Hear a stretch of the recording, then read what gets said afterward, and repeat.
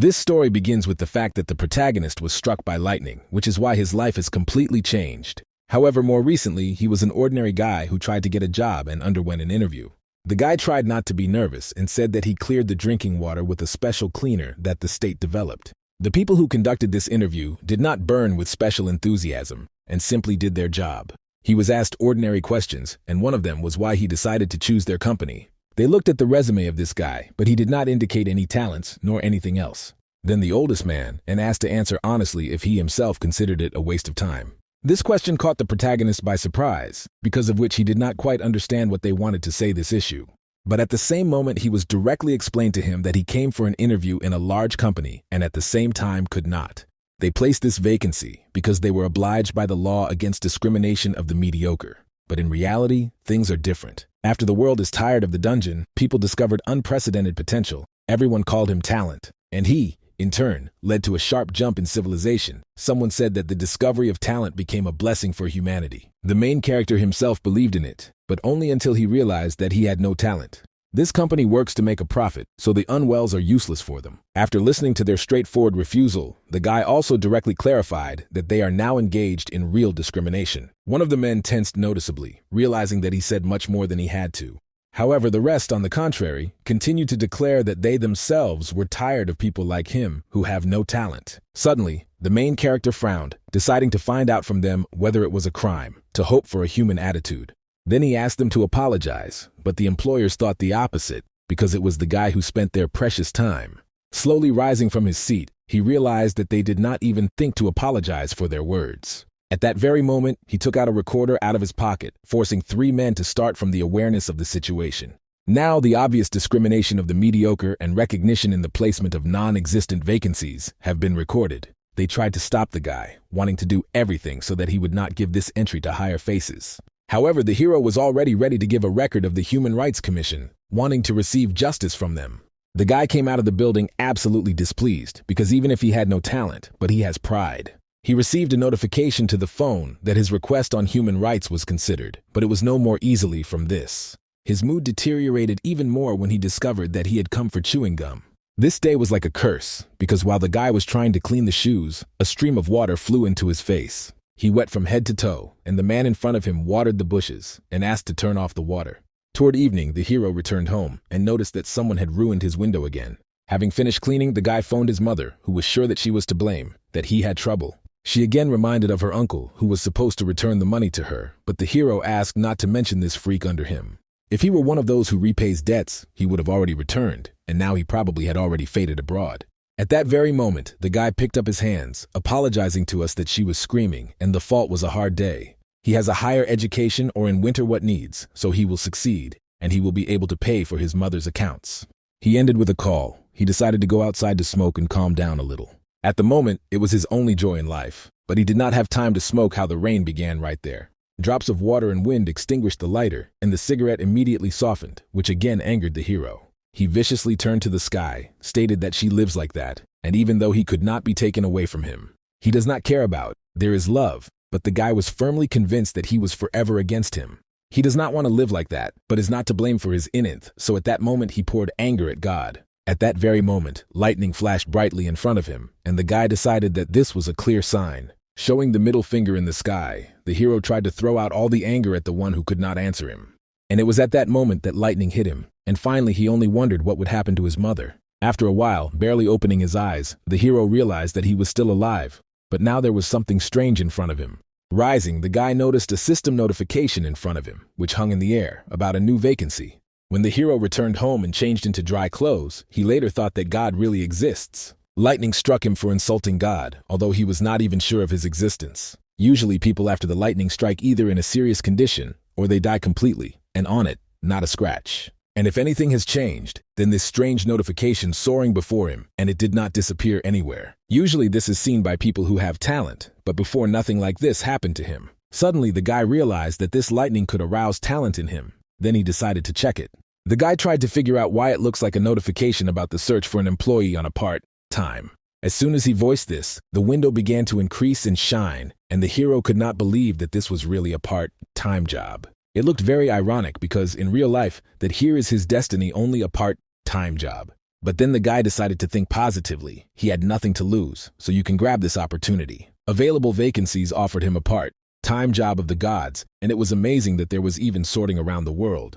When the hero chose the vacancy of interest, the system announced that he did not have enough divine power. Divine power is a common name for the force used by the gods, but the guy does not even have talent, not to mention the strength. But the most important thing, now he did not have a bad foreboding, and this may be his chances to change his life. The guy pressed the vacancy search button, after which he began to wait patiently, hoping that somewhere did not need divine power. Suddenly, a vacancy appeared in front of him to create the Midgard dungeon, where the divine power was not required.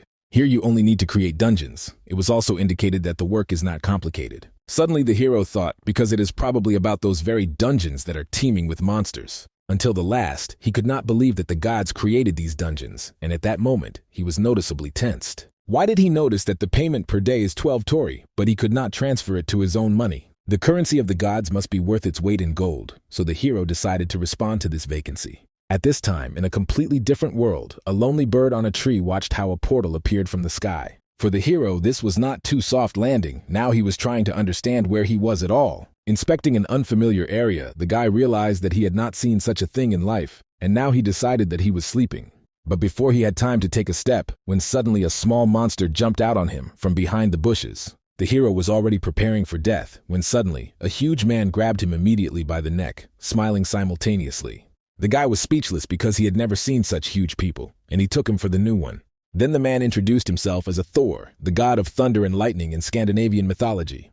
Putting his hand on his shoulder, Thor was sure that the guy did not know who he was, but he only shuddered from fright. Also sharply, the man grabbed him with one hand and hit the road, offering to talk on the go because there are a lot of things. The guy carefully examined the healthy man, finding the same Mjolnir on his belt. The hero to the last doubted that all this really was happening. The type of event acquired too sharp a turn. Thor himself suggested that the guy is one of the gods of the East, which he dumbfounded him. Looking around, the hero noticed other gods, because they, but were not at all like people. He was the only person here, so he decided to chase that he was the keeper of one little mountain. However, Thor heard about such a god, and knew that they usually help people in trouble, what was to his liking. Suddenly the man frowned, noting that the hero was very imbued with human culture, pointing to his clothes. The guy quickly orientated himself, answering that he often descends into the world of people to find out how to help them. God suddenly asked if it suits him, because now his work is to create places where people suffer. Hearing an uncertain consent, Thor also asked if the guy heard about the maze of the Minotaur. After all, it was he who was just taken as the basis for this dungeon, but the hero had even more questions. His eyes widened in shock when he saw that very dungeon, and Thor was clearly pleased with his reaction. While the hero examined the surroundings, he was called to himself some kind of creature, because they had nothing to do. A few hours later, the guy dug a huge hole, while the rest were also busy. He was pretty padded, but he fled at the first call to quickly finish the construction of the dungeon. The guy's appearance scared the rest a bit, but everyone saw that he was working in a sweat. When the day came to an end, everyone announced that the work is over today. It was just physical work, so the hero did not have any difficulties with its implementation. Red-browed orc proposed to go into the wagon to take a breath and then go to the next point. He thought that in the East, all the gods are the same enthusiasts as a guy, but it all depends on the character. He is already praised here, since not one worked hard, which was very pleasant to the guy. Damdok was pleased with himself and called it a 200% skill of sociability. Now she threw thoughts about talent aside, because communication with the gods will bring much more benefit. Sometime later they decided to walk, as their riding creature could demolish all mines along the way. The orc immediately asked to look where you are coming, because the symbols on the floor mean that there is a mine. Then he began to indicate each symbol so that Dumdoku was easier to navigate. I was surprised that the guy had never seen them before, but he thought that it would be a lesson to him. Recently, the higher gods demand that people go through something like entrance tests before hiring them. And the lower levels are not supposed to be such. Well, they are engaged in such a work, because the dungeons are built constantly. The orc pointed to a small group of gods who began to create a room a couple of minutes ago, and it seems had already finished. When Damdok I decided to see, I could not believe that they erected all this in just a couple of minutes.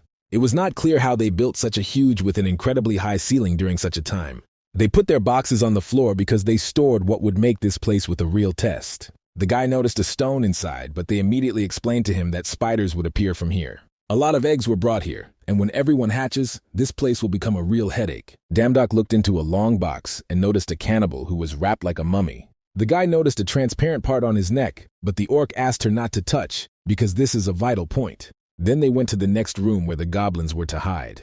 Those who reach here, in fact, will be on the finish line and soon reach the main room. But when they walked a couple more steps, Damdok noticed a strange creature in the shade that did not look away from him. At that very moment, the same goblin jumped out onto the guy, forcing him to screech with fear. Orc and goblin skewed with laughter, looking at how the guy was frightened, but the goblin was just fooling around. But when the construction ends, it will be a completely different matter. Goblins are very smart creatures, so it's hard to cope with them. After a few more minutes, they reached the end of the maze, after which they stopped in front of the door of the main boss. While they looked at the huge door, Thor, who turned to Damdoku, approached them from behind. It was already known to God that the newcomer is praised here, so he came to praise him personally. Having exchanged thanks, Thunder God became curious whether they ended with the housing of monsters. The orc specified that only the very last that was very pleased with the huge man left. At that very moment, he grabbed the Mjolnir and announced that the working day was over today, and then waved them. Damdok was frightened, but in his direction he heard praise and wishes for a happy path. The last thing he saw at that moment when a huge hammer fell on his head. The guy continued to scream, but he had already moved to another place, but did not see it, as he covered his head with his hands. When he realized the situation, he exhaled calmly, because initially he decided that Thor was going to punish him for a lie, that he was not a man. Tears performed before his eyes when he realized that all this was real. It was not a dream, but a real awakening. Screaming joyfully, Damdok was surprised to notice how the system announced that the salary was credited to his account.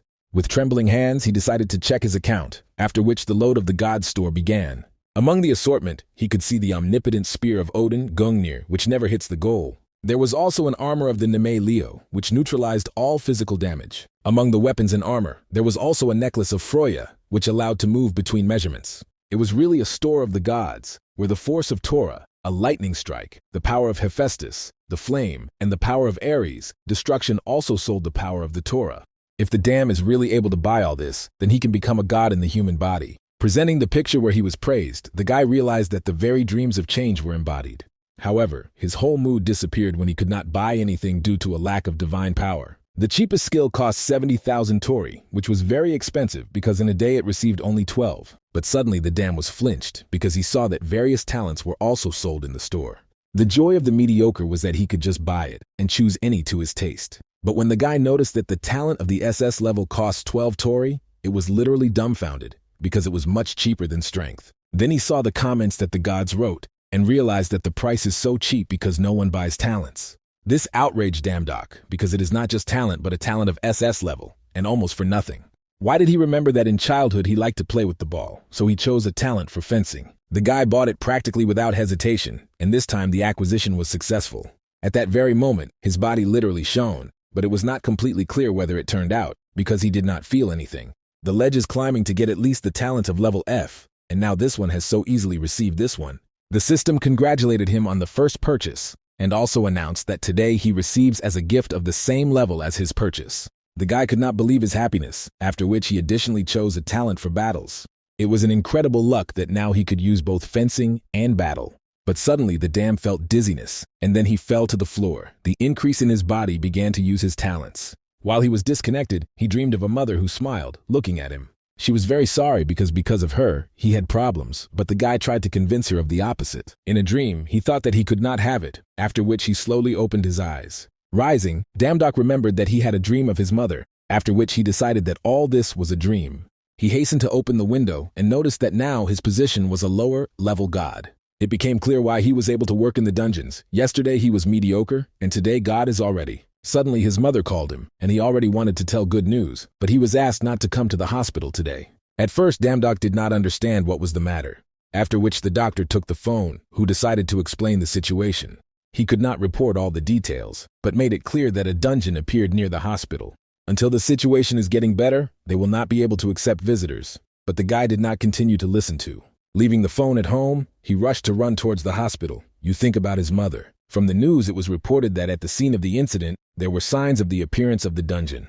The soldiers who were the first to arrive at the place immediately took up the civilian population. At this time, the dam came by taxi and began to inspect the terrain, observing a huge group of people and the military. He suddenly activated the skill of concentration, which is why he was able to carefully consider the military. Then he heard that the government was convening all hunters, and this time the dungeon is especially dangerous. Due to the new skill, he began to hear voices from all sides, which prevented him from clearly thinking.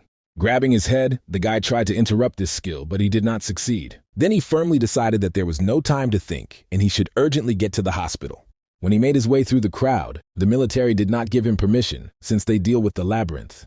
The guy remembered that he had recently built the same maze, when suddenly a bright lightning appeared in the sky. She sank right to the ground, but Damdok knew that it was a portal, which also transferred him to another world. Then he noticed a strange device inside which the very dungeon that he built was visible. He remembered what joy he was engaged in construction, and was surprised at the magnificent look from afar. Until that moment, Damdok did not understand that he would see it here so soon, exposing his own world at risk. At that very moment, the guy noticed a wounded man and grabbed him. I wished to take him away. Suddenly some reflex worked, which is why he pushed the man, saving him from danger. Not far from himself, the guy noticed a sword who stuck into the pillar, almost closing them. Then he heard an unpleasant sound, and turning his head, but saw a hunter whom they pierced with a sword. Behind the man stood a huge lizard who did not take his eyes off Damdok. He growled loudly at the same second, and several more monsters appeared from behind him, rushing forward. The military who noticed the Ludoichevov was immediately ordered to open fire. In order not to get under the bullets, Damdok hid behind an inverted car and shouted loudly about his presence. Suddenly he noticed that one of the lizards fled right at him, swinging his sword. The guy was even more frightened when the monster the label aimed and threw the blade into it, increasing his speed. At that very moment the skill of concentration was activated, which helped Damdoku catch the sword on the fly. While he was surprised at what had happened, he suddenly noticed that another lizard was swinging his sword towards a man.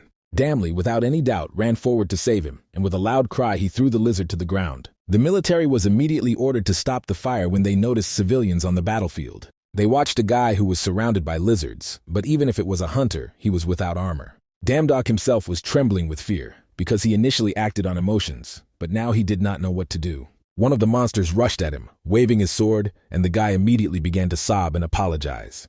But suddenly concentration was again activated, because of which he was able to easily dodge the blade.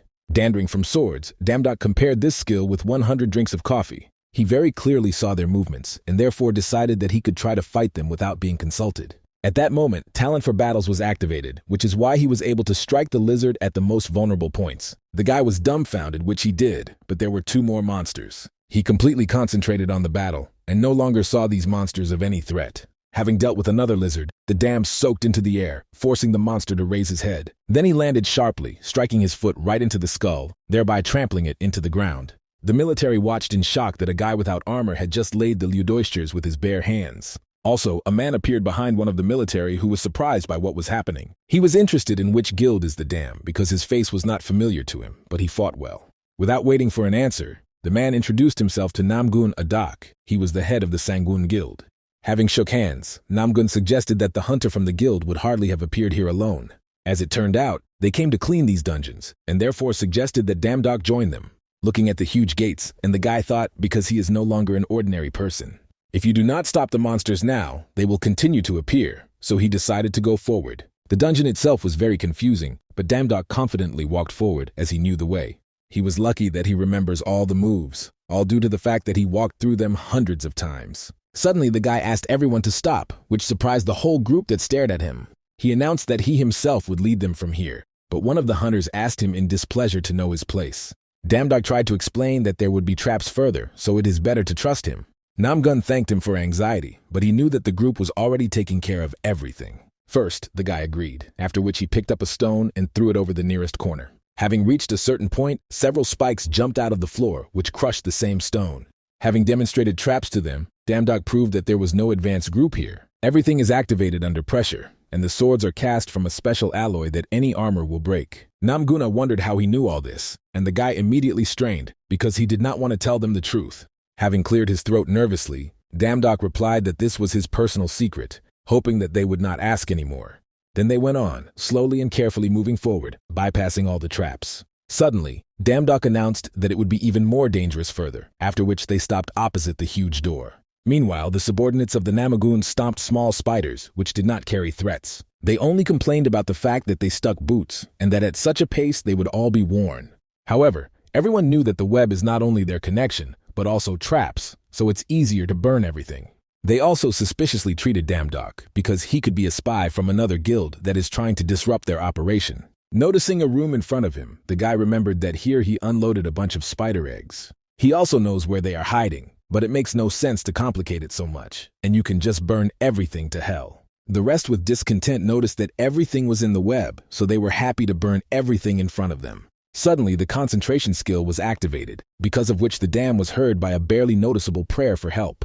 He abruptly stopped a comrade who wanted to go forward and warned that no one burned anything. Frowning, the guy made it clear to everyone to understand that somewhere nearby there was a living person. Namgun realized that their priority was to save the surviving people who were discovered in a stone chamber. They should be built in a protective position because they do not know what condition the survivors are in, so they need to refrain from distant attacks. He did not understand how, but Damdok knew where the survivors are located, so the support group will act under his command. The guy did not expect him to be appointed as a commander so suddenly because he had never done anything like that. He wanted to object, but he was prevented by a girl who was in the support group. She held out her hand, thanking him that they had gone to this place without hooking a single mine. Damdok uncertainly promised that they would do everything possible, while he was asked not to worry. As for the decrees, he can simply tell them where the survivors are. They will deal with the rest themselves. The girl was surprised that he did not use weapons, after which she advised him to buy a sword for himself. Damdok was surprised that they simply shook hands, after which she expressed what she wanted and left. He also was surprised to notice that she called him by name, but when he decided to find her, she suddenly evaporated. When the group entered the next room, then I began to look around for danger. It was too quiet here, but Namgun ordered everyone not to lose vigilance. Violating the silence, Damdok made everyone understand that the danger was on top, after which everyone raised their heads. The whole group noticed a huge spider, which was already heading towards uninvited guests. The monster landed next to the subordinates of the Namagun, but the man was already in a hurry to his aid, chopping off the spider's claw. He waves 2 axes, and the leader immediately ordered everyone not to get lost and follow the plan. They needed to build in a protective position, and by all means to avoid contact with poison. Using the concentration skill, the lady called the support group, after which he found a room with survivors. Poor people were wrapped in a web, but they could still breathe, but their condition left much to be desired. When they freed everyone, they noticed a horde of spiders behind him, but Damdok knew a safe place. Hearing these words, Namgun frowned, because all this time he was tormented by doubts about this guy. He knows the moves and structure of the dungeon, and even where to look for surviving people, which causes suspicions. It was a talent that he never heard of, but now he is the most useful of them. Finding other victims, the support group continued to evacuate people from the dungeon. It was a good beginning, so they will continue in the same spirit, but now they should take a short break. Then Namgun turned to Damdok, wanting to talk with him face to face, which strained the guy. The rest who watched them were not very pleased that all the laurels would go to this guy. Taking into account 2 police officers and hunters, 10 people are in a trap. Among them were members of their advanced group. But suddenly the man laughed, praising the guy, because if not for him, they would burn all here. He also praised his talent, because you might think that he built this dungeon with his own hands. The guy laughed nervously in response, trying to convince his comrade that this is simply impossible. Then he proposed to collect everyone rather and continue, so as not to fall under another tricky issue, which was not again in front of a huge door, and Dumad announced that there were goblins. Everyone was surprised, because they expected that it would be a boss room, which is why their mood fell a bit. The guy could not understand how to cope with a huge number of goblins, but decided to hide for concentration. But then he surprised everyone, asking him to go there alone, but no one liked this idea. They thought that he believed in himself, because the head praised him, and at the same second to kill, or that they would easily cope with the goblins. Namgun too is also not very pleasant to send the guy there alone, so he was against it.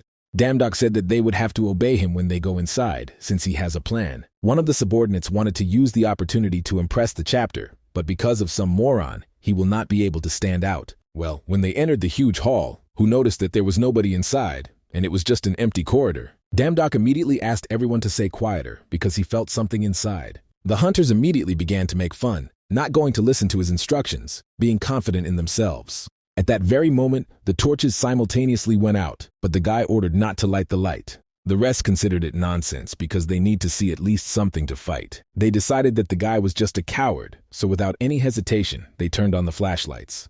Without delay, Damdok ordered everyone to fall to the floor, but not everyone managed to react. One of the subordinates at first laughed, after which he saw a comrade whose chest was pierced by arrows. The one who was originally laughed now shouted with fear, looking at his fallen comrade. Everyone immediately began to panic and scatter, but Namgun ordered everyone to stay in place. The man realized that the dam was originally right, and the goblins attack in the direction of the world. They had to hear how they entered, but did not attack right away, because they play with their victim. They want to enjoy their fear of darkness, but they cannot fight without seeing the opponent. Even if they suffer losses, they will have to turn on the flashlights, but the guy offered an alternative way. They only needed to rely on him, so everyone remained to sit on the floor and not make noise. At this time, the dam slowly headed forward because his concentration skill was still active. The guy knows that they see nothing and nervous, so he ordered everyone not to move and not make sounds. Then he activated the skill of concentration, feeling several monsters next to him. Having instantly reacted, he began to attack them, after which he ordered his comrades to turn on the light, simultaneously holding the goblin's throat. No one could understand that the guy had for talent and what other trump cards were hidden. One of the hunters literally torn with anger, because this guy constantly stood in his way. Namgun did this all his life, but for the first time he saw such a hunter as a dam. The guy himself did not know how he succeeded, but decided to joke that he was just lucky. Sometime later, they got to the end of the maze, and now they stood in front of the boss's room. Entering the boss's room, darkness enveloped them again, and Namgun decided that an ambush was waiting for them again. But at the same second, torches on the walls lit up in the hall, and at the end they were waiting for the throne on which the monster was sitting. As expected, he looks impressive and outwardly looked like an angry minotaur. But it does not seem that he was going to attack first. They have time to work out a strategy and study this room. Suddenly, Damdok noticed a notification that requested a sacrifice of 5 people. While Namgun gave the instructions to his subordinates, the guy realized that no one except him sees. Perhaps there should be some kind of hint how to get out of here safely. Then he decided to share this information. The guy distracted the leader to tell him important news, but the man first wanted to postpone this conversation. Damdok with all seriously stated that this could be related to the passage of the dungeon. Meanwhile, one of the subordinates was unhappy that this guy again takes his laurels for himself. This time he cannot just stand with his hands, so this time he is not going to dance to someone's pipe. Aiming the crossbow on the boss, the hunter decided to show everyone his firing talent, but the distance was too large. He needed to take a couple more steps, but because of his desire, he did not notice the line under his feet. Damdok immediately sensed something was amiss and turned around, noticing a lonely hunter who went further than required. The guy tried to stop him, in response to which he saw only the hunter's displeased look. He knew that Damdok wanted to pick up all the laurels for himself, but so far the boss was standing idle and he would kill him. As soon as his leg crossed the line, the notifications reported that 5 victims would be determined randomly. At the same second, the bodies of all people began to shine, and some loudly asked for help. Namgun quickly stood in front of a disgraced subordinate and began to report him for an insufficient act. However, now it was not the best time to discuss the fidelity of decisions, since they violated the rest of the boss. The monster already towered in front of them, raising a huge axe up, simultaneously choosing the first goal. But suddenly he growled loudly, thereby stunning all those present, and forced the floor to shudder. The hunter who wanted to deal with him the first to escape with him, but the barrier prevented him. Namgun barely managed to save him from an angry bull, who fled towards the guy at all speed. Without wasting time, the leader ordered everyone to take positions and act without panic, maintaining calm. They had to continue to attack the current amount, and he would win a little time for the rest. The man tried to take the monster with speed, and he even managed to attack him in the chest. The subordinates began to praise the commander, deciding that they would not be useful to him for victory. Damdok also noticed that Namgun was at a completely different level, but this was not enough. The axes of the man could not even break through the skin of the boss, who did not even make a sound. He barely managed to dodge the blow. This happened only thanks to the warning of Damdok. The point is not that the monster cannot dodge, he simply does not need it, and he himself left the scratch on the shoulder of Namgun.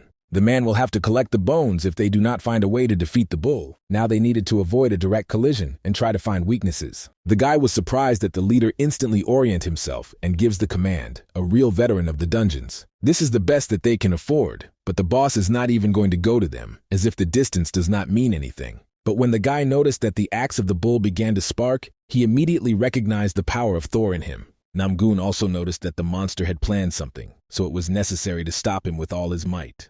Damdok wanted to warn him about the danger, but it was too late, and the man was already close. When Namgun realized that it was a mistake, he was surprised to notice how Damj hit the monster from his foot in the face.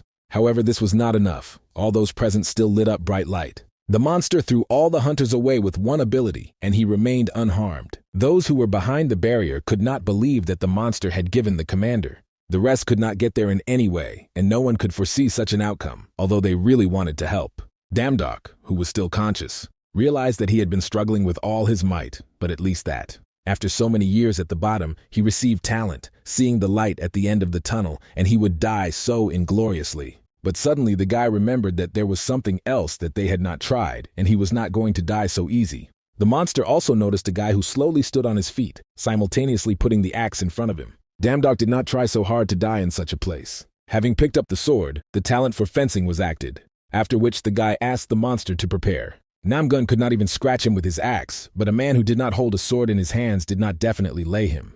He had to tell Damdoku to take his feet to him, but he could not say a word. The man mentally apologized to the guy, to whom the monster was already pulling his paw. But at the same second, a shock appeared on the faces of all those present when they noticed a severed horn on the ground. At first, it was only excitement, but at the moment when Damdok picked up a sword, confidence came. The guy saw a real sword for the first time, not to mention the battles, but immediately felt that he was part of his body. A smile appeared on his face when he realized how strong his talent for fencing was. However, this was far from the end. The monster was only angry stronger and rushed to the guy. Damdok reacted instantly and left the attack, simultaneously striking the monster's hand. Namgun could not believe his eyes when the guy made 6 attacks in a moment. The man thought that this guy was more in martial arts, and he was a swordsman all this time. Damdok was completely concentrated on the battle and underestimated the enemy, who had a very dense skin. The hunter, who was scared the most, realized that he could not be overcome with this level of abilities. However, Namgun considered it nonsense because his level of ownership of the ball is comparable to the best swordsmen of the East. The only problem was that the sword was about to break, although he waved them only a couple of times. At this pace, he will soon remain empty-handed, and he can only get into the vital organ the first time. Then the guy decided not to waste time and rushed forward, but on the way, he had already met the fist of the monster. Having deftly dodging the blow, he activated the talent for the battles and hit the boss from his feet. However, he did not even move. Then the guy threw the sword in his direction, distracting attention, and he himself struck his chin. While the boss was disoriented, the dam managed to catch the sword in the air and waved it with all his might, sticking his monster into his head. A little more and the sword is the end. There is no sense in the battle with his bare hands, so the next blow is his last chance. If only such an opportunity was, he would finish everything as quickly as possible. Well, as soon as the monster began to use the power of Thor again, the guy realized that this was the same opportunity. Namgun was fully aware of the danger of this attack, but in shock noticed that Damdok was about to go ahead. Now there was a clash of 2 incredible forces, and it is unknown to the end who will be the winner. The man decided that he had to help somehow, after which he remembered that they could fight even in blind. Then the leader turned to a frightened hunter who had looked too self-confident before. He knew that this guy wanted to show himself, so he decided that this was his chance, since he would have a good little thing. At the same time, Damdok ran forward, and the monster did the same, waving the axe. The guy had only one chance to strike a vital organ, otherwise nothing would work out. His speed was much higher than the monster, so he overtook it first, hitting it in the very heart. From such a blow, the sword finally broke, and Damdok realized that he could not achieve the goal. He saw only a sequel shrouded in lightning which fell on him. But suddenly, everything changed when a new sword fell into his hands, and he firmly decided that this was the end for the boss. Than that of the monster's weapons, Damdok returned to his heart again to strike a final blow. 5 hours passed from the moment when the last monster appeared from the dungeon, and the gate gathered a lot of onlookers. Suddenly, one of the reporters pointed a finger at the gate, noting that someone was approaching the exit. The lady and the rest of the group, who were glad to get out, went out. The guy was surprised how Namgun knew that he would catch the sword, but he was not sure. He just remembered his words earlier. He also remembered when he caught the cannibal's sword on the fly, which prompted him to think. But if he had not caught the blade, then he would have brought everyone. In any case, they survived thanks to the Husit. However, the man was of a different opinion, after which he concluded that it was the dam of all of them. Then he sent the guy forward, because he made the greatest contribution to this stripping, so he to broadcast the people.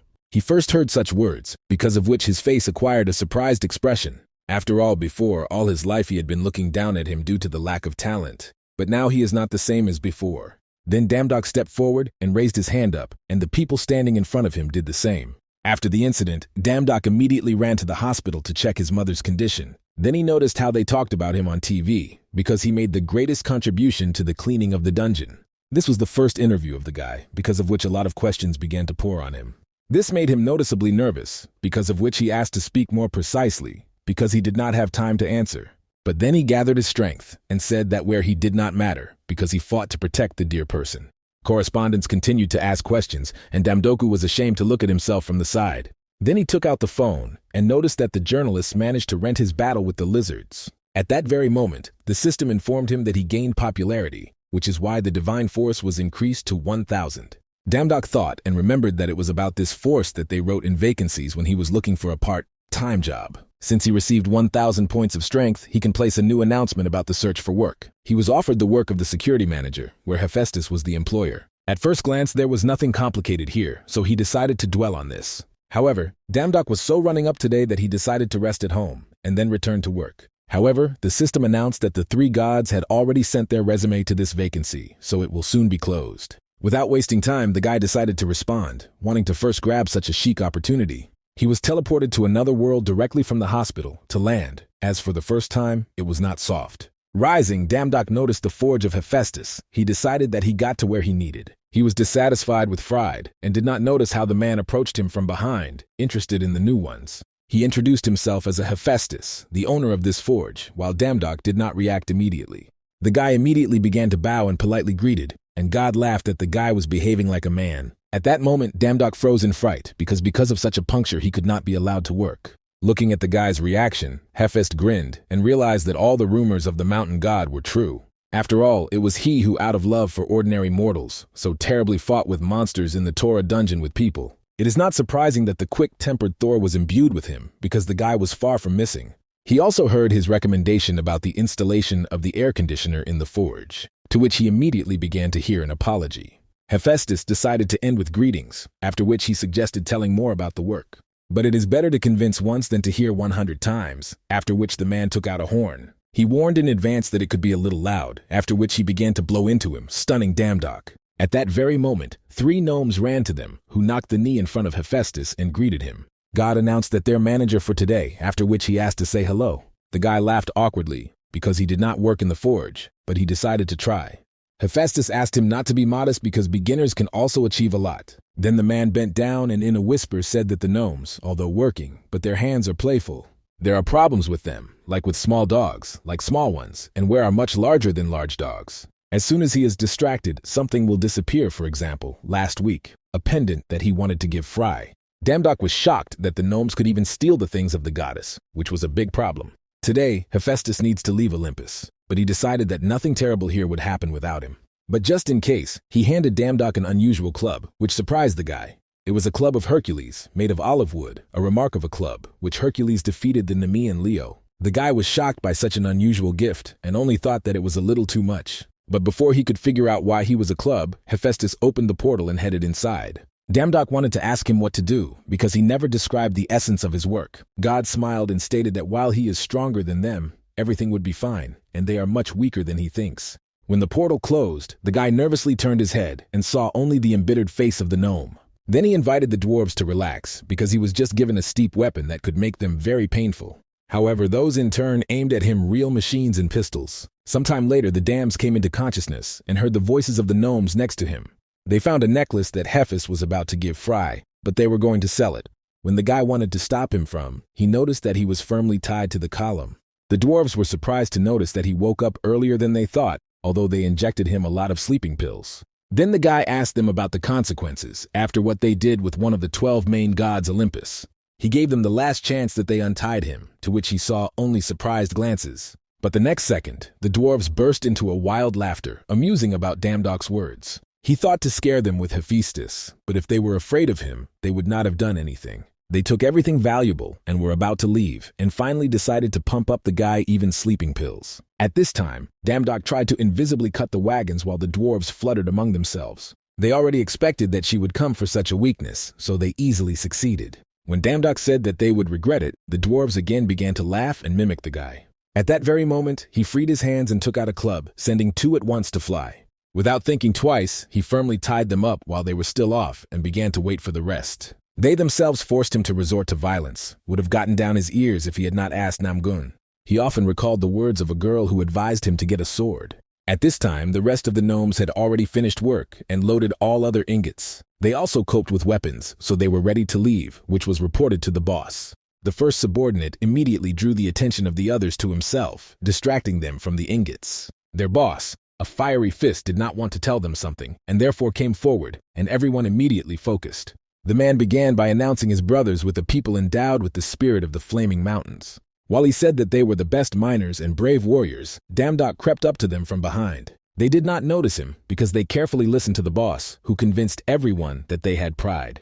They never treated them the way they deserve it, and the owner of this place, Hephaestus, humiliated them. Therefore, he firmly decided that today they would pay for the disrespect that they received. The rest of the dwarves immediately screamed and were also ready to avenge Hephaestus for injustice. Damdok, who watched them, tried to understand what to do when suddenly, accidentally hit the gland. The dwarves immediately turned their heads in his direction and armed themselves with machine guns, frightening the guy. Without thinking twice, Damdok hid behind the nearest column while it began to be shelladed from all sides. The fiery fist that came forward was surprised that the guy could get out. Getting in a cigar, the dwarf declared a lower level to God that now they will clean this place. They don't care about you because they hate only Hephaestus. It will be a shame to die like this, so they will give him a choice. Either he helps them clean the forge and becomes their accomplice, or leaves and holds his mouth on the castle. He was given time to think, because he would not make the wrong choice for some pennies. Damdok immediately imagined how Thor and Hephaestus are disappointed in him if they find out about this. His reputation will definitely end if he just runs away, so it was urgent to come up with something. He went through so many to get these abilities, but if the Hephaestus is to see the plundered forge, he will definitely kill him. Now there are 2 chairs in front of him, either on part of the topic of face or to be killed by Hephaestus. The dam was upset. Before I thought that the work would not be dusty, but everything was quite the opposite. Thinking a little, the guy went out from the column, raising his hands up, still holding the club of Hercules. Suddenly, the guy decided to ask the fiery fist, where he and Hephaestus were not partners. He was interested in the reason for their enmity, because if Hephaestus finds out about it, he would not leave this so. After all, he is one of the 12 gods of Olympus, and no one knows what will happen if he is angry. He will definitely live them for remelting, and he will send the ashes to hell, straight to Cerberus. The guy brought a little, because of which he felt a bullet flying next to his head. The dwarf, who shot him, decided to have some more fun, began to shoot at his feet, but suddenly he was stopped by a boss, who was very dissatisfied with the words of the lower god. He realized that the guy knew nothing, and decided to do something before he made minced meat from him. The dwarf announced loudly that Hephaestus was not a great or a master, but simply a piece of garbage, which dumbfounded Damdok. The dwarves were too harsh in their words, but they clarified that it would be, or rather called him a thief, once he came to them to the mountain where they lived and praised one of the swords that they forged. Then he proposed to work with him. He would provide everything necessary, but after that, they became real slaves. Damdok could not believe that God was so honest in appearance, really made from the gnomes. He did not pay a penny, although he promised 5 days' tastes by a 6-hour working day and free time in addition. If not for all the years spent, and wealth and glory, everything would belong to the dwarves, but Hephaestus tuned everything.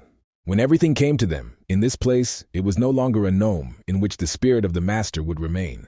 And all that they have left now is the desperate revenge that they are ready to realize. Damdok realized what was being discussed, after which he agreed with their words about the real garbage. But then he added that it was envious garbage who wants to destroy those who are better than him. These words were even more angry with a fiery fist, which immediately gave the order to subordinates. When we immediately directed the weapon at him, but the guy extended his hand forward in order to stop.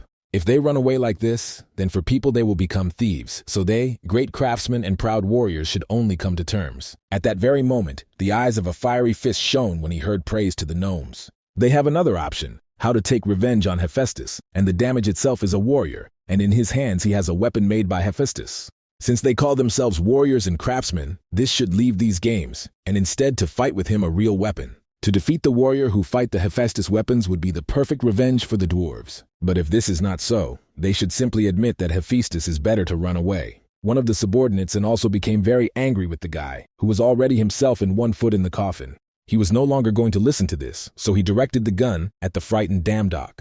But the most angry fiery fist looked now, because before he had never escaped from anything. The dwarf noted that this language god was suspended as it should, and the guy was pleased that he was caught. Then the boss himself decided to fight him, but he must prepare to be responsible for calling himself a warrior.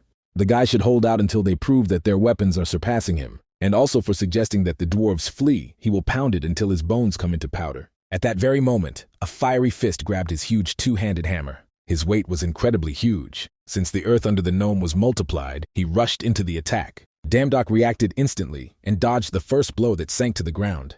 The guy was surprised by such power, but then turned his head and noticed that the column behind him broke. Having thrown off the cigar, the gnomes noticed that the guy was surprised because he clearly thought that without guns they were on his teeth. The fiery fist was ready to fight in full force and therefore doubted that such a god could defeat him. Grabbing the club stronger, the dam was sure that he had in the arsenal than to surprise the gnomes. Then he sharply rushed forward, quickly reducing the distance with the opponent. The fiery fist barely managed to return and then hit the hammer again, wanting to break the distance. But the guy was already behind, quite announcing that it was only his illusion. The dwarf had already directed the hammer in his direction, but Damdok was faster and was already standing close. The boss praised him, but it was too early to be surprised, and the guy tried to strike the gnome's chest. But to universal surprise, a fiery fist pushed away from him with his foot, pulling away. For the first time, I got Damdok from my feet, which seemed painful to him. but he found the strength to praise the dwarves. The dwarf again praised his speech, although he immediately noticed a guy's rack, who was strange. But it's even good that he immediately demonstrated his limit, and the guy was surprised that he determined this at a rack alone. It was clear to the idiot, because the dwarf never saw a person who would hold a stupid weapon like him. In fact, from these exact strokes, goosebumps on the back even went from the fire fist. His heart did not knock for a long time, and here on one of the two, either this guy is equal to him or even higher. The subordinates who heard these words could not believe that this puppy could be even boss. Suddenly, the dwarf apologized that he called him a lower-level god, and for underestimating. And now he decided to prove his sincerity to him, otherwise to fight in full force. At that very moment, they rushed to each other, and a huge hammer immediately sank to a club. They exchanged several more blows and then crossed the weapons, looking menacingly at each other. The rest of the gnomes who watched what was happening loudly supported their leader. They compared this battle with the Battle of the Titans, and their heart pounded like frantic. It is like the sound of a forge, vibrating air, the roar of metal, such familiar sounds of the forge. The ardor of this guy seemed to knock on their souls, and his strength does not repel, but on the contrary, inspires. The fiery fist had nothing to object to him, because it is easier to blame the capable than admit his own inability. On the day they received Hephaestus's proposal, the dwarves were happy and very naive. They, like frogs, first gathered from a well, collided with a storm of emotions and swollen dreams.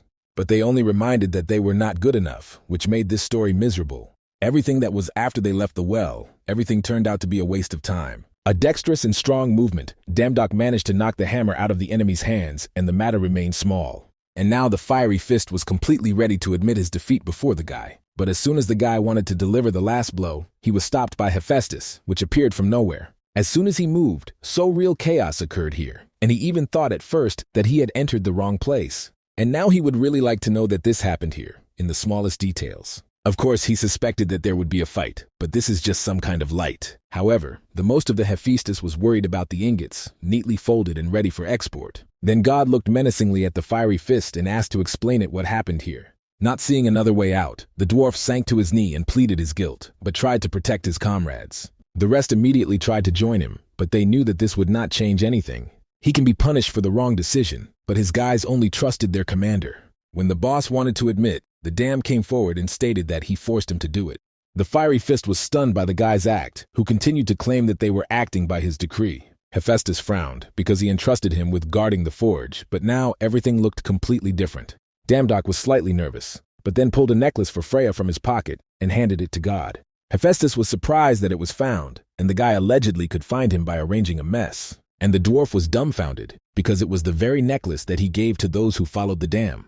If he says that he found him with them, the case will not end on him, and the Hephaestus will punish absolutely everyone. But suddenly Damdok said that he was found a fiery fist. There was enough time, so he told him to turn the entire warehouse. He is not tall with growth, so after he sprinkled every corner, the necklace was found. At that very moment, Hephaestus burst out with laughter and praised the guy that he perfectly traced the forge. Then God put his hand on his shoulder and gave a smile, realizing that he was a glorious small. Once again he was convinced why the damage, so the Torah came to the disposition. Hephaestus raised a hammer of a fiery fist from the floor, which for a second strained his master. God was worried that they lose their motivation and move away from work, but his excitement was in vain. Even from Olympus, one could hear the club of Hercules adopted with a hammer, but there was no scratch on it either.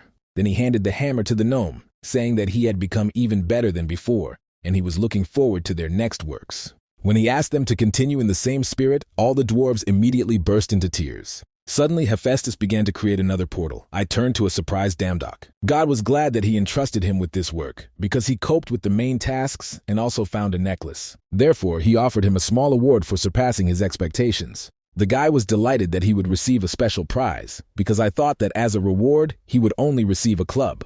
It would be impolite to refuse, so he thanked the man and opened the box. But the next second, his face frowned when he discovered some kind of creature inside. Hephaestus, on the contrary, smiled and asked him to take a closer look at him. It was a fox that looked very nice, but the guy doubted to take the monster in the pets. God was slightly upset that he did not need her, but then leaned over and began to whisper the spell. Hearing his call, the fox suddenly began to transform and turn into an incredibly beautiful sword. Damdok was dumbfounded by what he saw, while Hephaestus was upset that such a gift did not fit the guy. The guy's face immediately changed when he realized that she could turn into a sword, but this was not limited to this. A sword, a braid, a spear, it doesn't matter. This baby can become any weapon of the world, if it is approximately from her. Everything is limited only by the imagination of the owner, and this fox can become a faithful comrade. In other words, she is a real treasure that Hephaestus is ready to convey to an excellent employee. But since you can't write anything, he decided to give it to the dwarves, and Damdoc began to regret a hasty conclusion. Then he stated that he could not refuse the gift of Hephaestus himself, although he thought that he did not like the fox. The guy laughed nervously and quickly came up with an excuse and refused only out of politeness. Then he affectionately stroked the contented fox and agreed to care for her under the approving gap of Hephaestus. Taking her in his arms, the guy felt soft wool and decided that from that moment her name is Snow White. Then Hephaestus held out his hand and entrusted him with the lunar fox, the treasure of Selene, the goddess of the moon. Damdoc was surprised that these words were enough to become the owner of this fox. Hephaestus announced that now he had a child on his neck and he would give him all sorts of things from the warehouse. After a while, when God gave him a reward, he had some more business, so they decided to disperse. With a huge bag behind his back and a fox on his shoulder, Damdoc thanked him and wished him a happy journey. But as soon as he was about to leave, he was stopped by a fiery fist, thanks why he lied to help them. After all, they were going to remove him. I think he intervened and was literally garbage for them. The guy replied that he was familiar. They reminded him of him from the past and what he had to endure. The dwarf decided to offer him his help, but Damdoc decided that he would not ask for anything. They should help each other, so there is nothing strange that he removed them from the anger of Hephaestus. In addition, he thinks that Mr. Hephaestus from the very beginning knew everything, simply did not interfere. When the guy disappeared in the portal, the dwarf bowed and expressed gratitude to him from their entire tribe. Although they can't wash off this shame, he hopes that someday they will be able to do this by returning his duty. Seeing the mood of the gnomes, Hephaestus smiled and set to work with his comrades. At this time, Damdoc returned to his native world and went to the hunter store to get money. History transferred us to G-Pain, who began from below, working as a managing hunter from his youth. A week ago, he became the director of the largest hunter store in the country. Now that he is at the top, he must abandon his past and make acquaintance only with noble people. With an arrogant look, he could not believe that his tie was distorted because he could not make such a mistake. They say that the place is painted by a person, so the place where he is located should always be filled with dignity and culture. But his face immediately skewed when his great thought was interrupted by the next visitor. Looking at the guy, the man discovered that in his sacred brainchild, some broken. It was hard to believe that he was really a hunter. His assistant is tiny, and on himself, neither armor nor weapons. Those who imagine themselves hunters often come to him, but in fact they select garbage from already cleaned dungeons. G-Pain greeted the guy with a displeased look and decided to personally spend him. He took Damdoc to an elderly appraiser where he could give all the things collected from the dungeons. First of all, the old man picked up the club of Hercules and with a surprised look carefully examined her. But he could not help but wonder where he got all this. But they gave it to the guy, calling it all sorts of things. G-Pain could not stand it and stated that he knew that the guy would drag any cheap into their store. Then the man turned directly to the appraiser. I wish to find out what kind of strange things the dam brought. But for 40 years of work, the old man first sees a person who would call these things all sorts of things. All these things are the highest quality, guns of the 4th level and higher, which was simply incredible. G-Pain could not understand how the guy alone was able to get things of such high quality. At first he thought that the guy was an important bump, because he heard that many terribly rich people are quite modest. At that very moment, the man changed his face and gladly decided to take the guy to the VIP room. While in the VIP room, the appraiser concluded that if he sells all this, he will receive about 3 billion out. At first, the dams did not betray this significance and just laughed, but then began to reach him. When he realized these huge numbers, who could not believe that all this heap, which Hephaestus called a marriage, costs 3 billion. This is only a preliminary assessment. Depending on the number of buyers and sellers, he will be able to help out even twice as much. Tools of the highest quality that can be sold for any price, because they are very rare, now G-Pain under the nose had. Even if he has to lick his ass, he must get the rights to sell them. The man decided that he could not miss such a chance, and therefore again politely turned to the guy. But he wanted to convince him to sell these things, but Damdoc himself was already firmly intended to get 3 billion. G-Pain first was delighted that this guy was sent from heaven, because at such a pace he could be increasingly increased. But in reality, everything was quite the opposite, and he became the first person to lose a high position in just a week. When all the calculations were completed, Damdoku paid the right amount and thanked for his cooperation. Looking at his own expense, he could not believe that now there was money on his account, and even with so many zeros. Then the guy thought that everyone was surprised by his appearance, although he plowed all day like a damned one. And since he earned money, you can please himself with a gift for hard work, and tomorrow to go to his mother. The next day, his mother was very surprised because Damdoc did not visit her a long time ago. But most of all, she was surprised by the gifts with which her table was littered. Her neighbor in the ward I only smiled and advised her to at least sometimes turn on the TV. Turning on the news, there was just a report on Damdoc, which became a real celebrity. My journalists say that Damdok cleaned the dungeon with his talent, although he did this not alone. His mother could not believe that he had a talent that opened the other day. While he was trying to tell his story, the woman sharply lowered her head and cried. She thanked God for the fact that her son had a talent, albeit so late. Damdok knew that his mother always blamed herself for being born without talent. And now, in all the news, they spoke only about him. And even from Namgun they interviewed to find out the details about the guy. The man praised his talents and quick wits in full, because if not for him, they would not have coped. Damj was embarrassed, deciding that it was too much, and his mother was shocked that this man was talking about her son. Then he realized that this could be his chance, because the more popular he is, the more he will have divine power. And that means more proposals of work, before the divine force grows along with the level of glory. He liked the work, as a reward for which they give a golden apple, which may be able to heal his mother from cancer. But suddenly in the news it was reported that the gate was discovered in the city of Yonan Kongido province. At that very moment Snow White suddenly hid under the jacket of Damdok, which surprised him. But when the guy touched her, he had a vision that a huge eye was watching their planet. While he was trying to understand what it was, the news was reported, and that the association immediately requested the convocation of the guild. In addition, these gates differ from ordinary dungeons. A person cannot enter them, but the monsters can calmly go out. Damdok headed for the exit, although his mother asked him to be a little more here, but she was convinced that now her son was busy. At this time, the horde of goblins began to appear from the gate, which intended to destroy everything in its path. Hoodies from guilds who were supposed to defend this sector have already arrived at the scene. Damdok ran here with all my legs. I managed to just in time and stopping at the cliff in front of the road. A couple of minutes later, the hunters successfully coped with the next wave, after which they decided to rest. However, journalists have already accumulated next to them, so they could not rest too clearly. Suddenly, one of the hunters raised his head and noticed a man standing on the edge of the cliff. Without wasting time, he decided to report this to the commander, who was very dissatisfied with his appearance. To have a soldier allowed himself to leave the system when journalists are rumbling everywhere. However, the hunter convinced him to look up, and then he realized that a civilian had passed here. The commander's anger immediately gave way to surprise when he carefully examined Damdok. But then anger returned to him again, and he grabbed the subordinate by the cheeks, not understanding why he was still here. He had to go and take him away, while journalists noticed something was wrong. I did not hear that this time the commander was a real professional, although I could not even control the access of civilian.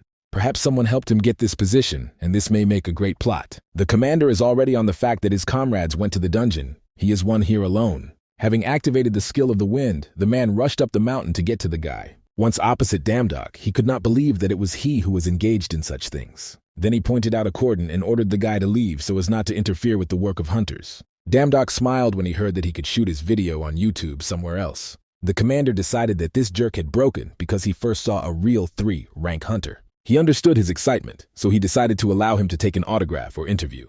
However, Damdok ignored him, not recognizing in him any famous person. This was an eager for the commander, who grabbed the guy by the shoulder and looked angrily at him. Damdok looked at him in surprise, and the man realized that this guy was still about what was happening. Then he smiled, realizing that some left half-point was looking down on him, also with some small beast on his shoulder, and he is a campaign of some unknown hunter who is trying to achieve popularity. But when he once again did not hear the answer, he decided to cut the guy once so that he understood his place. The commander tried to hit him, but Damdoku was enough to tilt his head slightly so that the fist passed by. Following the bandage, the guy forced the man to fall from the cliff, but in time he grabbed his hand. Damdok apologized, but clarified that a 3-rank hunter did not fit to wave his fists in front of each person. In response, the man grabbed his hand tightly and stated that he was just lucky. Returning to the ground, he again tried to attack Damdok, but he again dodged his effort again. Then he waved his hands and smiled. He did not care, but the commander had to strain because a lot of spectators gathered. Meanwhile, the journalists who stood below noticed their skirmish and sent cameras up. The man's face was distorted with anger when he realized that the guy specially did it right in front of the cameras. Taking a closer look, one of the journalists found out in the guy of that same Damdok, the one who cleared the dungeon with the Guild of Sangun, a new hunter who came from nowhere. Hearing their conversations, the commander realized that he was facing that first-class hunter, with whom even a dungeon was considered. Suddenly, the guy raised his hand up and asked to choose a better angle, because now a special report would begin. Then he turned to the commander and reminded him of his own words about the half-point who was looking down at him. The man immediately tensed when Damdok got into the rack and asked him to look at both. But instead of rushing into a fight, the guy suddenly seized from the cliff, aside the gate. Everyone was shocked, watching him, because they knew that no person could get inside. This is a phenomenon that arose only 10 years ago. Unlike the dungeons, only weak monsters come out of the gate, and the gates themselves disappear after a while, so they treat them in the same way as an ordinary accident. But they always attracted attention because a person has no stroke, but the damage was a lower-level god and therefore had such access. He was able to go into the reverse piece, and the Eye of the Abyss watches him. It was a place that he saw in the memoirs of Snow White. If the gods created this place and people cannot go here, then only the gods can get here. Damdok wondered why people are not allowed into the gates, as in the dungeons. He recalled the words of Thor, who said that the dungeons were created to experience people. Then Damdok decided to look around a little and suddenly stumbled upon the barrier. He tried to break him, but he did not have enough divine power to go further. The guy cannot even get out of here without divine power, which is needed literally everywhere. Then he got to his feet, realizing that he had only one goal, after which he looked towards the cave. He saw this place immediately as he got here, but he could not say that he wanted to go there. Then he suggested that Snow White even look at what the owner of these gates looks like. After a while, he removed a huge number of goblins and complained that there were too many of them. Damdok thought that there was like with dungeons. He removed the boss and was ready, but the boss would not stick his nose out. And then everything goes somehow not like in a dungeon. There the monsters behaved like programmed, and these were more alive, and did not go ahead. They even ran away if they understood that they could not cope. The only entry into the gate gives a rather divine power, but if he cleans them, he will work much more. And a huge monster appeared with these thoughts from the bowels of the cave. Damdok reacted instantly and immediately dodged a huge sword that hit the ground. The guy began to carefully examine the monster that did not look too smart. He immediately tensed and stood in the rack when he noticed that the boss went on his attack. But he immediately relaxed when he noticed how slow he was and began to easily dodge the attacks. Damdok was sincerely disappointed and therefore stepped one foot on the back of the boss sword. Pressing slightly, he broke the sword of the monster in half, leaving him unarmed. While the boss with a stupid expression looked at his weapon, Snow White immediately transformed the sword.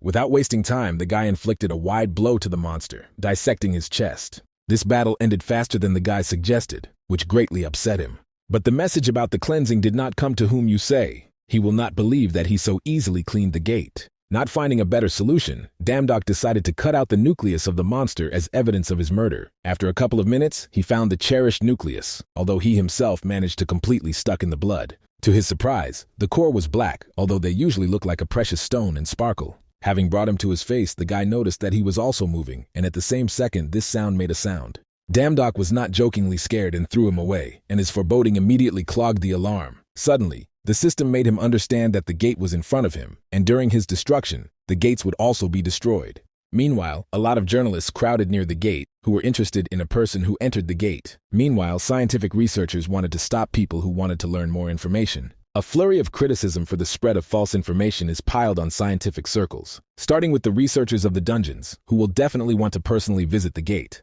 ending with high-ranking hunters who will not miss the opportunity to get prey from there. The woman wanted to add something else, but at that moment Damdok's face appeared from the gate. Returning to his world, he found a bunch of people with a smile, which he expected to see here. Journalists immediately ran up to him, asking how he could go, until he even managed to get out of there. The woman from the research circle was amazed that the guy just jumped out of there, as from some hoop, as soon as the dam was completely on, but immediately felt that the air here is completely different. But then thousands of questions from curious journalists immediately flew in his direction. The guy understood the index finger up and loudly announced that now it was not important. Now it is important that people can now destroy the gates themselves, and this can be a new discovery of humanity. When they began to throw him again with questions, Damdok realized that their reaction is more than excellent. Then he showed everyone the core, which he pulled out of the gate from the boss, and then asked to look carefully. Throwing his air, he decided to show everyone something incredible, after which he waved his sword. With a deft movement of his hand, he destroyed the core, after which he began to observe the reaction of the rest. The portal behind him immediately began to crumble, and then completely scattered into the fragments. The doctor thought that everything had seen everything during her life while she conducted experiments on the gates. But this spectacle fundamentally changed her opinion, to be honest, as a question, what kind of person he is. However, the guy only waited for this question, after which he introduced himself loudly and proudly before everyone. Since then, in all news, they spoke of a mysterious hunter who went into the gate, and his name spread throughout the country. Thanks to his fame, he was able to get 10,000 points of divine power and reach the top in the rank of a lower level of god. Damdok began to carefully study all the notifications that appeared one after another. But suddenly a microphone appeared through an invisible screen. One of the journalists asked for a comment. The rest of the journalists approached him and began to fall asleep him with the next questions. Not far from the crowds, a car arrived, from which the girl slowly began to leave. The guard immediately began to pour people, and one of the journalists looked at the girl dumbfounded.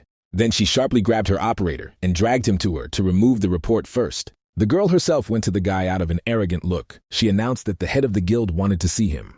It was the future head of the guild Sangun, Ju Soil, a hunter of the 7th level, who asked Damdok to follow them.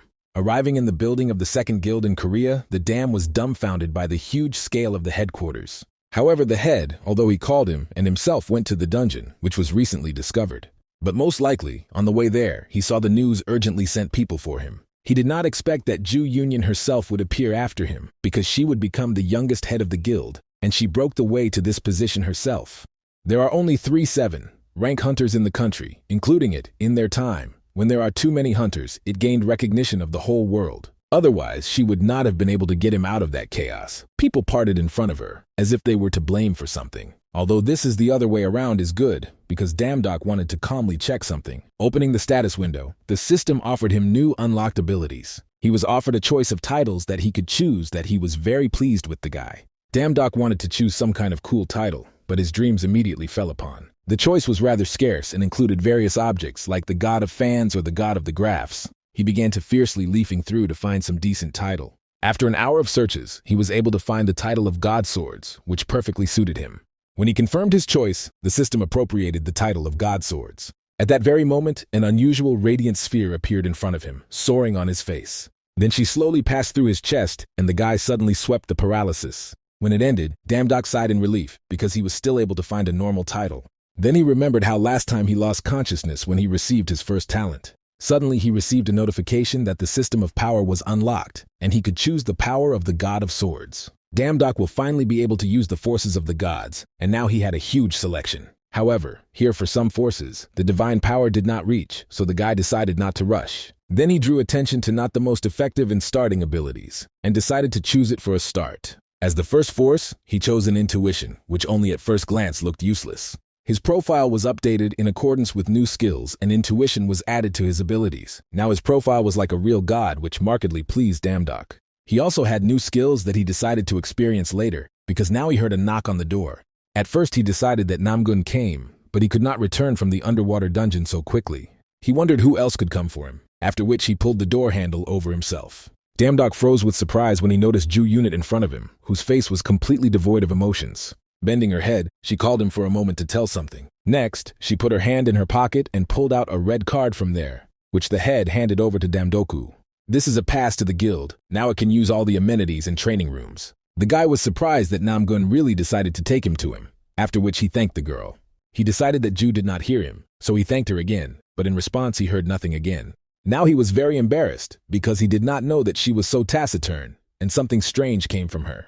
As soon as he wanted to say goodbye to her, Snow White suddenly jumped on Ju's chest. Damdok was dumbfounded and immediately began to ask for forgiveness, because usually she does not behave like that. The girl smiled barely noticeably and assured that everything was in order, starting to stroke a sweet little animal. The guy was surprised when Snow White began to eat from Ju's hands with pleasure, although she did not take her eyes out of hospital food. Suddenly, he was visited by the question of what Ju began to feed the Snow White, and immediately asked a question. The girl explained that this is a food supplement, because nuts are very good for health. When the fox returned to Damdok's shoulder, Ju suddenly stated that she was glad to meet. Returning to the sofa, the guy sighed tiredly and realized that it was difficult to talk to her to a strange one. However, Snow White liked her because she even began to eat without hesitation what Ju Unit gave her. Suddenly, he remembered that Ju said goodbye to Snow White, although he did not name a name with her. Now this girl was even more mystery to him, which is why even more questions arose. Without thinking twice, he decided to drive a request on the internet, what to do if a stalker started nearby. Damdok did not know what to do with Ju, because no one would have thought that with such an appearance she could be a stalker. While he was thinking about this, the system began to fill him with a bunch of notifications. The guy began to annoy this, but then he noticed that new vacancies became available to him. As soon as he saw that it was only necessary to take care of the Cerberus, and the payment would be double, the dam was immediately forgotten about Ju. Without wasting time, he quickly responded, although no one else wanted to do this work. At that very moment, he was transferred to another world, but the guy had already begun to get used to such sharp teleportations. Suddenly, someone blinded him with a lamp, but when the guy saw the creature in front of him, he scaredly. Determining to his feet, he began to look around and noticed that he was in the boat. The creature gave a voice and announced that he was not a dead man. It was a Styx river. The dead move along it. There is no way alive here, but this guy somehow managed to get here. Damdok knew this river, and therefore concluded that the creature standing in front of him was the carrier of Haron. The guy smiled and explained that he was doing here, after which he asked to help cross the river. He needed to see aid, when suddenly Haron was angry, because the guy dared to pronounce his name. Having waved his hands, Damdok did not know what he was still calling him, because he is the god of the underground kingdom. Haron decided that the guy was tired of living, but he began to first provoke him. The carrier picked up a braid and again asked the guy to leave because a lot of people like him here. He was not the first god of the lower level with hot blood, so this is his last chance to step from where he came. But contrary to his warning, the dam only grinned and showed him the middle finger. This was angry with Haron, who made the decision and kill him because the guy himself wished. However, these movements seemed to Damdoka slow, because of which he was able to easily evade. Haron decided to give him a wonderful death, and then the guy ride this boat for its intended purpose. At this time, Snow White had already turned into a sword, and the lady's hand broke his braid blade with a slight movement. Haron did not understand where he got it, but after that the guy also took out the club of Hercules. The carrier immediately recognized the weapon in human hands, which raised his hand to him and live crosses over the river. His complaints were interrupted by a club with a club on the head, and Damdok asked him to move faster. Haron decided to demand a fee, but when he saw the evil expression of the guy's face, he decided not to argue with him. After a while, when they reached the shore, Damdok thanked him with a smile. But as soon as the guy stood his back to him, Haron again waved his scythe at him, decided to finish the begun. At that very moment, the skill of intuition was activated, which helped Damdok easily dodge. While the carrier was in shock, the guy was surprised at the new power, as if his body had become faster than thoughts. But returning to the situation, he decided that he would not go, and he should have set a troll to Haron. A few minutes later, Damdok stood on the shore, while Haron was in a deplorable state. Suddenly, from behind the trees there was a pleasant voice that the guy asked, he came or he looked after Cerberus. The smiling goddess of fertility and the kingdom of the dead Persephone turned to him. Her husband was so angry that no one responded. If not for the dam, she would have had to do this. The guy could not look away from her beauty, but politely introduced himself, recalling the name of the goddess. The friendly girl decided to personally spend him to the place of work so that he would not get lost. Cerberus is very far away, although before they called him here, but Hades asked not to do this anymore. Half of the applicants immediately fled away. It was worth seeing, so those who could cope with Haron can overcome Cerberus. This was the first test because in the myths of Cerberus, a terrifying monster, and is called a perpetrator of the underworld. At first the lady began to get nervous, but then he remembered that he was the god of swords and Cerberus was just a dog. When they got to the place, a huge sleeping three-headed dog was in front of their eyes. Sensing a new smell, Cerberus woke up and headed towards Damdok, gritting his teeth along the way. The guy felt the spirit leave his body, and he remembered the word from the employer that his dog did not bite. Persephone was worried, looking at his expression, but the guy assured that everything was in order. Her husband wrote a list of precautions that he should read before starting work. Hades could not send him straight to this monster without saying anything. Usually Cerberus is affectionate, but during the feeder there is highly likelihood of injuries. There were also many points requiring special attention, which dumbfounded Damdok. Having discarded a sheet of paper, the guy realized that it was said by direct text that he should die. However, the daily routine is also written on the reverse side, which should be accurate. In order, only breakfast, lunch, dinner, and walk, but only in the underground kingdom were in order. Unable to stand it, the guy tore a sheet of paper, not understanding how he should walk it. Persephone herself was calm and fully understood that the dam could refuse. But it is a little worried because the previous candidate escaped, and Hades caught him, now unhappy in hell. He tore his limbs, and you are so terrible that she can't even talk further. Hearing this, Damdok quickly glued a sheet of paper, explaining that he was just trying to cheer up. At first he needed to feed Cerberus and Persephone but pointed to the wagon where the nymph was transported meat. Putting a few huge pieces on his shoulders, the guy was ready to go to Cerberus. Now he had to throw these pieces of the dog one at a time, but very carefully. He just growled like that at the sight of food, it seems, becomes an ordinary dog. The guy tried to give him the command to sit, but he only fell asleep with sand, which caused laughter at Persephone. Sincerely laughing, the girl noticed that this time they had an interesting worker. It is useless to tell him the teams, because Cerberus obeys only the husband, and it became clear why no one responded. Then Damdok decided to simplify everything, and grabbed a piece of meat, which threw the dog directly into the face. The first piece flew exactly into the face of the middle head, because of which the others immediately began to laugh. But at the same second, the other two pieces flew into the rest of the heads, because it is not good to laugh at the comrades. This noticeably angered Cerberus, who rushed right on a guy who remained calmly standing still. The dog could not do anything to him, sitting on a leash, and he perfectly calculated the length of the chain to be at a safe distance. But his confidence immediately disappeared when the chain began to break, and Cerberus began to come closer. Damdok realized what specifically hit when an embittered dog hung over him. Cerberus was going to literally devour him, but the guy deftly dodged his fanged mouth. Meanwhile, Persephone looked at the chain with surprise, because I did not think that they could be torn. However, now was not the time for delights, so the guy grabbed her hand and quickly ran. This crazy dog tries to bite him because of some innocent joke, and even managed to scratch. Then he began to complain that they had strange chains, which is so easy to break, although the girl herself sees this for the first time. Cerberus quickly caught up with them, so the dam was offered to accelerate a little. Persephone offered to hold on to her, because she and the wife of the god of the kingdom of the dead, and while she is nearby, Cerberus will not touch him. But when the dog overtook them, the girl was no longer so sure of this, and therefore was noticeably scared. Damdok reacted instantly, after which he pushed the Persephone away. Then he pushed off the ground and soared into the air, transforming the Snow White into a club. He tried to hit one of the heads, but immediately noticed a quickly approaching paw. The blow was so strong that he threw it a few meters, applying noticeable injuries. Raising his head, Damdok noticed a slowly approaching Cerberus, who was beside himself with anger.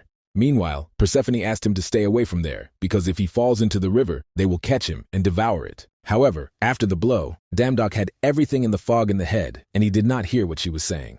The worried girl realized that he did not hear her and tried to understand what to do. The goddess did not come up with anything better than trying to order Cerberus to sit. However, he completely ignored her, and the guy realized that in the end, he himself became the feed of the dog, which he came to feed. He was not going to die so simply, and therefore pushed off the ground and flew his back into the river. Damdok did not expect that it would be so cold in the water, and he could not even move a finger. He decided that he was dying, and everything that happened to him, his whole life and work, was only a dream. He still wants to buy so many things in a store of gods, although he didn't buy anything. There was a feeling that all his memories were flowing out. Probably this life runs before his eyes. Suddenly, Damdok noticed Snow White and asked her not to swim after him, because although she should survive. But the fox decided to wake the owner by any means, and then painfully bit his nose. And when he came to, he noticed behind a huge number of hands that were going to drag him to the bottom. He has already begun to lose consciousness, but at the same second, Snow White began to transform into a hammer. The guy quickly came to his senses, after which he began to swing the weapon, driving away his hands from himself. Rising a little higher, he activated the skill of the Noma hammer and hit them. Having drove his hands away from himself, the lady suddenly realized that he could not breathe. He began to wave his hands furiously, and after a few seconds he was able to get to the surface. Having managed to get out of the world, and having reached the shore, Damdok noticed a huge mouth of Cerberus in front of him. Not having time to figure out anything, the guy felt that the floor of his body was already in his mouth. However, he did not feel any pain. It was the effect of the Styx River, which gave a lot of immunities. For a whole hour, Damdok could not get poisoning, camp, or any physical damage. Then he recalled the legend that the one who was plunging into the Styx River would become an invincible warrior. The goddess Fetida lowered her son into her. Only the heels of the child did not get wet, for which she held him. So the fairy tale about the Achilles 5, who knew absolutely every person on Earth, originates. While Damdok thought that he was invincible, outside the Persephone looked in shock at Cerberus with a guy in his mouth. She grabbed his leg and tried to pull it out, but the dog was not going to give her a toy. Realizing that the guy could not live, Cerberus spitted on the floor with displeasure. Persephone ran up to him with worriedly, did not notice that he was still alive, but completely covered with saliva. The girl could not understand how he survived after falling to Styx, but he just took it and crawled out. Damdok briefly said that he simply waved a hammer, although the goddess first hears about something like that. While they were conducting a dialogue, the guy did not notice how Cerberus got to him from behind and grabbed his hand. Then the embittered dog began to play with him, hitting the ground, under the dumbfounded gaze of Persephone's. However, the guy did not even betray this, because he did not feel absolutely no pain. Persephone for the first time saw that the lower-level god would survive the bite of Cerberus. She guessed that it was a blessing immortality, and Damdok decided to take a walk with a puppy, since he did not dine. Cerberus knew that everything was useless, but still continued to growl, but already from hopelessness. Then Damdok announced that if he continues, then there would be no walk, and the dog simply turned away from him. In Piosakafa, where the guy used to work, it worked, and yet Cerberus differs from ordinary dogs. But everything changed when he noticed that the three-headed dog brought him his chain. While the guy checked the strength of the chain, Persephone politely turned to him. Cerberus had not been walking for a long time, so she asked them to go as slowly as possible. Damdok remembered that he was nicknamed the Puppy President in Piosakafa, so this is a trifle. But contrary to his expectations, Cerberus independently broke off and ran forward. Right on the go, the system gave him the skill of wind speed, as he fled for 3 minutes at a speed of 100 kilometers per h. At that very moment, he was caught up by a surprised Persephone, who did not understand what the guy was doing. Running next to him, she advised him to use the divine power to strengthen the body. Damdog first missed her words past her ears, trying to understand how she keeps up with them. She did not understand to the last why the guy does not use divine power. In fact, Damdog did not know that it could be used, because initially he considered it simply statistics. He ventured to ask her how to do it, and Persephone was surprised that he did not even know that. Because of the shock, she even stopped while the guy was trying to find out how to use it. But when she caught up with him again, she asked to remember how he feels when she uses power. In the battle with Haron, she was activated by itself. Then the dams did not even notice this. He needed to recall the image. Imagine that it is spreading through his body as water and control. When the guy began to feel something similar, he grabbed the chain tightly and pulled it over himself. Persephone praised him, adding that he should focus on force in the part of the body that he wants to strengthen. Damdog felt that Cerberus began to pull the chain more strongly, and therefore decided to strengthen his hands. Then he pulled too sharply, because of which the three-headed dog took off into the air. The goddess in shock watched as a huge dog falls on her back from such a great height. Damdog, they quite announced that there are enough walks for today, and they go back. Seeing Cerberus, the guy smiled and decided that he would act in a while if he continued to resist. Then he grabbed the chain tightly, began to drag the dog back while he continued to lie on the ground. Persephone was surprised to notice that he first used divine power, but coped so well. However, the guy knew that the goddess was strong enough, but for some reason she did not intervene. After all, even to him, god of the lower level, to stop him, what to say about the goddess. Then he decided to ask about this directly, because he was sure that she would have easily managed with him. As it turned out, the point was in the restrictions, and judging by the girl's face, this is a sore topic for her. The Kerber is protecting the underground kingdom. They do not allow countless lost souls to return to the world of mortals. He also stops those who are trying to look at them out of curiosity. It so happened that Persephone is one of those who want to return to the world of the living. Persephone is limited in his actions here, and nothing can do anything with Cerberus. All with whom she can be contacted, a couple of the lower gods, whom Hades allows to his monastery. To have, according to mythology, Hades abducted Persephone and imprisoned it in the underground kingdom because he was fascinated by its beauty. It is difficult to imagine how much time she spent here in complete solitude and how unhappy she is. Damdog decided to set aside the feeling of heterogeneous injustice because her husband is Hades, the brother of the greatest god Zeus. At that very moment, a Snow White gave a voice, which all this time walked on its own. When she jumped on his shoulder, the guy immediately began to apologize for abandoning. Sometime later, they got to the gate, from where their original path began. Suddenly, Cerberus growled, and Damdog could not understand what suddenly found on him. He follows the trail of the dead, and despite his appearance, he copes with work with dignity. And as soon as the guy swears the chain back, his tasks will be completed in the morning.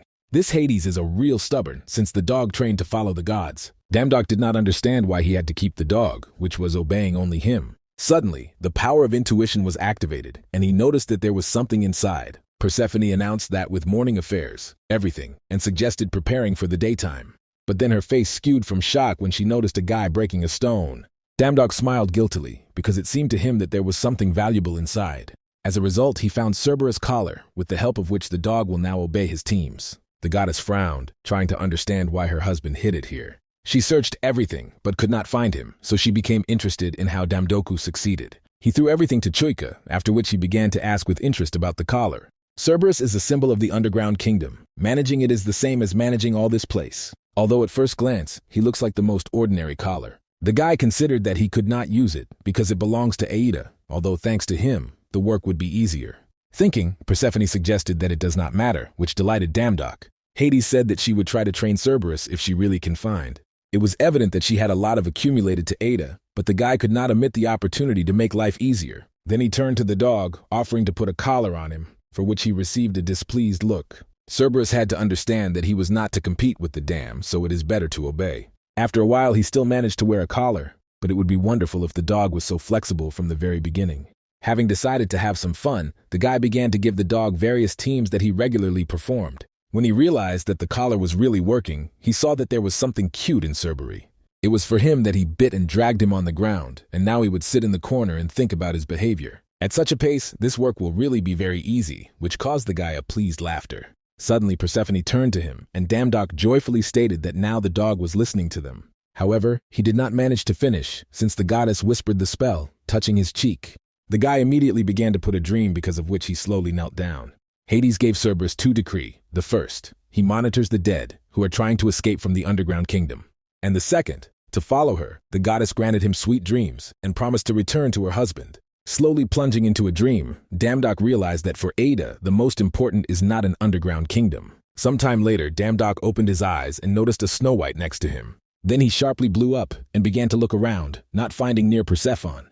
He realized that he was ending, but decided to check how long he was sleeping and noticed that 5 minutes were left until the end of the Styx River. It was not so long, so he ordered Cerberus to guard the gates, and he ran in search of Persephone's. Previously, the goddess could not leave the underground kingdom because of Cerberus, but now everything has changed. If it becomes known that she escaped from behind Damdok, Hades will personally knock all the nonsense from him. The guy tried to understand how far she went, because he should find and take it back as soon as possible. Suddenly, he recalled that he had recently received a new skill of wind speed and immediately activated it. Its speed increased many times, because of which he overcame a large distance in a few seconds. Then he decided to try to activate the skill during the use of divine power. A little later, stopping near the cliff, he noticed Persephone standing in the boat. Suddenly, the girl heard some sound nearby and began to look around. At first, she suggested that she ran into the stone. She crawled out from under the water at the same second, greatly frightening her. His whole appearance said that he was dissatisfied. It is known that even the dead man was not supposed to cross the river. He menacingly demanded an explanation, and Persephone replied that she just really wanted to see her mother. At the same moment, Damdok remembered his mother, after which he calmed down a little.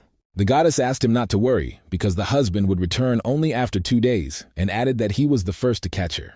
While they were talking, they did not notice that the boat came across a stone, and a crack went along it. It was doubtful that the boat would withstand them, and the effect of the river near Damdok ended after 15 seconds. Having decided that they had no choice, the guy dived into the river and grabbed the boat, asking Persephone to stay stronger.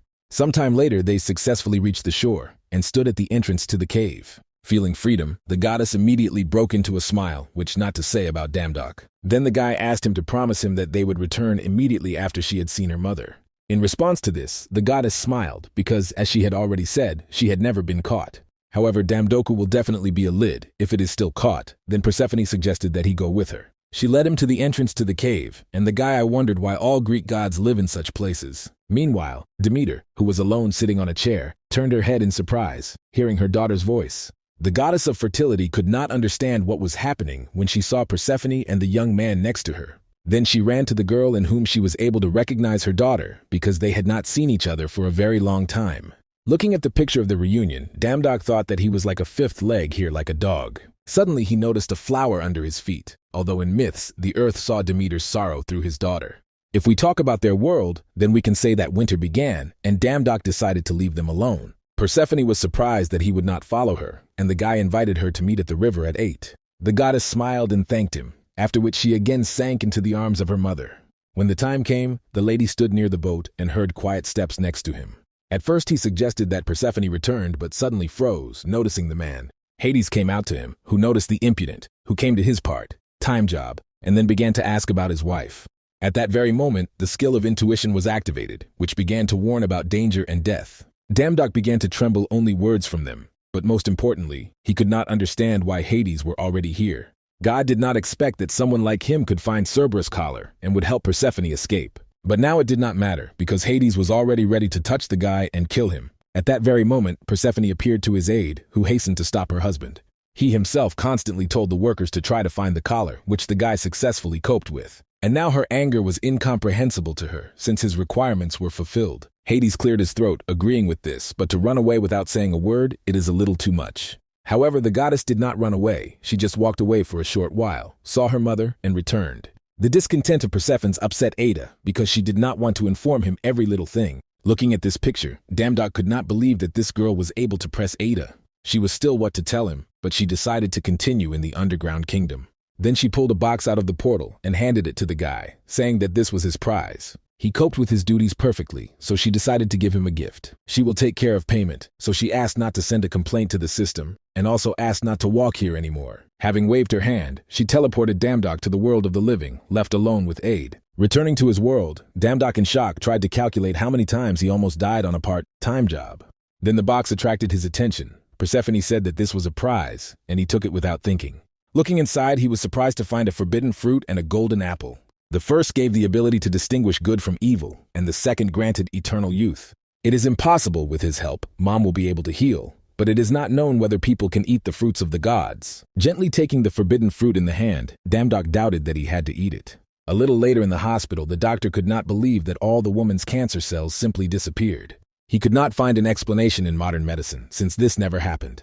Damdoka's mother began to cry, and the guy with a smile said that he was only ahead of happiness. The golden apple worked, but he decided not to remove the peel, otherwise the whole effect would have disappeared. Doctors say that she is ready for discharge, so they can go home now. Leave the hospital. They immediately caught a taxi, after which the lady called the address of the house. The taxi driver specified that to get there, he would have to make a large circle to make it strange, because there is a short way. It was clear that they had not heard yet, but a complete mess was happening there now. In the news, they only talk about this, so the taxi driver made the radio louder. The news was reported about the dungeon that arose, and now the evacuation of citizens continues. Guilds and individual hunters were called to the scene, but traffic jams make their way difficult to difficult. At that very moment, my mother said that she would get a loan, and he could go to their aid. After all, they need him there, and she will not wait for him when he is shown on TV again. She will follow him on the other side of the screen, but still asked him to be careful. Not far from himself, Damdok noticed a high tower and decided that there would be a lot of work today. To begin with, he looked into the god store, but noticed that the salary had not yet arrived. Suddenly, the guy noticed that his title had changed to Cerberus, who tamed, and now he could command dogs. Damdok was at first surprised, introducing himself as an ordinary dog handle who was not inspired by fear. Suddenly, one of the journalists asked for a comment, and the guy tried to dismiss. But then he noticed that all cameras were riveted to Ju Alul, which also arrived at the scene. Damdoku immediately became embarrassed because they turned to him, but as a girl. She briefly stated that their guild Sangun as usual to give up the maximum. The guy was surprised to watch how she just began to ignore everyone, not wanting to give an interview. Pulling his cap on his head, he decided that he did not have time for this, and he needs to catch up with it. Inside the dungeon, a group of hunters noticed that the monsters hid quite deeply. However, that a sudden attack can be from the hounds is just a bunch of overgrown dogs. Some hunters began to argue among themselves because the last time they brought them a lot of problems. Ju, the Alul with a sharp movement interrupted their discussion as she felt something. The rest immediately switched to a whisper, realizing that at first screaming was too loud. The red-haired guy was surprised to watch the commander because usually she behaves differently. She is not very talkative, but because of such nonsense is usually not angry, which means she saw something. Looking deep into the dark corridor, the girl announced that they were going, ordering everyone to prepare. A few seconds later, a huge flock of embittered dogs came out to meet them. All the hunters literally froze. This did not say that it would be here. In front of them stood deadly hounds, the slightest bites of their poisonous fangs, and after 10 minutes you are a corpse. While the rest were trembling in fear, Ju confidently took out the dagger, noticing what problematic guise granted them. Everyone who is not strong in close combat had to retreat back and cover everyone from the rear. Suddenly, they heard a mockery of her address, and one of the subordinates decided that it was one of the hunters. However, the guy indicated that the sound was made behind the hound. Then everyone fixed attention to the dogs. They were surprised to find the silhouette of a man, and the dogs seemed to protect him. The hunters were dumbfounded that the guy was able to tame the deadly hounds, and they did not know who their enemy was. The red-haired guy stood in front of Ju and pointed out a sword at Damdok, wanting to find out who he was. Stepping forward, the guy with a smile asked to lower the sword, as the dog was scared. Suddenly, he activated the speed of the wind, after which he rushed straight to the girl. Everyone decided that he wanted to attack her, but Damdok hit the dog behind her and began to report. Thanks to the title of Taming Cerberus, 32 dogs following him were subordinate. Damdok noticed an unusual bracelet on Ju's hand, after which he announced that they had met again. Looking at the bracelet, the guy remembered that Persephone was exactly the same. When he wanted to ask where her bracelet got, Ju said that there were many problems from him, and the audience was too much. At first, the guy did not understand what was being discussed, and then realized that he was standing on one knee and holds her hand. Damdok began to make excuses, but the subordinates of the girls had already begun to photograph them. Suddenly, having felt something, the guy ordered 10 dogs to dig the territory to 10 dogs, and the rest would help. After literally a couple of seconds, one of the dogs found a red crystal, and Damdok immediately praised him. The hunters were literally in shock. I observed this picture, and it all seemed a dream. Noticing the extraordinary obedience of the hounds, Ju went to the guy and asked where he got this ability. Damdok was surprised, because it is believed that the abilities are getting from birth, but she found out that he received her somewhere. Therefore, he tried to convince her that he was born with her, after which he again decided to ask a question about the bracelet. Ju did not understand the essence of the question, because it was her bracelet, and why would she wear it, be it someone else's thing?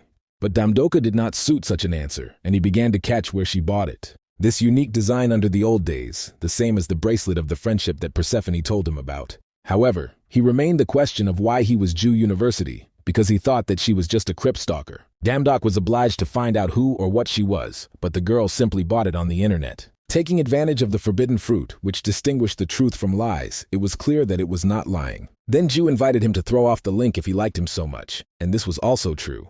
Damdok was noticeably nervous, after which he was justified that he just wanted himself the same. Supporters of the girls presented a guy with a female bracelet, after which they grimaced immediately. They began to discuss loudly that this guy was wrapping in girlish bracelets and approached the commander for this. Damdok realized that he had completely balls for the videos with these travels, and now everyone would think that he is a pervert. His image slowly came to an end, but then he decided to translate their attention to something else. Then he decided to find out how she recognized the name of Snow White, suggesting that she pierced him. With an indifferent look, Ju remembered this case, but it turned out that she simply heard from others. Next to the gates, some named her name, and the forbidden fruit confirmed her truthful words. It turns out that all this time he behaved like a madman because he himself understood everything was wrong. While he was thinking about this, I was heard next to them, and a huge red-skinned monster came out to them. He stated that the weaklings who stepped here themselves led themselves to the faithful death that would redeem their crimes. But before he had time to agree, at the same moment a fist of angry Damdok flew into his face. The hunters could not believe his eyes that the guy beat the boss so easily and got off with him alone. Then he went to the red-haired guy and asked to leave secret the fact that he was in this dungeon. And also, everything that he said earlier is also a secret. Frightened by the hunter immediately agreed. Watching the strange behavior of Damdok, Ju-sun slowly looked at her bracelet. Sometime later, a girl came out of the dungeon, along with her subordinates. While the journalists tried to take her interviews, Damdok tried to quietly slip from behind.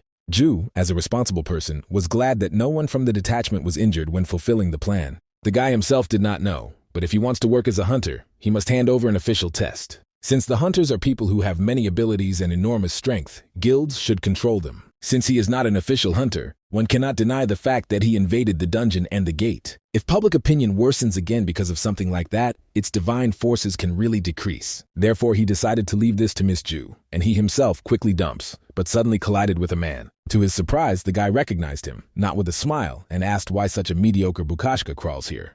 When the people standing nearby heard the name of Damdok, they immediately turned their eyes to him. They were surprised that that man called him unwitted because everything was completely the opposite. The guy looked displeasedly at the interlocutor, deciding to find out who called his name. And at the same moment he recognized Chan Chun, with whom he was not in the best relationship. This man ruined his school years, and he himself was a villain from a rich family. Damdok always believed that the world was not controlled by the gods, but these people with pockets full. But now everything has changed, and this time the guy is going to surpass them. Smiling, he noticed that Chan Chun had not changed, as before, allowing himself to carry all sorts of rudeness. The interlocutor was surprised because he was sure that the damned had fallen up with confidence only because he became a little famous. Judging by what he saw in the news, he cleaned up a dungeon with a maze and destroyed the gates. However, something did not converge. He had absolutely no talents, so Chan invited him to come up with something more interesting. People were surprised to see how a smug guy offends Damdok with everyone.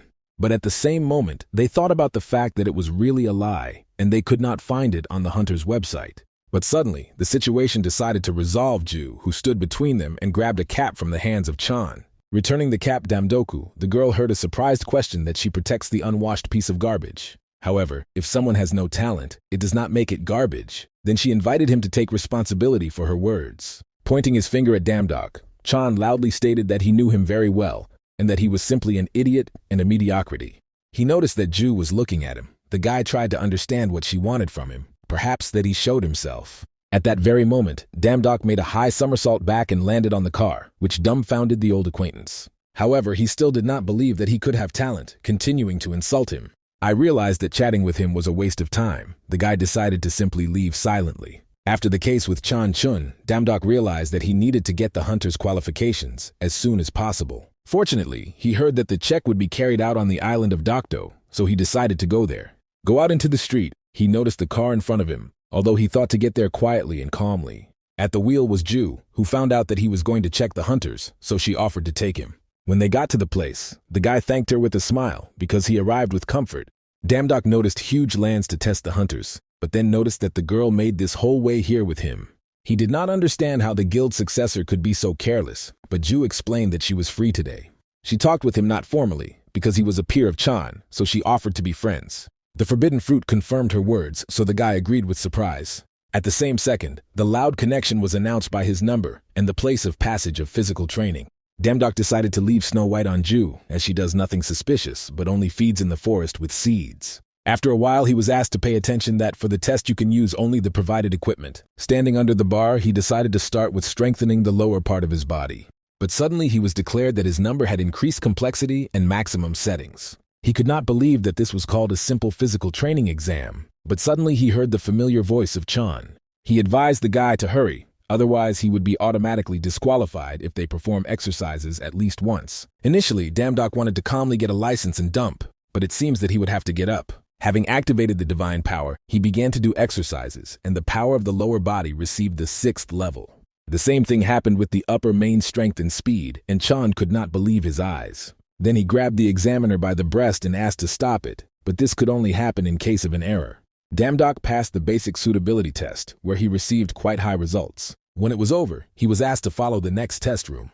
The man, standing on the platform, sincerely congratulated all future hunters on the successful passage of the first test. This time, the quality necessary for becoming a hunter, namely the team spirit, will be checked. They are allowed to use only the equipment provided, and the murder of a monster from other groups will not affect the results. The platform on which they stood suddenly began to move, and below they noticed monsters. These were monsters, similar to amphibians, who immediately broke out and began to attack the hunters. One of the amphibians threw the hunter to the ground, but the dam came to his aid immediately. Having decided to stand on this side, he threw the enemy's sword to the side, after which he decided to counterattack. Standing the monster's chest, the guy threw him a few meters, making sure that he was dead. Suddenly he heard the cries of help. I noticed how 2 hunters could not cope with amphibians. Damdok ran there at full speed, simultaneously destroying other monsters. The rest could not believe that number 1117 killed them all alone, and thanks to him, they were able to easily pass the test. Watching his failure, Chan poured some strange liquid into his mouth to the fallen monster. The system said that an intent to kill was discovered, and the monster immediately attacked the guy from behind. He barely managed to set his sword to defend himself from the attack, but he could not get damage. The frightened hunting reported that one of the amphibians is still alive and looks much more dangerous than the rest. Having made a sharp jump, Amphibia quickly pulled out to the hunter and grabbed her by the face, trampling in the ground. The next second, the monster managed to deal with the rest of the hunters. Damj was dumbfounded by such a turn of events, because all participants, except him, failed the test. He will not be able to score a single point without his teammates, but he needed to continue. The guy immediately realized that this was the whole work of Changchuna, who advised him to play at his level. This man went to this only in order to substitute him without regretting the rest. Chan watched in surprise as the guy headed forward, surprised that he was not going to give up. Damdok asked him to shut up, after which he began to concentrate divine power. Even alone, he decided to go through and become a great hunter, no matter what. He was cut off his head with a dangerous monster, and then easily figured out the monsters of the rest of the groups. Even if he cannot get points for teamwork, he can still get individual glasses. Therefore, the guy definitely had to earn about 200 out of 100 necessary points. But as soon as they wanted to declare the results of the second test, the loudspeaker asked everyone to hide in the nearest shelter. Not far from the island of Dokdo, a huge tsunami was noticed, which is moving in this direction. Looking up, Damdok decided to personally see what was happening there, and perhaps help with it. Dropping to the platform to Kron, he pushed away from her and went upstairs, although even Jung warned that it was dangerous. The guy in shock discovered that a huge wave pierced the hole in the wall, and at such a pace here, everyone could die. Meanwhile, hunters began to recover and run away, seeing a dangerous element. Suddenly, the dam was a salary, and Persephone apologized for the delay. The guy immediately began to look for something useful in the store, and suddenly stumbled upon the waves of the waves. At that very moment, Snow White ran up to him, which dragged his cloak in his teeth. At first, he wondered where Ju had gone, but when the wave began to break through, he decided to think about it later. Snow White quickly transformed into a sword, and Damdok activated the skill of the waves. With one strong and sharp movement, the guy brushed his sword, cutting the wave in half. At first he was delighted that everything worked out, but then it was announced that in the near future, a second wave would hit. All test participants had to immediately go to the nearest shelter, but the dam was in no hurry. He only wondered if he had the strength to stop another tsunami, because he already spent too much effort. Suddenly, an urgent notice of the search for a team for the repair work of the underwater palace came. For this reason, the human world happened to the tsunami, and they will stop only if you carry out repairs. Raising the cloak from the floor, the guy began to remember that the courtesy stole his things, and Persephone escaped as soon as possible. This already began to bother him a little, because the gods turned out to be much more problematic than he thought. However, if he wants to live, you need to go, so he accepted the proposal for the vacancy. After a few seconds, the guy teleported to the underwater city, stopping in front of the statue. Suddenly, Damdok heard a familiar voice behind him, and turning around he saw Hephaestus. God with a smile patted him on the head, because he knew that soon they would meet again. Then he noticed that the lunar fox had grown noticeably, but he liked the touch of Hephaestus. The man was upset that he did not like the fox, but Damdok explained that the Snow White is very shy, It was a little strange, because with Jew, he was always affectionate. But now the guys were interested in what brought here Hephaestus. As it turned out, the master of repair work in no case can remain aside, and they lacked help. However, before they start, the man decided to explain how things are. He pointed to the destroyed wall, because of which water flowed into the human world. For them, this is a small hole in the pool, but for people it becomes a strong tsunami. And the barricade was destroyed by the gates, which Hephaestus pointed to, and it was from them that the whole headache. No matter how many times they get rid of them, the gates still appear again. Damdok was dumbfounded that the gods did not create a gate, although they were the same as the dungeons. Snow White also began to behave strangely, pressing the lap of Damdok's cheek. She tried to point to the area around the gate, from which a huge tornado immediately appeared.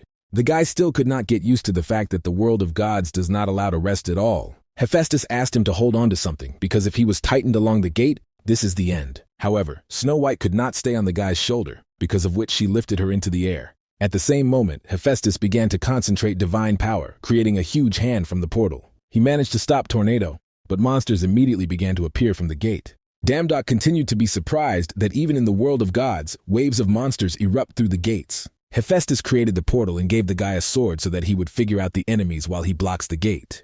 He thought it would be ordinary repair work, but at least it would be interesting here. When dealing with the monsters, the guy said that for this, he definitely needed an allowance. But at the same moment, the skill of intuition was activated, which allowed Damdok to dodge a sudden blow. It was amazing because he caused damage to the divine force, but the monster calmly survived him. Moreover, this creature was a speaker, and he was going to break into pieces of abstraction from Olympus. He is used to the fact that monsters from the gate should be weak, but now it can be dangerous for him. Suddenly, he turned his head and found exactly the same monsters who began to attack those who left the gate. It was hard to believe that they were fighting each other. It must be a group of reinforcement from Poseidon. Damdok was afraid, thinking that he would have to fight with them alone, and they all seemed quite strong. At that very moment, he repelled the attack from behind, realizing that if not one would fight, then everything becomes feasible. Why did he fight with one specific opponent, applying vertical and horizontal cuts to him? This is not an accident that he did not hit him the first time. Even using the divine power, he inflicted several scratches. The monster was already boring to have fun with him, so he swung his fists and invited him to die. Grabbing the sword stronger, the dams leaned and prepared to attack him with his strongest attack. Using the wave divider, the guy waved a blade, along with this, hooking a bunch of other monsters. He was pleased with his deed because he was able to kill several monsters at once with one blow. Another wave of monsters immediately headed for him, but he could not use a wave hit again. He began to scream in displeasure at the sword, although the point was that he had no talent points. One of the monsters was about to strike, and the frightened lady decided to give up. But at the same second, the bullets began to fly towards the monsters, from which they unsuccessfully dodged. The guy immediately heard a familiar voice, and the fiery fist announced that the fish in fried form would be better. Then he threw a grenade in their direction, creating an epic explosion for his appearance. Seeing the gnomes, one of the sponsors rushed forward to attack him, insulting him along the way. He, in turn, put up a gun in front of him, ordering the enemy to attack. However, the monster was more smart and threw a stone towards the pistol, and he attacked himself in the jump. The blow was so strong that he threw the gnome several meters and imprinted it in the wall. Then he could not stand the fiery fist, because of which he grabbed his hammer, deciding to deal with it on his own. One blow was enough to imprint the monster in the ground and interrupt its chatter. Damdok immediately remembered how he fell into the sticks and accidentally used this hammer. Then he opened the status window and found the skill of Hammer Dwarf to find out more about him. He did not require a large number of skills, so it could be used quite often. While the guy was dealing with the skill, the monster behind him grabbed one of the dwarves by the throat. Do not waste time. Damdok rushed at him with a sword in his hand, deciding to use the hammer of the dwarf. However, the skill was cancelled, as it can only be used with top weapons. This second was enough for the monster to wave his hand and threw the guy away. The skill did not work due to the fact that he did not have a stupid weapon, and Snow White now was not at hand. Suddenly he looked at his fist and suggested that it could be a stupid weapon. If he has a combat SS level skill, then he may well use the hammer of a yard with his bare hands. At this time, the monster pounded the gnome with might and main, which could not contrast him with anything. Damdok had no time to doubt, so he decided to trust his combat skill. Then he rushed forward to save his comrade from imminent death. Swinging his fist, he tried to hit the monster in the chest, but he quickly intercepted his hand. However, the guy was not at a loss and used the hammer of the dwarf, imprinting the monster in the ground. The system announced that the hammer of the dwarf was transformed into the blow of the hammer of the dwarf, and its level became higher. At the same moment, Snow White ran up to him and joyfully jumped into her arms. Now Damdok was very counting on her, and the fox quickly transformed into combat gloves. Raining, the guy began to quickly and confidently attack the rest of the monsters. Catching a wounded comrade, the monster in shock watched the unfolding events. However, Damdok had already managed to get to them, licking his fists to attack. After a couple of minutes, Damdok decided that all the problems were resolved, but the gates began to radiate suddenly a surge in force. When asked what is happening, Hephaestus explained that he could no longer cope with the gates. A tornado reappeared from the gate who began to suck all the fallen monsters. Now there will be a breakthrough and energy storm. At such a pace, they will suck them all there. Looking up, the guy noticed that even an exhausted Hephaestus managed to suck into the gates. Suddenly, the system announced that an extremely powerful aura was discovered. The system literally screamed about danger, while a rather strong creature appeared from the gate. Damdoka made fear when the monster noticed how funny they had fun with his subordinates. The remaining monsters began to shout enthusiastically that Vladika Poseidon stopped the whirlpool. However, Damdok could not believe that it was a chilling aura. They belonged to Poseidon. The rest also noticed this, because if you look closely, it looks a little different. This is an alarming feeling, and this threatening pattern is the same as on water gates. But what is more important now, the foreboding of the guy suggests that he is damn dangerous. Then Poseidon raised a trident over him, and a violet sphere appeared on his tip. At that very moment, rays began to appear from this sphere, which destroyed the monsters of one with another. When the water began to change its color to red, the monster made a hysterical laughter. Looking at him, the guy realized that he was a monster whom he could never defeat. At that very moment, Poseidon noticed that someone could survive after his attack. Then he directed the trident at the guy, releasing another ray, but the dam successfully dodged. He almost caught him, but the guy was already ready to use the wind speed to become as quickly as possible. But to his surprise, Poseidon was much faster and was already in front of his face. Having directed the trident to his forehead, the monster ordered the Olympic detachment to die as soon as possible. When Damdok decided that he was already the end, someone suddenly came to the rescue and took a blow to the side. Then he noticed another creature that stood right in front of him and called Neptune a simple fake. After all, he thought that he could just lock him Poseidon forever. Neptune tried to declare that he was also God, but at the same second he received a fist in his face. The name of Neptune, which he now wears, originally belonged to Poseidon, swinging again, but he was due to the fact that Neptune dares to pass himself for him. Then the brother decided to lead the dirty game, grabbing Poseidon by the hair and pulling it for them. It never occurred to Damdoku that once he would witness a battle between the gods of the highest level. However, all his expectations crashed when he noticed that they were fighting like children, which did not look majestic. The brothers continued to scold and insult each other, intending to destroy each other. Neptune knew that this was empty conversations because it was already 78 attempt by Poseidon. But it was today that he hired an amazing god to end it once and for all. Damdoku became interested in what god the Poseidon himself could personally hire, and how cool he is. At that very moment, Hephaestus began to appear from the gate, and it was obvious that the battle would take a different turn. However, he was completely without strength, although he coped with all the subordinates of Neptune, and the body hurts after a long battle. Damdok looked at him dumbfounded, trying to understand whether he would be able to cope. But suddenly Hephaestus smiled and stated that he was counting on them, and 3 left the portal. Among them was a huge monster, a stunted wizard, and the one whom Damdok did not expect to see at all, Jew Unit. A light wave of a dagger, the girl destroyed the core, which held the gate open. Neptune was noticeably angry when they destroyed not only his servants, but also his house. Damdok immediately warned Jew that this attack of God is very dangerous. However, the girl remained standing still and only tilted her head, thereby returning from the attack. At that very moment, she soared into the air and incredibly quickly began to conduct a series of attacks. This did not work on Neptune, who wanted to grab her, but Damdok immediately came to her aid. Its intuition fluctuates, so the body acts on its own, but it was able to have time to save it. However, this did not weaken the anger of Neptune, who directed the trident in his direction, wanting to kill. Jew deftly grabbed him by the collar and pulled him, saving him from death. At that very moment, the comrades of the girl, who had previously stood aside, the huge monster only distracted his attention with his fists, while the wizard began to create a spell. While the battle was going on, Jew suddenly asked the guy why he intervenes without need. Damdok just wanted to help, but the girl said that something like that would not hurt her. The guy sincerely annoyed that this was true, but he could not fully admit this. Jew noticed that he had become faster than before, but Neptune was already in an unstable state. Hearing her comments about the speed, Damdok again wondered who she was. The girl saw his face on his face that he had a lot of questions, and decided to talk about everything as soon as it ends. Then she threw a bottle of potion in his hand, which the guy did not drop it. Jew asked him to drink this, and keep in mind that it was he who should interrupt the last breath of Neptune. He expected to hear more detailed explanations, however, the girl had already run on the attack.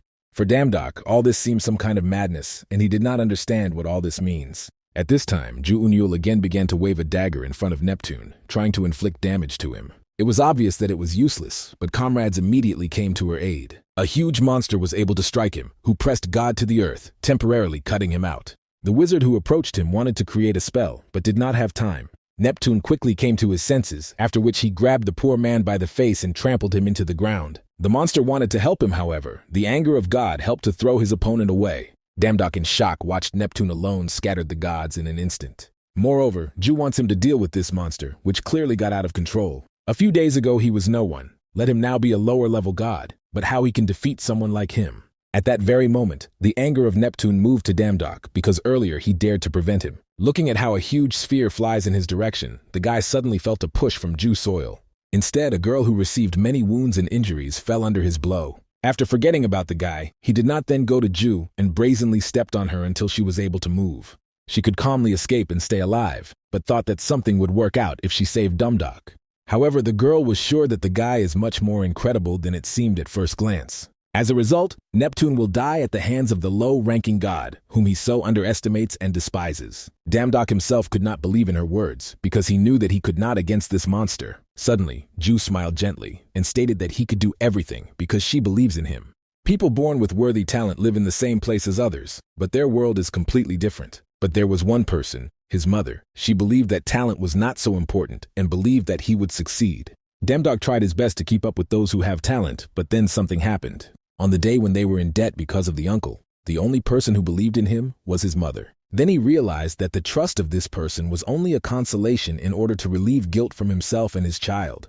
What he experienced then was not anger or sadness. Then the first thing he felt was relief. There is no one to disappoint him, because no one believes in him, because of which the guy had an aversion to himself. This feeling pursued him all his subsequent life, and he managed to forget how it feels when someone believes in you.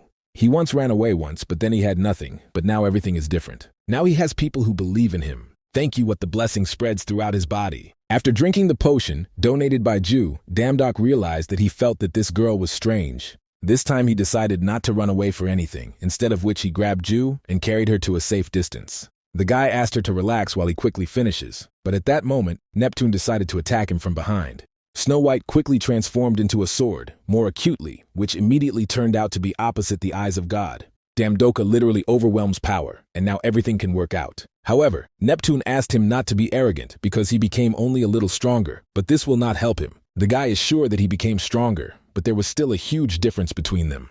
But even if so, he cannot retreat anymore, and therefore decided to fight to the last. He was able to cause damage to Neptune, after which he began to move even faster, continuing to beat God. He beat him without stopping, preventing him from taking a break, and his body was increasingly accelerating.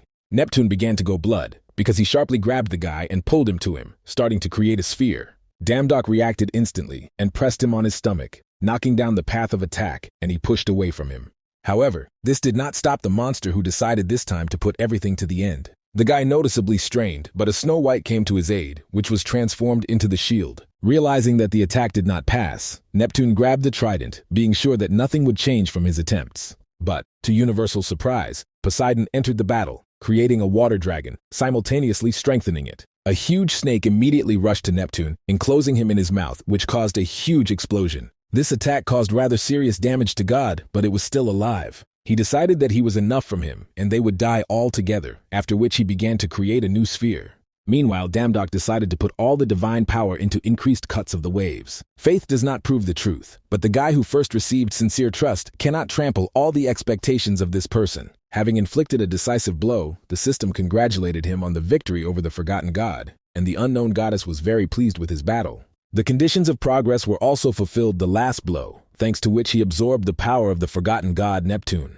Snow White was also able to increase its level, but now Damdoka was not worried because he spent a lot of effort. When the guy realized that he succeeded, he immediately collapsed, losing consciousness. Sometime later, the guy woke up and was surprised to notice that he was in front of the throne of Poseidon. His wounds healed, his clothes were returned to his previous state, but his hands were connected by a chain. First of all, God thanked him for victory on Neptune, but decided to ask him one question. Due to the fact that he dealt with Neptune, more than part of his strength returned to God. However, due to the fact that he inflicted the last blow to him, some of the force passed directly to him. Thanks to this force, you can establish order in the world, but also arrange chaos. Intuition told the guy that anger comes from the goal. The question was what he was going to do with this force. The eye of Poseidon saw him through. Now he experienced him, so the clumsy lie would not work. More likely, he is going to kill him if he answers incorrectly. Damdok killed Neptune not for the sake of strength, but he uses it to become stronger and become a god recognized by everyone. Poseidon repeated his words and suddenly noticed that he was looking at his former. These were completely sincere words, as if he was looking into the soul of a newborn god. Having destroyed the damn gates and having met such a smart god, there is no reason not to celebrate today. Therefore, Poseidon got up from his place and loudly announced to everyone that they would roll up a grandiose party. Sometime later, the dams was released and paced around the hall, where he noticed the lonely Jew unit. He quickly approached her because he wanted to talk and find out everything that she hid from him. But as soon as the guy wanted to ask a question, Snow White immediately jumped in the hands of the girl, stirring him. After increasing the level, she began to act more independent, although she does not even cast a look at others. But to even greater surprise, Jew unexpectedly surrounded other girls, wondering what she was doing here. He wanted to squeeze through the crowd, but all this was unsuccessfully, and he was pushed back. Suddenly, he felt someone's hand on his shoulder, and turning around, he saw Poseidon. Grabbing the guy tightly, he invited him to be wiped a little until the end of his work. Jew carefully watched how God offered him to work with him, as he liked Damdok's courage. They met quite early, but the girl offered to succeed together in this life. As it turned out, Jew was a medium, ranking God, the force that was incredibly high. When Damdok returned to his world, he was announced that he had tried perfectly and successfully passed all the tests. A little later, he still received his long-awaited license of the hunter.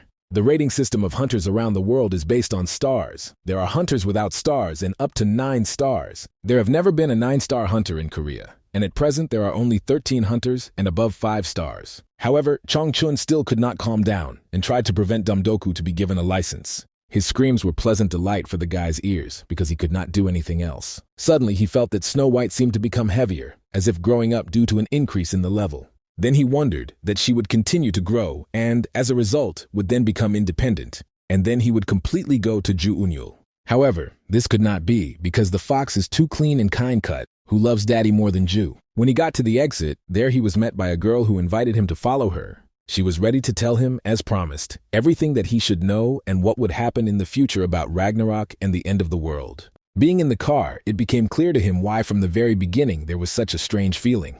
Damdok again asked who she was, and Ju was surprised that he was curious. A year ago, a window with a part-time job appeared before her eyes. Using the award, she received power and became the god of average rank. And then she found the ability to foresee, which sincerely dumbfounded Damdok. She did not know all, but was able to find out the future that seemed to her not so rainbow. The most important thing that was shown to her is about to begin the war of the gods, which not everyone can survive. Sometimes it is the gods that differ from the myth to the myth, like Zeus and Jupiter, Poseidon and Neptune, Eros and Cupid. People know this as the same poem, but these are different gods with different names. Unlike the gods who have survived to their days thanks to faith, the ancient gods, forgotten from the past, save their strength through the gate. They do this only in order to regain their names and remind people about themselves. However, in this way, they stand on the false path and do terrible acts. The gate is a shelter in which the concentrated power of the ancient gods is stored. As soon as the ancient gods gather all their strength in the gates, they will meet the existing gods face to face. They will do this in order to restore their forgotten names, and in the end, the 6th Ragnarok will occur. Hearing this, Damdok sharply jumped his place. I remind you that there are also a gate in the world of people. So that even people could withstand the gates, the gods created the dungeon, making them similar to the gates. This is a kind of training site for people where they could hone their strength. The guy could not believe it because so many people died since the creation of the dungeons and still. However, the gods call it just a training site, although the gods could intervene and stop all this. However, he himself saw Neptune, which appeared before his strength recovered, but he was already at such a high level. Even the gods are puzzled by the existence of the gate, so this problem cannot be solved so simple. The more forgotten gods gain strength, the more difficult it will be to block the gates, and the gods are already trying to protect their world. When Ragnarok comes, there will be no god who can protect the human world.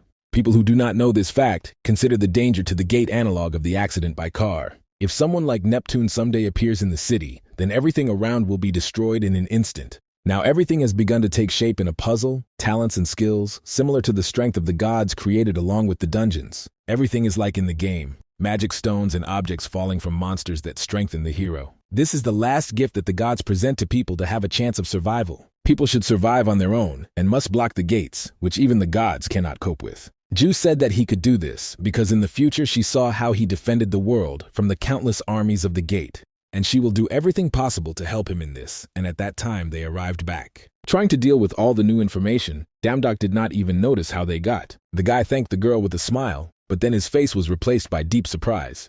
As it turned out, Ju brought him to the urgent presentation of a new 6-star hunter, Damdok. A crowd of journalists immediately met him who wanted to interview him, and the guy doubted that he was brought to the right place. But then it dawned on him that by help, Ju the Union had in mind this, since his words began to increase. A month later, the news said that the dam went through 3 dungeons in 1 month, and all of them were successfully cleaned without loss. Having cleaned the most dungeons this month, he earned hundreds of billions of profit only on resources obtained from there. Very popularity is nothing good, and this is only necessary to increase the divine power. But most of all, the guy was bothered by reporters who always behaved too obsessively. Then he looked at the Snow White, which also managed to form a fan club. But unlike Damdok, she did not need to do anything to become popular. Ju added that he just needs to try better, because this glory will soon become his strength. The upcoming battle will be much more complicated, because this is a kind of outlined end.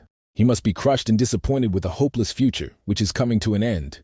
However, he must be ready to encounter a harsh fate, but for now, continue to fulfill various work. Damdok thought it would be better if he did not know the end, because there should be at least some limit. But now when he knows this, he's not going to just sit his pants and wait. Ju already knew that he would react so they went together to part-time jobs. When they arrived at the place, they were personally met by the apple, sparkling with his blonde hair. With a smile, he announced that they were honored to work for a half-time for him.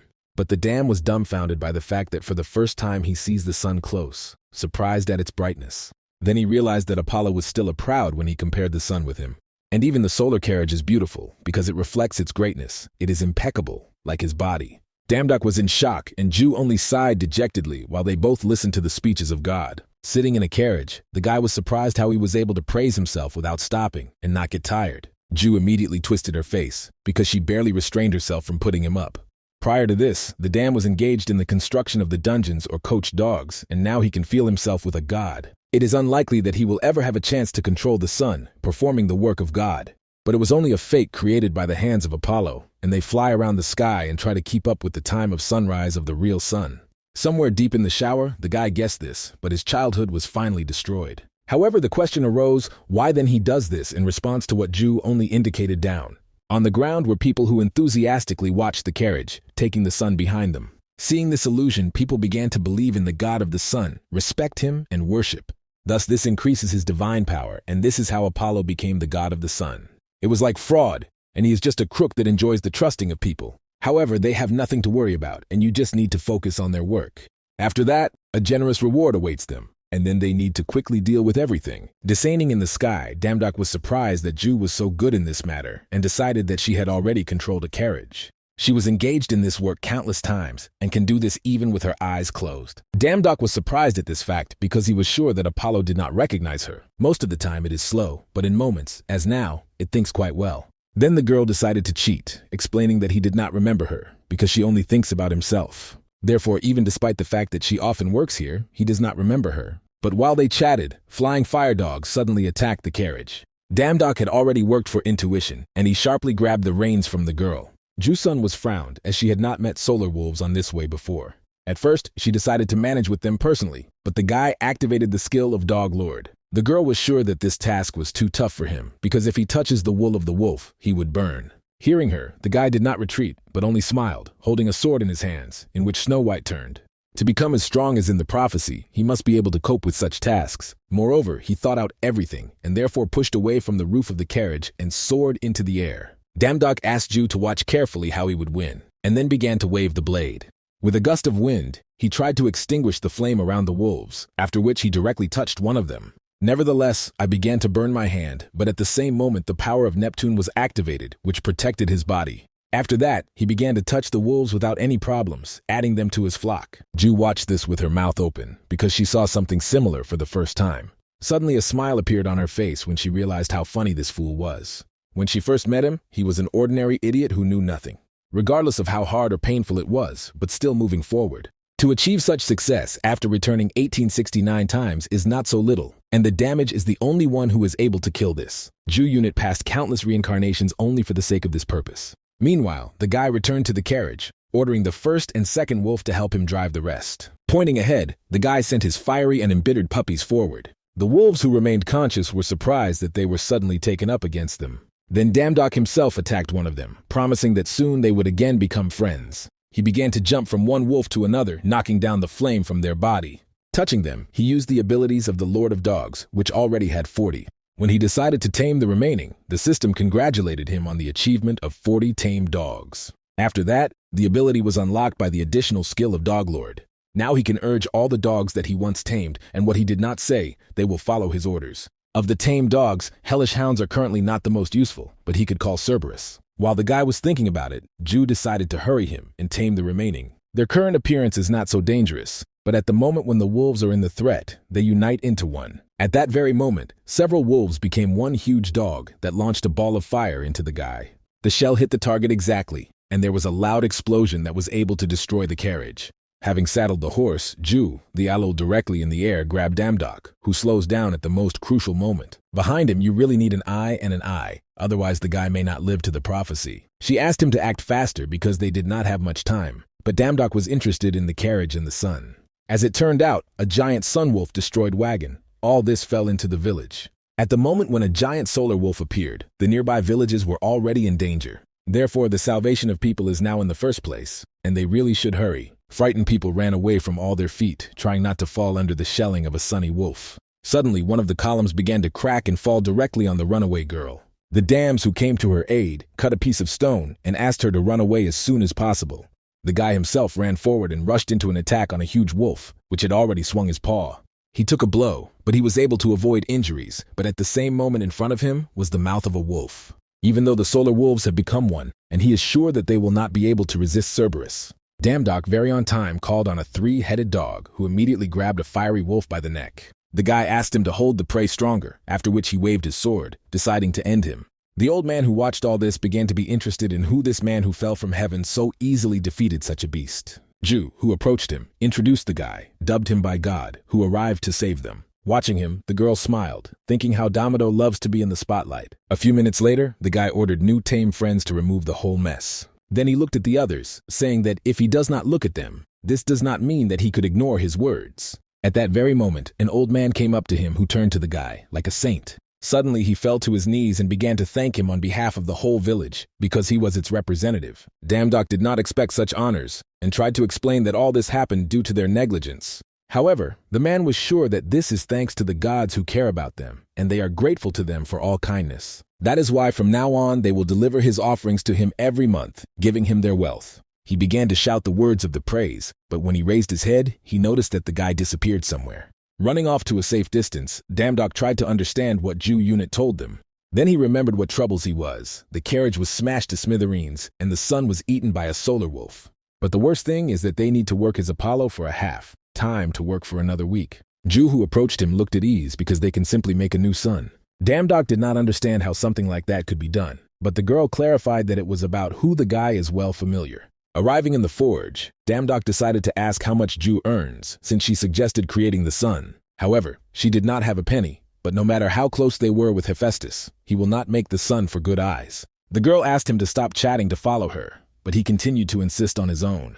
The guy was ready to argue that he would not agree, but lose and had to fulfill his desire. However, God happily agreed because he was Jew, and for him it was a trifle. He laughed loudly. He asked to give him 3 days and he would make her 2 sons. A little later they got out, where it was already quite dark, and Ju wanted to talk to Damdok. Having straightened her hair, she reminded that he owed her one desire, but before that she needed to tell him something. The guy did not like her tone right away, since he felt that it would not end in anything good for him. As it turned out, to prevent the war of the gods and the end of the world, he must acquire priests. When the divine power of the lower god of the lower level exceeds 50,000, the ability of God is unlocked. Thanks to her, he will be able to enlist the support of the priests and call them for help during the battle. But Damdok decided that it was impossible to simply grab the priest and ask him for support, because he did not even consider himself God. However, he will still have to do this, because he will not be able to prevent the war alone. He needs to collect 12 priests from the prophecy, which are in different dimensions. Not only with them, he will be able to save the world. The guy hastily stopped her and tried to digest a huge amount of information. He decided to omit the fact that there should be 12 and not 1 or 2. He was more confused by different dimensions. Now he can only earn extra money on continents, but this is only in the initial stages. By increasing divine power, a part-time job in each dimension will be available. There is nothing special to worry about, because the first priest lives in their world, who in the future will become a combat-ready assistant. Previously, Damdok said something about the fulfillment of her desire, so Ju had already come up with something. When morning came, people living in the villages began to observe the dawn. Having knelt down, they raised their heads, and in surprise began to discuss Damdok, who recently saved the neighboring village. They decided that Apollo really appreciates the guy, since even a banner with his name attached to the map. Damdoku was very embarrassing and embarrassed, although she wanted to increase the divine power, but this is a shame on the universal scale. Junyul calmly looked at him, because he himself agreed to do everything she wishes. Now his goal is to unlock the power of God, and he must in any way, so that as many people can learn about him as possible. A little later, being inside the room, the guy decided to inspect the assortment of the store. He acquired a talent for shooting, which to some extent will improve the battle at distant distances. Then he decided to look at the status window to check the commas how his divine power rose. To drag around every day with a banner, just a disgrace. Because of it, the guy could not really fall asleep. His eyes widened when his divine power has already reached 50,000 and the ability of God was unlocked. But then he was scared even more when someone crept up to him, looking into his status window. It was Apollo, who knew that the maternal system was not visible to others, so there was nothing to be scared. Giving him a hand, Damdok realized that God was talking about the system window, calling him the mother system. The guy decided to tell Apollo that the sun wolves attacked them, but they coped with them. Suddenly, the man thanked him for his work, promising, in addition to salary, to give out a small bonus. He gave the guy the ability of self-healing, which Damdok could now use. Apollo laughed loudly, because this ability can only be obtained from his part-time job. People line up in line to get this ability, and it sounded like another boast. The guy noticed that the Snow White woke up and asked her to help him a little. Apollo was surprised to watch the lunar fox turned into a small knife. Damdok decided to check in advance what kind of ability, because he slightly cut the fingertips. Having activated the ability, he began to observe how Early began to drag on slowly.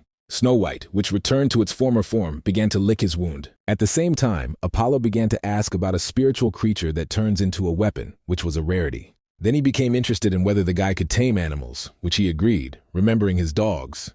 Recently, Apollo has been bothering something, and the soul is not in place due to the fact that he does not know how to glorify with them. He was tired in order that his son is constantly eating, so he thought about taming the solar wolves. God heard that no one had yet been able to tame them, but at the same moment Damdok proved the opposite, calling them up. Apollo could not believe his eyes, because the lower-level god did what none of the gods could do. He immediately asked to tell how the guy tamed the sun wolves, then agreed, but with one condition. Damdok asked him to teach him to shoot from a bow, because Apollo is also a god of medicine, arts, muses, and archery. They went outside, after which the man began to describe in detail what needs to be done in order to shoot aimed. To create an arrow, you need to concentrate your spiritual power on your fingertips, hold your breath, and pull the bowstring. His actions were quite primitive, but the ability to shoot at the level of God looks pretty spectacular.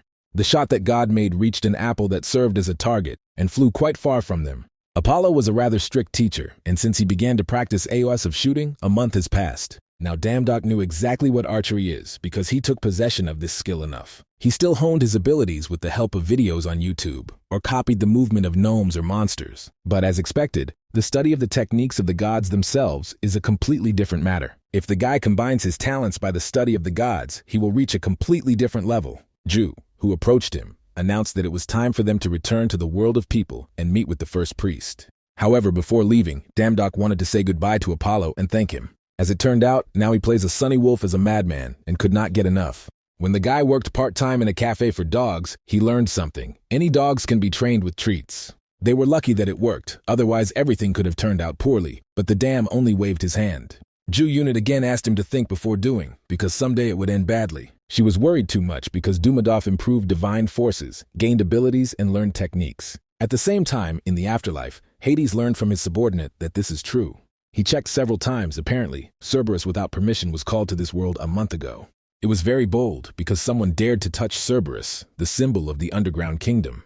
Whoever it is, he will get him from under the ground, and he will find out what the price of the courage to insult him. When they arrived in their world, they immediately went to the headquarters of the Sanguine Guild. Damdok immediately began to hone the level of ownership of a sword, which quickly increased. He was glad to train here, but doubted that the Reaper should come to them himself. Ju, the Alul, offered to wait a little longer, even though it had already been a week, as he waved his sword in complete loneliness. And the longer he trains alone, the slower his skill and divine powers grow. He decided that it was better to finish the work on the part-time job, but at the same moment the girl found something.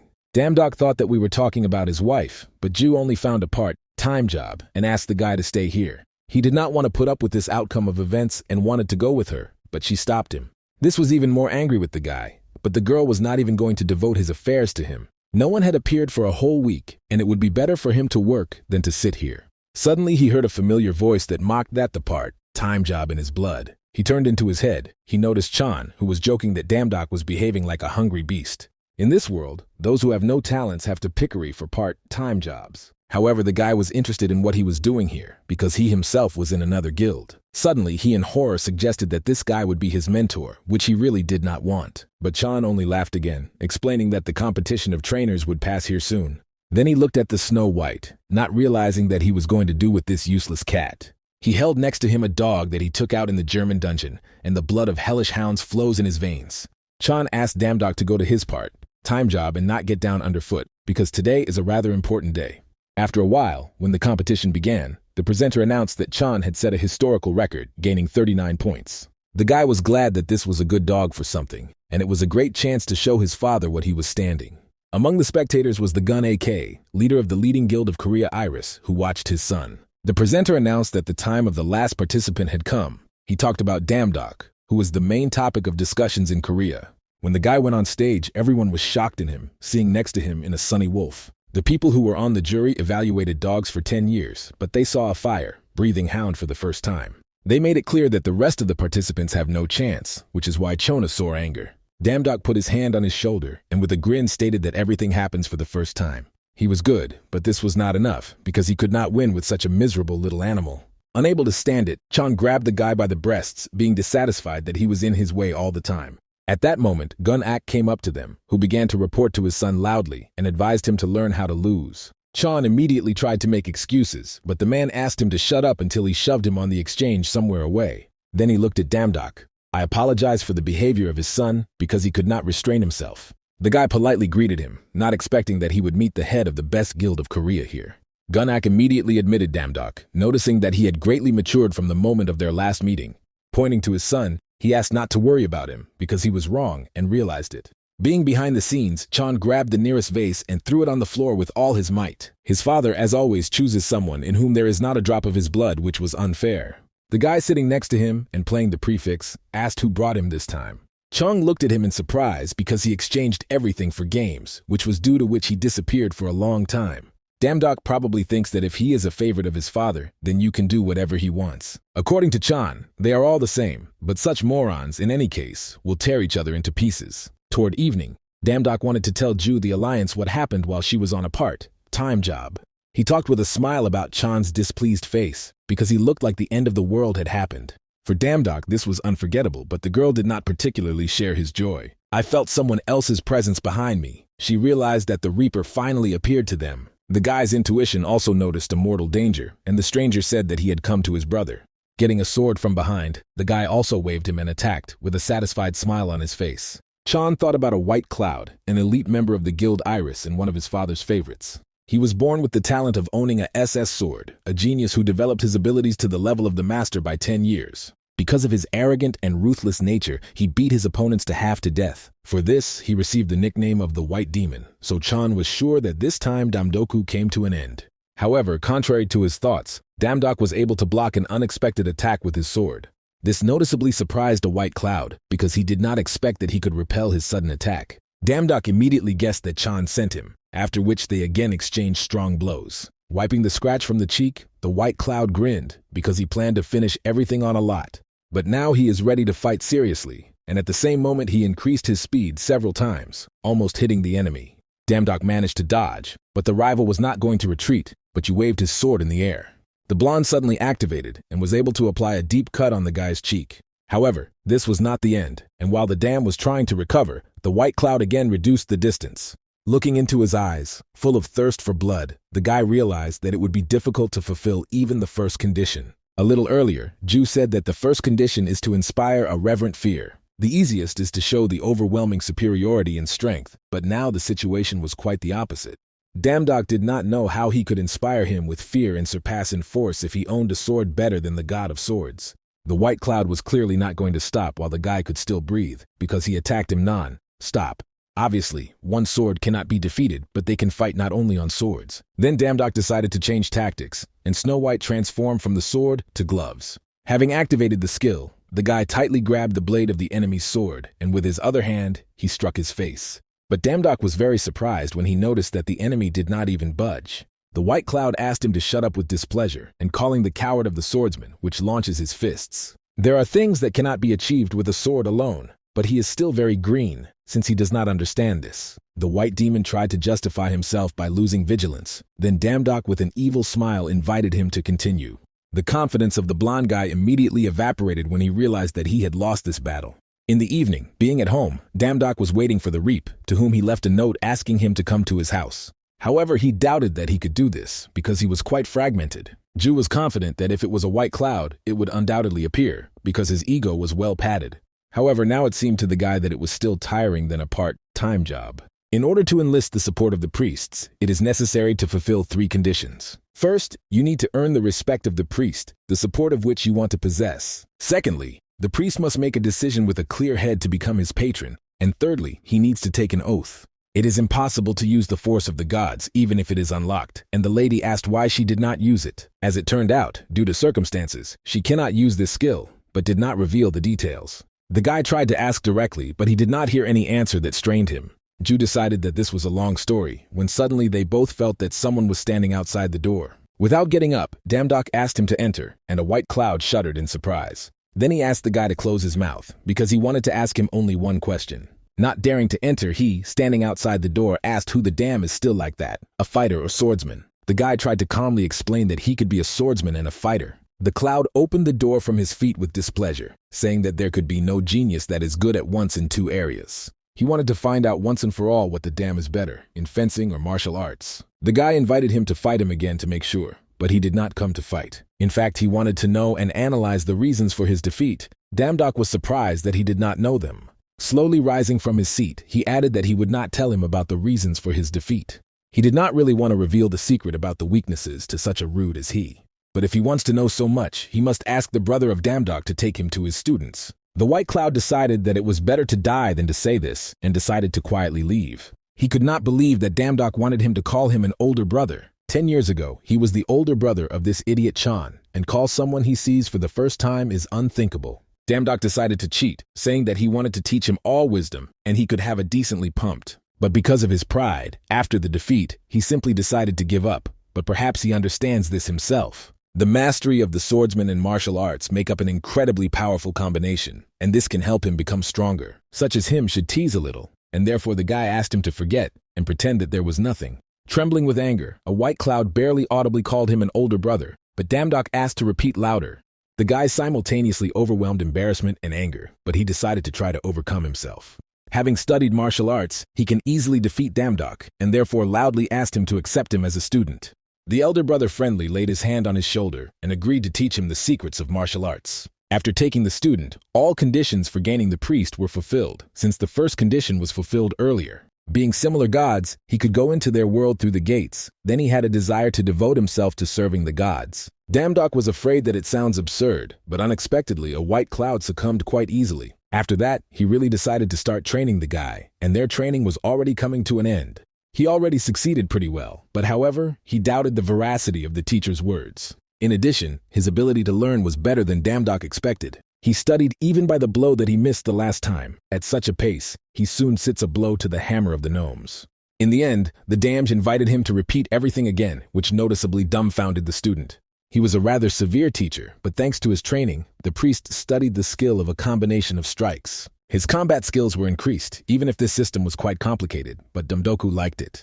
When the sun went beyond the horizon, a white cloud screamed from dissatisfaction because he cannot go to the dungeon where he wanted. Although initially Damdok said that there he will be able to try his new skills. Then the guy found out about the War of the Gods, fucked up that it was never superfluous to stop it. This was another reason to send him there, because why did they need dungeons which in fact are useless? It is impossible. This is an expected reaction, given that the dam is not telling him almost nothing. Recently, he himself felt the same way as Ju Unit, and in such a situation, he needed motivation. In this dungeon, they will be able to find out when the War of the Gods begins. It would also be nice to find assistance in other worlds. However, the cloud did not care if they go there. He does not play like that. Damdok began to understand Ji-sun, who was always too lazy to explain, and she simply asked to trust her. Unable to stand it, the guy grabbed the student by the throat and demanded just to listen to him.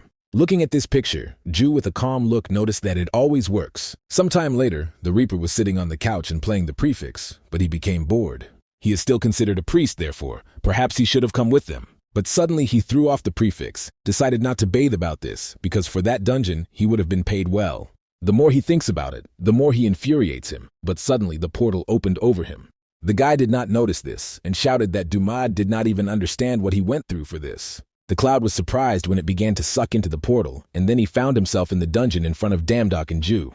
Ignoring the student, the guy with a smile noticed that he could really be called from any place. The disgruntled Reaper tried to understand what was happening, and Damdok simply decided to call him with the help of divine power. Then he asked him to calm down and look at the monster that was behind him. The white cloud reacted instantly, after which he took out a sword and sparkled the monster into pieces. Damdok was pleased with what he saw, after which he headed forward, offering to deal with the others. The Reaper began to refuse. The guy did not argue with him, decided to drag him from place to place. He had no choice but to go further, and after a while, everything went quite smoothly. As a result, the priest was able to work out the skills to which Damdok taught him. The cloud did not want to return as soon as possible, because he had business in the game, but it was only the beginning. Their true goal is in another place, but now Damdok only destroyed the gate nucleus. After that, it began to move to another dimension, which the Reaper was not very happy. He began to insult his teacher, but he knew that he would not let him go so easily. When they moved to another world, they noticed a rather beautiful architecture. But he did not look like what Dumad expected, and Ju could not even imagine what he expected. He did not know how to find a priest in such a vast territory, because they did not even know how he looks. The girl explained that it was not so difficult, after which she pointed to the banner, which visible the photo of Adele Collin. The guy could not believe his eyes, because can a famous personality become his priest? Ju explained that other priests would be even more difficult, and a white cloud suddenly changed in the mood. The girl added that it would not be as simple as with him, but the cloud was angry because he was called a simpleton. He was not going to allow everyone around him to wipe his legs on him, after which he suggested that she find out the relationship. Ju, the aloe was enough for one blow to lay the Reaper, who decided not to argue anymore. Damdok told him that this girl was even stronger than him, and Ju asked not to worry about meeting Adele. She specializes in the divination and visits the School of Magic every Friday, and now they need to go there. When they arrived, Damdok introduced himself the first to start training.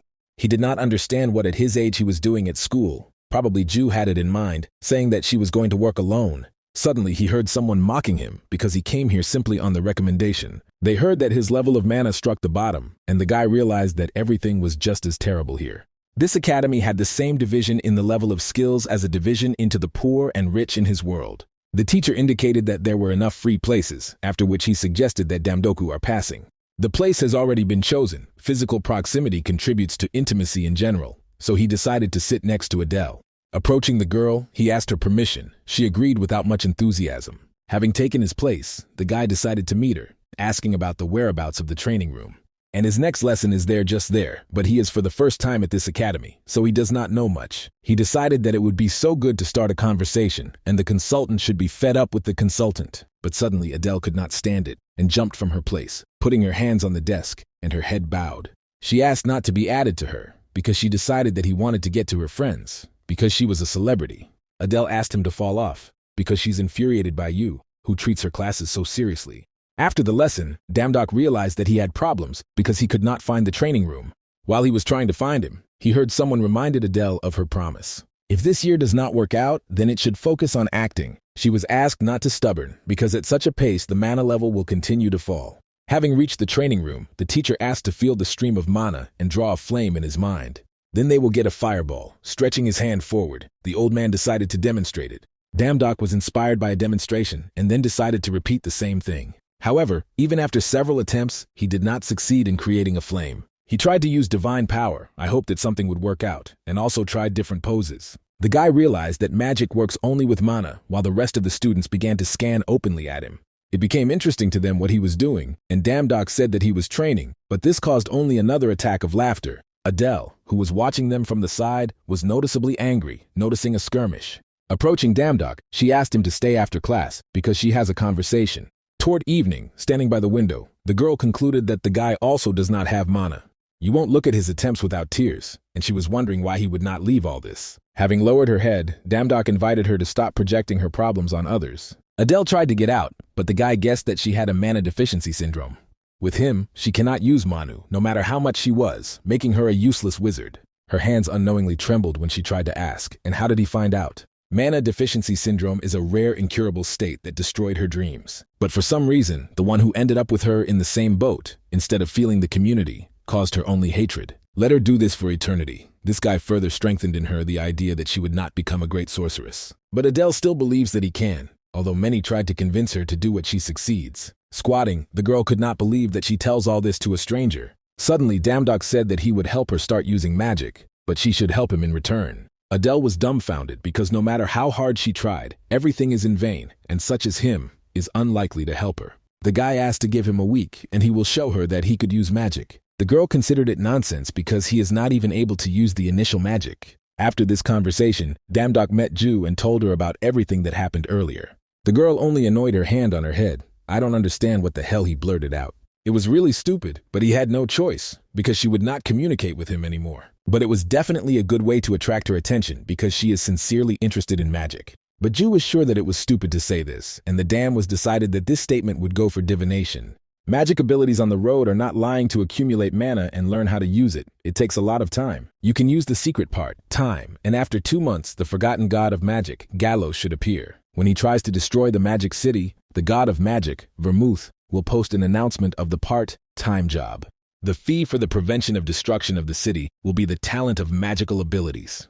From this, it turns out that there is no other way to get magical abilities so quickly. But if Damdok learns too much, then this will slow down his development, so Ju reported the gates that will explode in 2 months.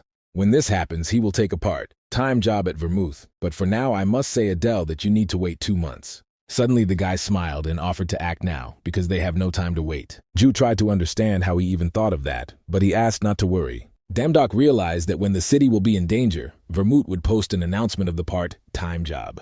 In this case, they themselves will act in the role of monsters, and he will lay out an announcement of the part, time job now. The magic world is very complex and confused. Until its 1869, the revival all went on as before. But now the dam, for the first time in her memory, could offer something else. However, this plan is too complicated. If the guy is careless, it may die. Pointing a finger at Ju, the guy specified that she would be a fighter because Ju was the strongest of them. Sometime later, when they reached the Temple of Vermouth, Damdok noticed much more people than he expected. Then he decided to hide here, and Ju and the cloud had to create a commotion. The priest was unhappy because the guy said that he was fighting with God. Now he decided to hide. Then Damdok smiled angrily, inviting the student to choose between death there and death from his hand. Frightened, the white cloud immediately agreed, and in addition he was asked to be more accurate and not to get caught. A few seconds later, the wizards noticed a stranger with a sword in his hand, walking in their direction. The guy looked ominous, telling them that they were not priests, but simply slaves. He was asked to stay in place because at least one step, and they will be ready to incinerate him. The cloud decided that these two were simply mocking him, and therefore rushed forward.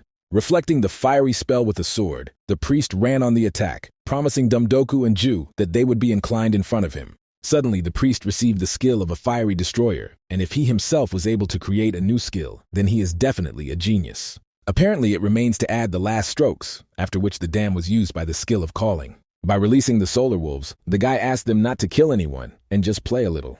Frightened wizards immediately loudly announced that monsters attacked the temple. They quickly created barriers in front of them so that the wolves could not get through it. It was ordered to call for help and not to let the monsters into the temple, but at the same second Ju crept into them. She knocked out the wizards with a deft movement of her hand, thereby destroying the barrier. She was worried because Dumadok said that it was a rather strong god, but everything turned out to be much easier. There was a rather weak security, but after what they did, God must appear. While the building was burning in front of the guy, steps were heard behind him and the question of what they forgot here. The man with glasses frowned because he did not hear the answer to his question, after which he repeated him again. If he wanted to finish Damdok, he would already be dead. Perhaps Vermouth did not yet understand the situation. The guy explained that someone attacked the temple, and he wanted to check what kind of madmen they were. This happens so rarely. They are both gods, and probably it is interesting to both of them. Suddenly the man rudely grabbed him by the cheeks. He will decide that the guy underestimates him. He decided that they were equal. Damdok continued to look friendly, and tried not to answer as Vermouth would not like. Suddenly, the mood of God immediately changed when he shook his shoulders of the guy and asked him to get up. The man noticed that it was a little rude, because of which the lady was scared and asked for forgiveness. He simply checked whether he was telling the truth, but did not feel any threat from him.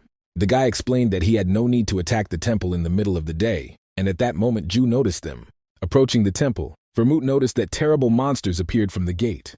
The white cloud looked tense, because it seemed to him that the man looked very dangerous. Ju grabbed him by the collar and asked to prepare, after which she abruptly pushed away from the ground. With one jump they disappeared in an unknown direction and fled, and at such a speed they could not be stolen.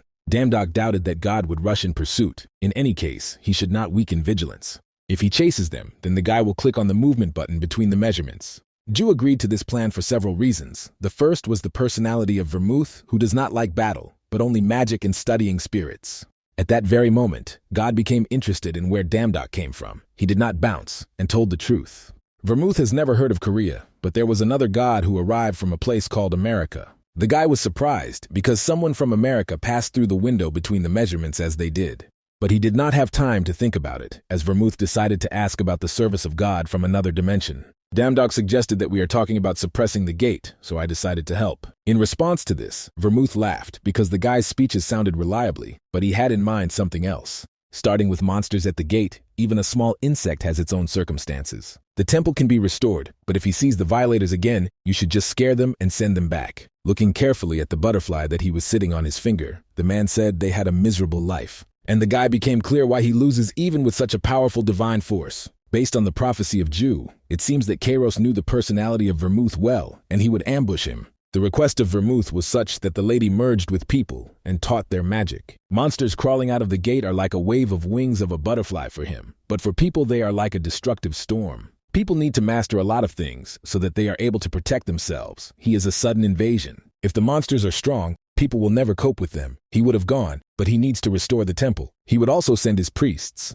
but unfortunately now they are off, so only the damned can help him. Vermouth promised to thank him because he will have to teach people magic, and he will facilitate the use of magical power. Hearing these words, Damdok's eyes immediately shone when he happily agreed to this work. Sometime later, in the backyard of the Academy of Magic, the students noticed that Damdoka was not visible lately. Apparently he realized that he had no talent and dumped, but they were funny to see his dull face when he could not use magic.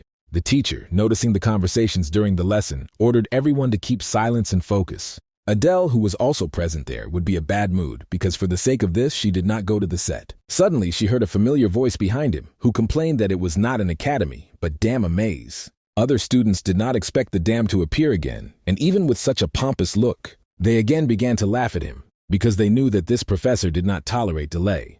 But contrary to their expectation, the professor met him with a smile while the guy apologized for being late. The students dumbfounded opened their mouths when they heard the reverse apologies from the lips of the professor.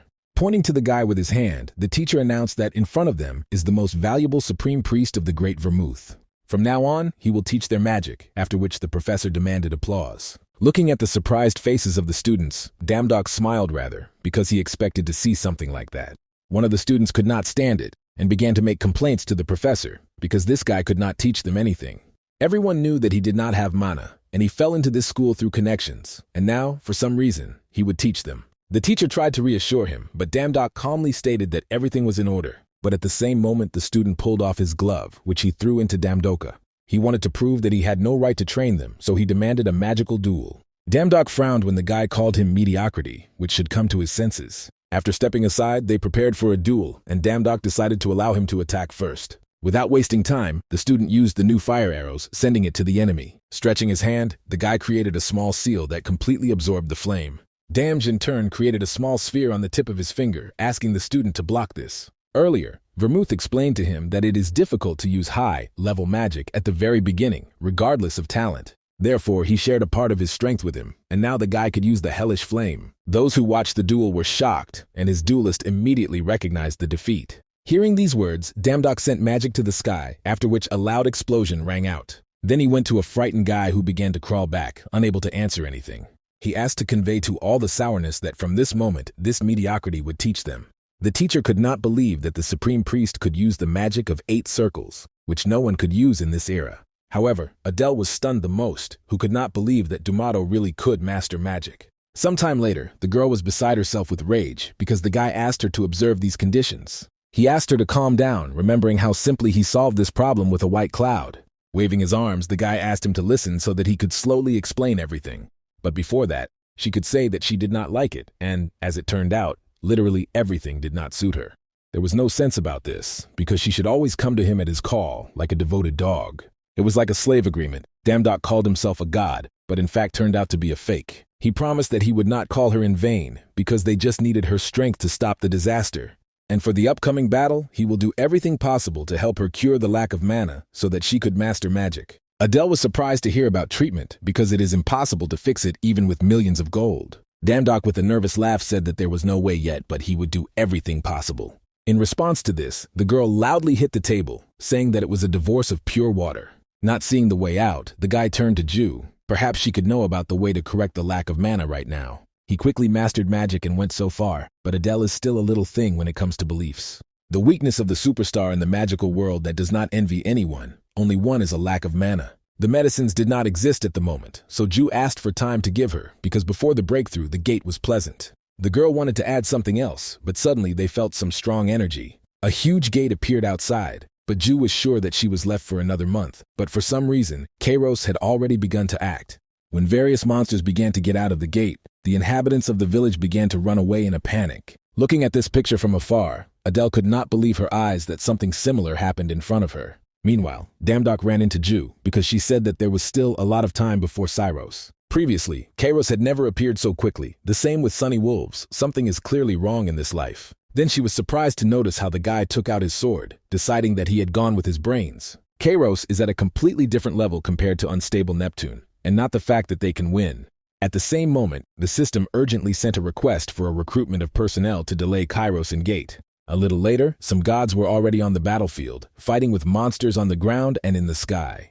The Damdok team also participated in the battle of seeing the end and edge of annoying monsters. This is a luck that they will be able to get a reward only for this, because Vermits never sends requests. Damdok had long understood this when he had to train students of the academy. Since they do not know how the situation will turn around, they must continue to detain the monsters leaving the gate. Even if the situation is different from the prophecy, Vermit will not lose to Kairos. Ju wanted to talk about her plan, but at the same second behind her there was a loud explosion. Damdok was very surprised because Kairos and Vermouth should be far from here. Suddenly the loud voice of Vermouth was heard throughout the village, who asked for all the gods blocking the gates to listen to him.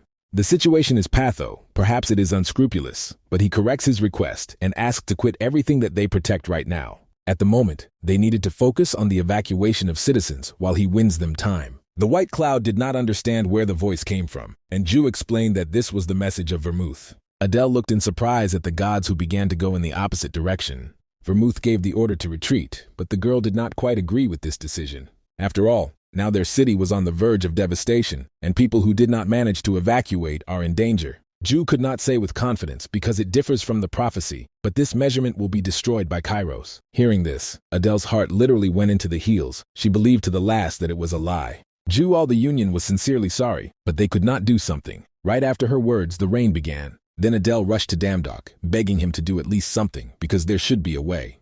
But the guy only apologized, and the girl fell to her knees, not understanding why he surrendered so easily.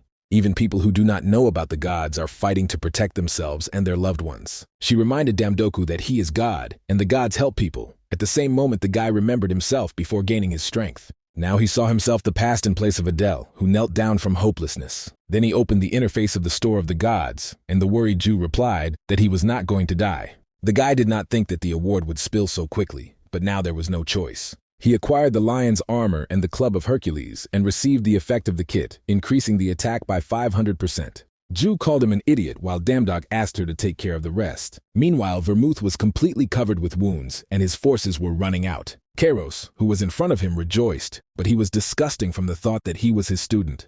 However, Vermouth stood on his own and was sure that his student lost his way, forgot what he was taught.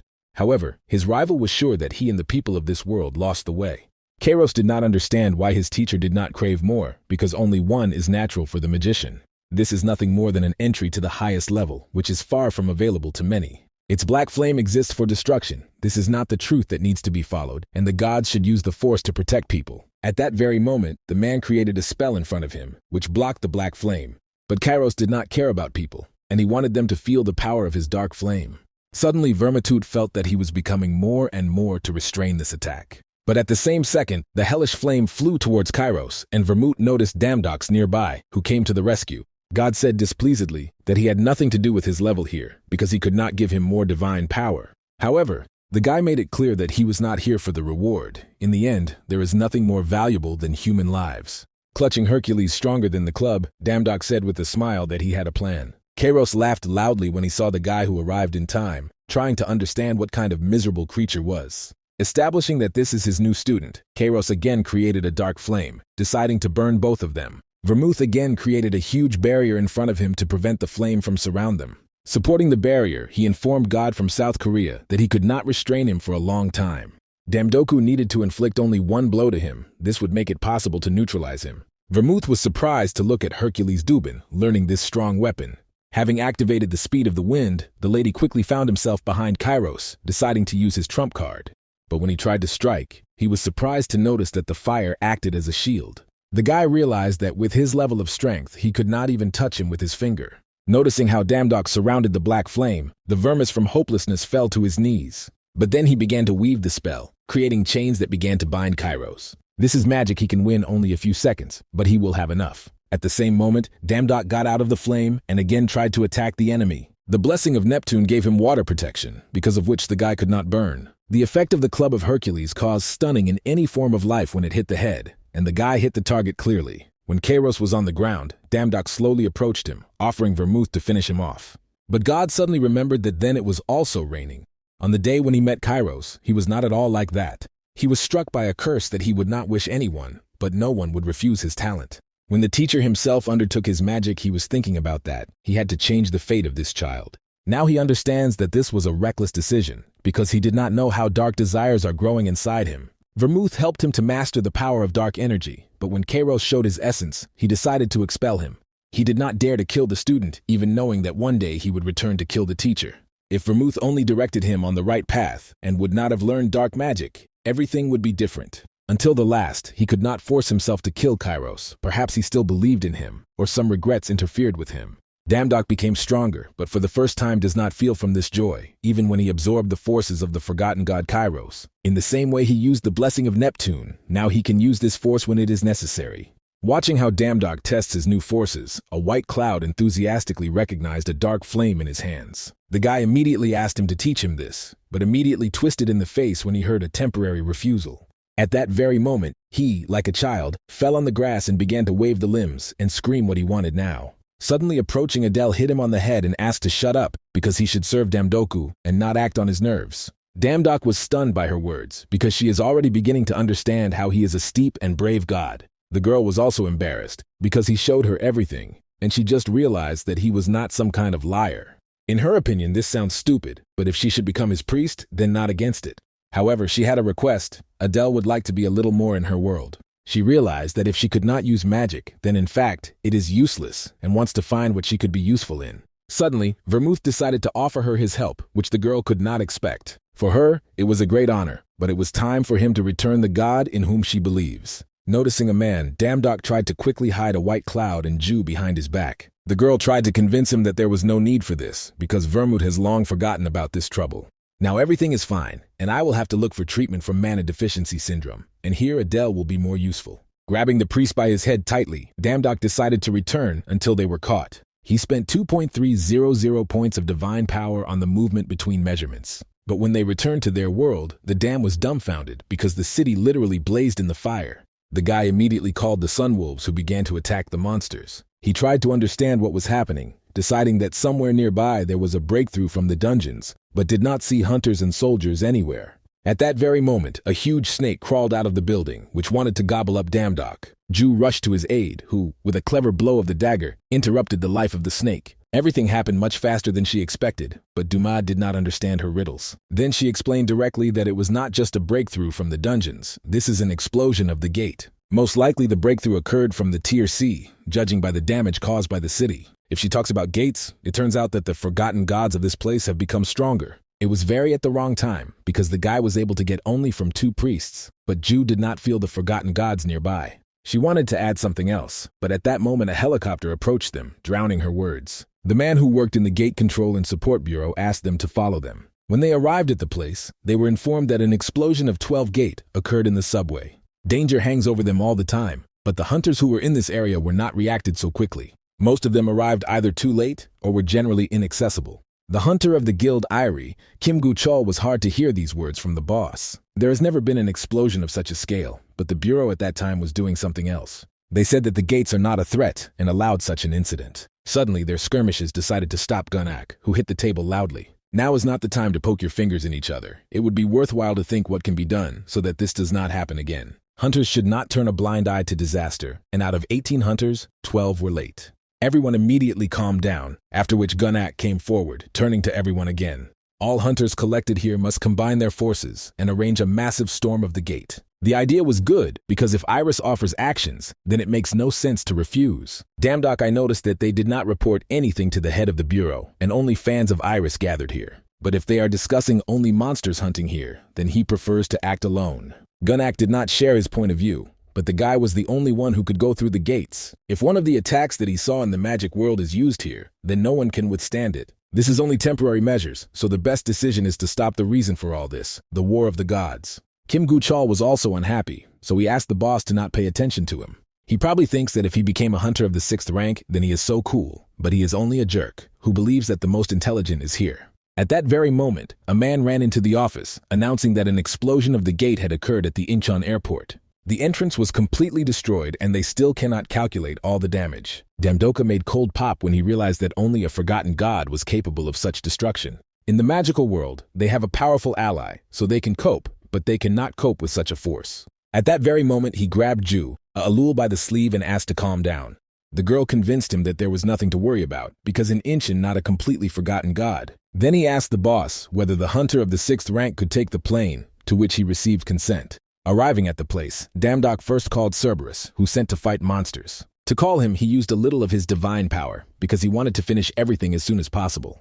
Without entering into a fight, he thought about how Adele's affairs are moving. He thought in this that it should be completely ready before leaving, but suddenly intuition worked. It seemed to him that someone was strong nearby, but at the same moment Ju jumped out in front of him, protecting him from the attack. A certain baron whose eyes were hidden by bandages recognized the girl, asking her not to get in his way. They will not just be able to steal a mystical creature from the afterlife and remain without punishment. However, Ju pressed the dagger to his throat. I doubt that he could defeat both of them. She defended this insignificance that decided that she could take everything that she wanted from the afterlife. The Baron began to disappear, advising to enjoy freedom, but Hades will personally punish the villains. In the end, he wondered what punishment the god of death will choose for them. When the problem was resolved, they returned to the headquarters, after which the lady conducted a training with a white cloud. The guy decided that enough for today, but noticing that over the past couple of days, the priest began to slow down. The poor student said that they have been training for 17 hours from 5 in the morning without a respite. Damdok decided to leave and go about his business, asking the student to rake everything here and then rest.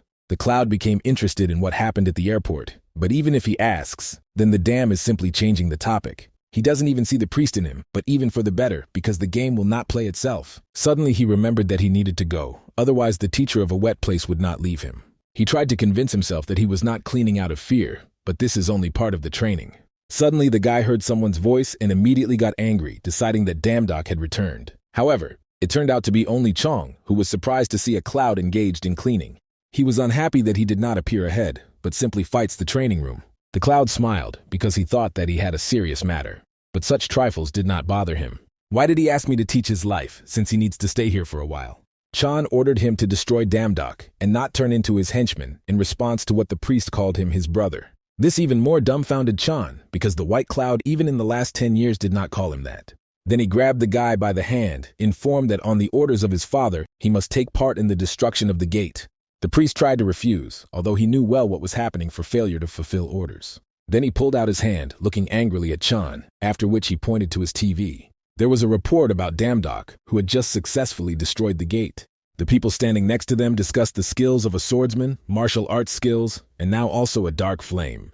The cloud could learn from him so many things, and for some reason he needs to go with Chan. Damdok once again angered the guy, because he was again in his way. At this time, Damdok himself only calmly scratched his ear, deciding that someone remembers him. Ju Unit called him frivolous with a dissatisfied look because he again whines in the clouds. They do not even know where the Hades will appear, and the dam so easily destroys the gate. If it becomes famous, this will be able to increase the level of its divine forces. This will make it possible to protect people. But if he decided to increase the level of divine forces, then it is better to do this with the help of part time jobs, and what he is doing now will only be angry with Ada even more. Then Ju decided to move to another dimension. But if you run away all the time, then Ragnarok will come even faster, that it was not in their hands. Suddenly Damdok said that if Hades wants to find him so, then he will come to him himself. Hearing this, Ju choked on coffee. She was categorically against, because if he meets him, he may not survive this meeting. They just need to find a place where, when meeting, Hades will not be able to kill him so easily. The girl with all her appearance doubted that such a place exists anywhere in general.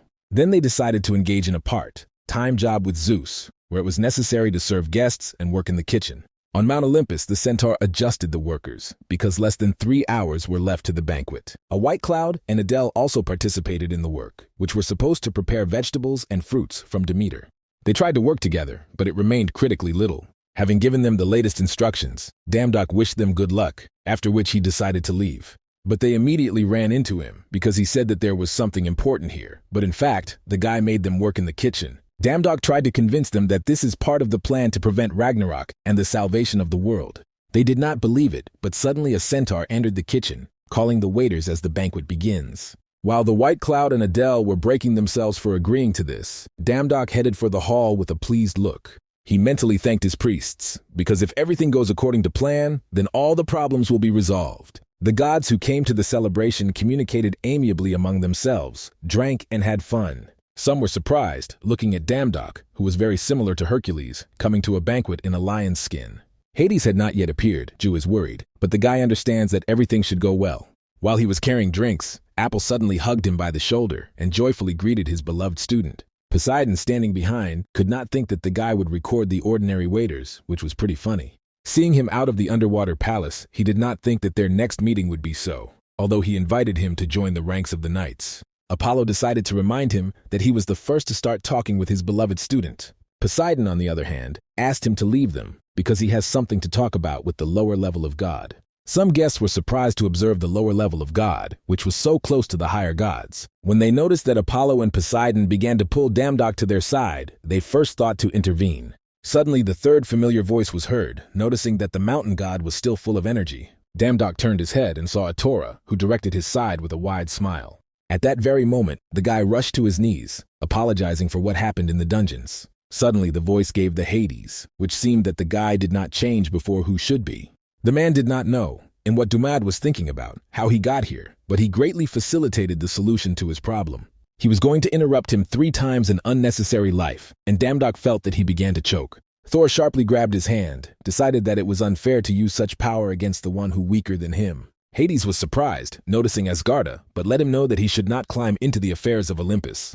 However, Thor understood everything correctly. Recall that the main on Olympus in this banquet is Zeus. Freeze into the divine power, the room began to shudder, and the rest realized that the battle of the higher gods would now begin. But while Thor and Hades were measured by force, the trident of Poseidon pierced the wall between them. The god of water ordered them to stop, because there is no need to shed blood on such a beautiful day. However, the god of thunder was sure that there was nothing beautiful here, and Hades tried to kill the one who is weaker than him. He also insulted him, the valiant warrior of Asgard, and in the name of Odin, he will not leave this. Apollo asked him to calm down while Hades turned his head away from him, looking at Damdok. Poseidon also stood up to defend the guy, who did not want to allow Ada to shed blood. This enjoyed the god of death, who decided that the others wanted to die with him. He decided to provide them with such an opportunity, after which he began to release his divine power. Even the higher gods were difficult to resist the power of death, since Hades became furious. The man carefully watched the attempts of a guy who was supposed to die from his hand. But suddenly lightning began to sparkle throughout the hall, and another god came forward. The most worthy are collected at this banquet, but one of them dared to arrange a fight here. Zeus did not understand what the god of death was doing on Olympus, because there is a festive banquet, not a funeral. Hades apologized to him for misunderstanding, and his strength began to weaken due to the presence of the supreme god. Zeus became interested in whether his wife, where Hades, was in the know, but then replied that something was stolen from the underground kingdom. The supreme god could not believe that someone could steal from him, and judging by what he had arranged here, this is something very valuable. The god of the underground kingdom stated that he had stolen Cerberus, at the same time in a very arrogant way. The guardian of the dead was stolen by that small god, after which he pointed his finger at Damdok. The guy himself was in shock because it was not theft, and he used it for the common good and let it go home. Suddenly, Zeus approached him and began to carefully examine, considering the guy interesting. The supreme god was interested in what the dams commanded, to which he heard the answer that he is the god of the sword. Zeus realized that the guy was quite smart, and it is immediately clear from them that he is a lower-level god. Then it is even more strange how he was able to steal a dog, which is able to catch up with fear even on Zeus. Damdok described in detail the whole story with Cerberus, as he found and subjugated him using the collar. He felt him in one of the columns at the entrance to the kingdom of the dead, after which the dog began to obey him. This story seemed to Zeus very funny, and he did not fully understand how the lower-level god could crank this. His reaction was unexpectedly positive. Maybe with his help, it will be possible to relieve stress in relations with Ada. However, the supreme god decided that the best way to solve the problem was to arrange a duel between them. The Apollon was against, because the duel between the gods of the lower and highest levels, it is too dishonest. Then Zeus decided that they would fight without the use of divine forces. These two ruined a banquet, and must be punished. Poseidon was also shocked, and Thor tried to encourage Dumdog, who was speechless. Hades noticed that the guy's execution is delayed, and he can enjoy his life while he can. The guy hoped with all his heart that there was something in the store that would help him not to throw off the hooves. Ju, who approached him, noticed that the situation was out of control, and although she said that it was dangerous, they headed for the exit, throwing guilt at each other, although they knew that this would not help solve their problem. Suddenly, they were stopped by Hercules, who suggested that Damdok help with training, and invited Ares to the stadium. A few minutes later, they reached the place that reminiscent of the Colosseum, and for a month the guy could train here. Damdok sincerely thanked him because he did not expect him to help him so much, and Hercules joyfully declared that they were brothers. It was unexpected that the greatest hero of Greek mythology gives so many meanings of his ammunition. Turning his head, the guy noticed how two gods sparked among themselves. It was noticeable with the naked eye that they were fighting very violently and at such a high level. But suddenly, the guy fell to the ground, although he loosened the defense for only a moment, but said he had not lost yet. The girl who defeated him clarified with a smile that in a real battle he could die 10 times. The defeated proposed to agree to a draw and remove this sword from his face. Judging by their skills, these are unusual gods, but they were not at the banquet, and perhaps they are not very strong. But when Hercules called the names of Ares and Athena, who literally fell into a stupor, he could not believe that one of the 12 gods of Olympus, patronizing the war, had just fought before him. It was good for them because they specialize in battles and can help. Noticing Hercules, Ares immediately grabbed him, deciding to check which of them is stronger. Trying to break out of a strong grip, the man said that he wanted to imagine someone. It would be worth it to come to the banquet and not waste time on the fights among themselves because they missed one of the hottest news. They arranged absolute chaos at a banquet, and one of them will have to fight Ada. Ares and Athena noticed that the girl's skills would be stronger, but they have not seen such energy as that guy. Suddenly, the god of war smiled because he just needs an entertaining sparring partner. The only way to determine the truth is the level of power is a duel, and now they will see who is the strongest. When Ares pulled the sword out of the scabbard, the dam was noticeably strained because he did not expect that everything would happen so quickly. Ju suddenly stated that she was going to return to Korea, since help with gates needed there. The guy realized that he had no choice, and Ares began to walk in his direction.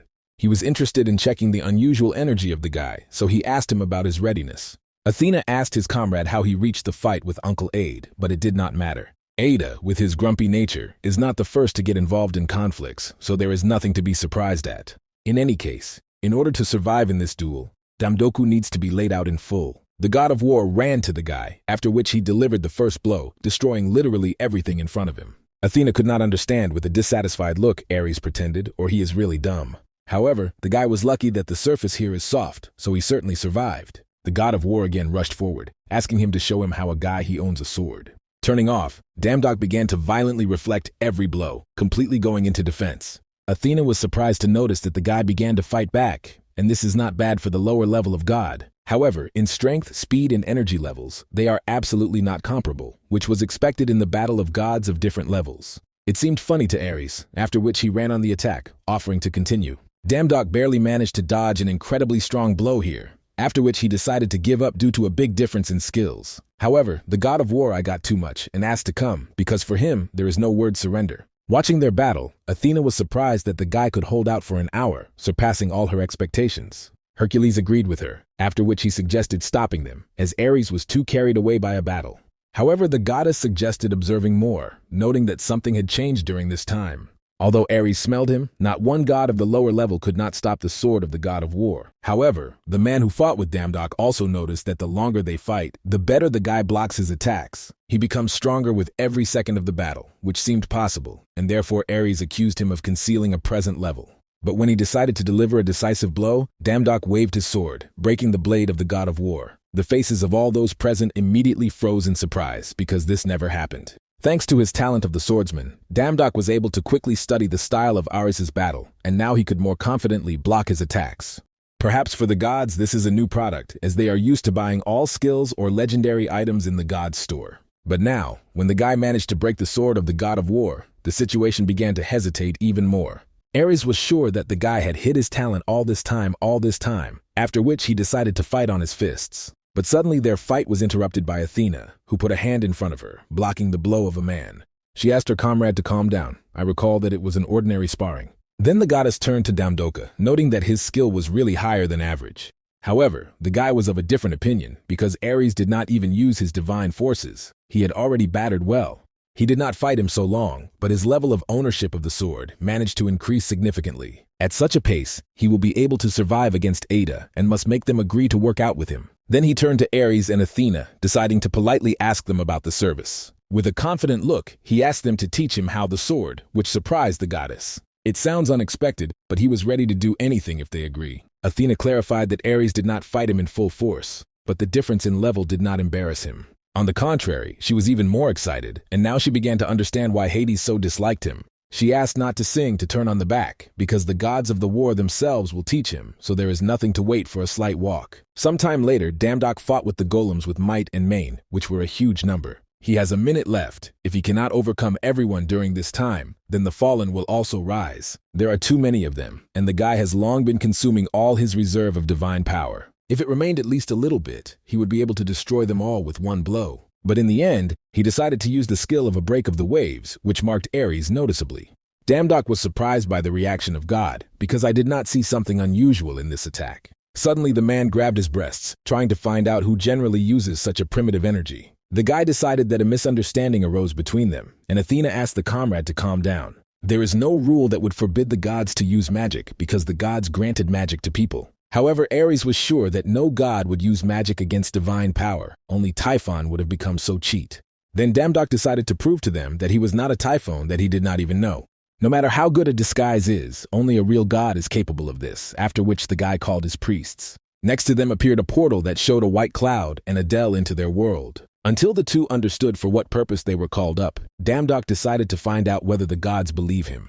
Athena rudely poked Ares with an elbow and asked to apologize to him, so the god of war did. Suddenly Adele began to scream that the damned promised to heal her, and he only carries her devil knows where. Hercules was surprised that God could be so close to his priests, as if they were long-standing friends. Athena also did not expect that the guy had priests, because their strength largely depends on the power of God. They could practice them, and then their training will be much more productive. The three of them will have much more options for fighting, so the number of monsters can be increased once every 10. The priest did not like these words, who did not even understand what was happening, and Damdok immediately apologized to them.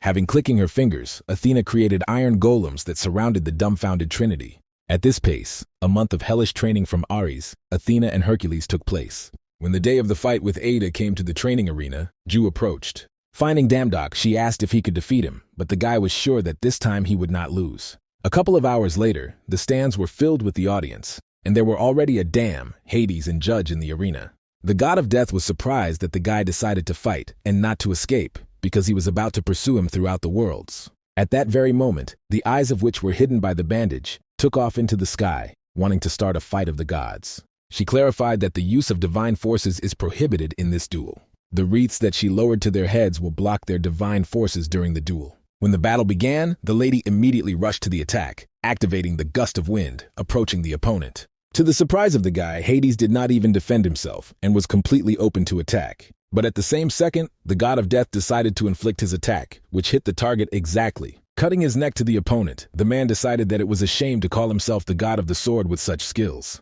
Hades invited him to the afterlife, after which he rushed forward, starting to attack him with his bare hands. The audience was sorry for Damdok. In the end, the lower god has no chance against one of the highest gods. Ares expected something like that, but he believes that the guy would not lose, and the rest were surprised at his appearance. They did not expect that he would decide to look at such a boring duel, but the god of war explained that he personally taught him. It was hard to believe that Ares himself decided to take a student for himself, but everything happens for the first time. It was interesting for a man to see how the guy's power would grow during the fight, and he was already able to study all the movements of Ada. However, he felt that something was wrong, and Hades said that it was madness, overtaking on the verge of death. The movements that Dumato saw during training and what he sees now is noticeably different. It may seem that these are completely different styles of battle, but they also had something in common. Then the guy activated the skill of a shapeless sword, after which he managed to strike Ida. The god of death could not believe what was happening, but Damdok was able to put him on his knees. From such an unexpected turn of events, the audience immediately was delighted and began to scream loudly, supporting the guy. Zeus, who also watched the duel, laughed loudly because he had not fun so long ago. Going to the arena, he invited Damdok to the next banquet, hoping that it would also have fun there. Initially, he tried to penetrate the banquet as an employee, and now he is already called on the next questionnaire as god. Hades was dissatisfied with the behavior of Zeus, and after all, not one god of the lower level has never been on a banquet. The supreme god advised him not to hide on traditions, but the god of death reminded him of an oath on the Styx River. At that very moment, the system congratulated Damdok on the fact that his name was known to all the gods of Olympus. As a result, he was still able to get to the banquet as a guest, but he went too far with wine. Suddenly, from behind the column, Persephone turned to him, which looked as if hiding from her husband. She saw their battle, and noticed that the guy became much stronger from their last meeting. Damdok decided that he was just lucky, after which he apologized if he delivered any inconvenience. But the girl was glad, because Ada told Ade many times that he should do something with his character. Then she handed the guy a box, clarifying that this was a gift from her mother, and another golden apple awaited him inside. She asked to convey that all her accumulated grievances evaporated in an instant, and thanked him for a very long time. When Persephone left, Soil approached the guy from behind, noticing how the Damdok spends time well here. She came just in time, because the guy only noticed one announcement of the part, time job in the morning. He invited her to work a little, at which he met a surprised look, because he was specially invited to this banquet. This is the perfect moment to ask one of the higher gods to help in solving the Adele problem. At first, Damdok did not want to do this, but the situation changed, and when Ju saw a golden apple in his hands, she was speechless. He did not answer where he came from, instead of which Adele decided to call on to himself. The girl did not hear him, so the guy decided to cheat to use the teleport. With this action, he greatly frightened her because she was very close, and then he began to listen to her discontent. Without any explanation, the guy put a golden apple in her mouth, solving two problems at once. She immediately felt how some warm and pleasant energy began to develop throughout her body. Damdok with a smile explained that it would circulate her mana, and now she was cured. Immediately after that, the girl tried to create a simple spell to find out what mana is. She lived all her life to see this little light in her hands, and now she did it. Tears began to drain on her cheeks because her dream became a reality, and she had nothing to pay off. Ju, who approached them, was sure that it was not the time to say this. The golden apple only unlocked the streams of mana. It is still very far from becoming a real magician. Adele is now overwhelming joy, but she still has a long way to improve her skills. And yet she was able to use MANHUA as soon as she felt her inside herself, which was great. Adele called Ju's sister that the girl did not really like, although she had already become a family for priestess. Damdok with a smile noticed that at such moments it was simply impossible to get angry with her. However, Adele still seemed strange to him, and it is difficult to believe that they were with her of the same age. Now when they finished all the things, they decided to go home. He advised Adele to return to his world and begin to seriously study magic, and they will all go for time work. The white cloud became interested in where they will go this time, without even realizing that their path lies in hell. When they arrived at the place, Damdok was surprised, because usually the system teleports immediately to the place of work. There were no problems with all other worlds, but here the system only gave them a direction.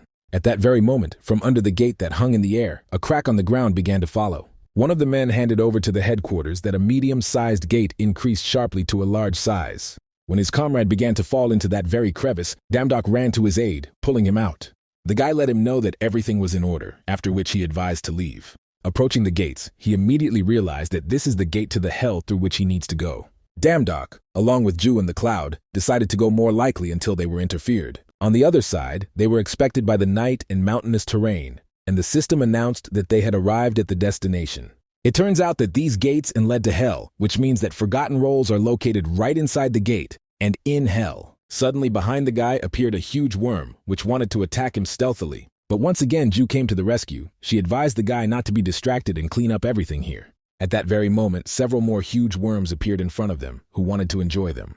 Damdok decided not to waste time on nonsense and do more important things. Sometime later, when they ended with all the monsters, they only have one thing left. Most of all, the guy was interested in finding out what was on the other side of the barrier. In all the gates in which he visited, there was such a barrier. Not so long ago, he had no strength to overcome him.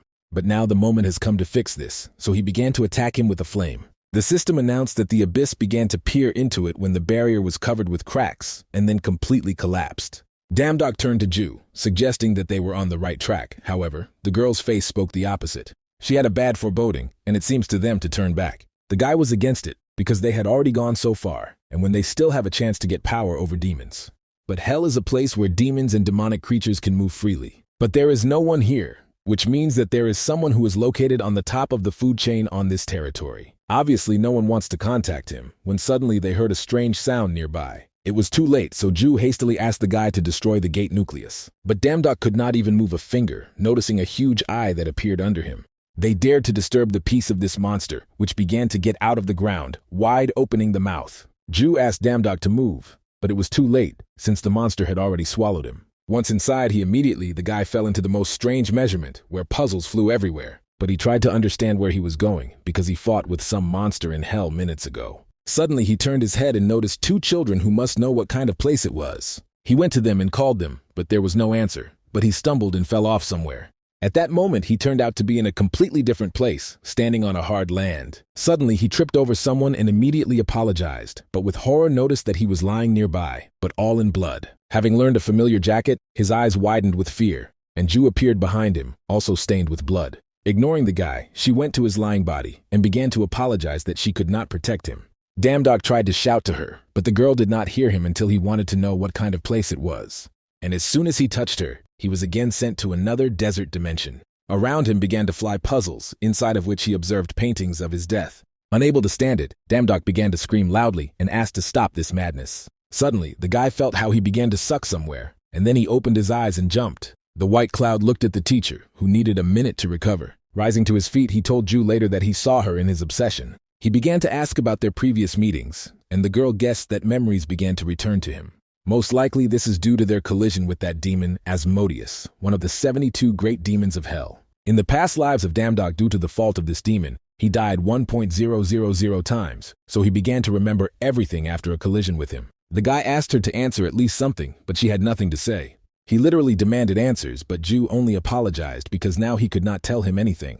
While the eye of the abyss is following them, it will be better if the dam remains in ignorance. The guy thought that the truth did not always benefit, and the girl decided to choose less evil. Then he decided not to be inquired, because he understood that she had important reasons for this. Seeing the expression of her face, Damdok realized that she was surprised that he was so simply behind. However, he would have lied if he said that he was not at all interesting, but he was sure of something. These visions appeared to him for a reason, so he asked Ju if she would abandon him. She was sincerely surprised, but was not going to throw it, and the forbidden fruit confirmed her words. To defeat the third guard, you need a high level of forces, but they can't, since Asmodeus is somewhere nearby. Damdok did not expect that she knew him, and met him before, because she could warn.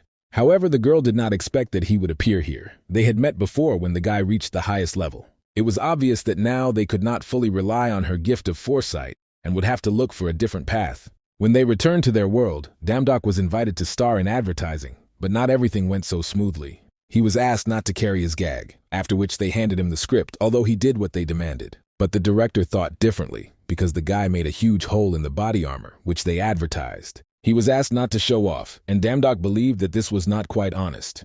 However, honesty is not a place here. They just need everything to be as natural as possible. The director agreed to his conditions, but warned that the guy would regret it, offering to remove the combat scene.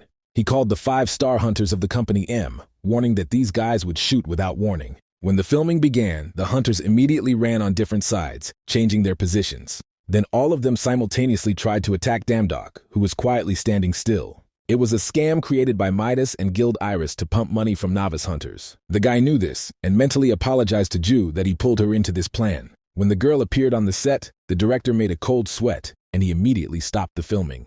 A little later, the guy gave interviews that the hunters' values are individual skills. It doesn't matter how good the teamwork is, because if the team has only weak hunters, then they have no chance against strong. If he called himself a hunter and decided to protect people, then you need to pump your individual skills. All this teamwork, which the companies are trying to push through, is complete nonsense. Only the hunter who has pumped himself will be able to protect his country and its inhabitants. A little later, going out into the street, Damdoka called to a stranger in a suit. This was the head of the Korean division of the company Midas, and their president would like to see him. The guy reluctantly agreed, after which they went to the office of Midas.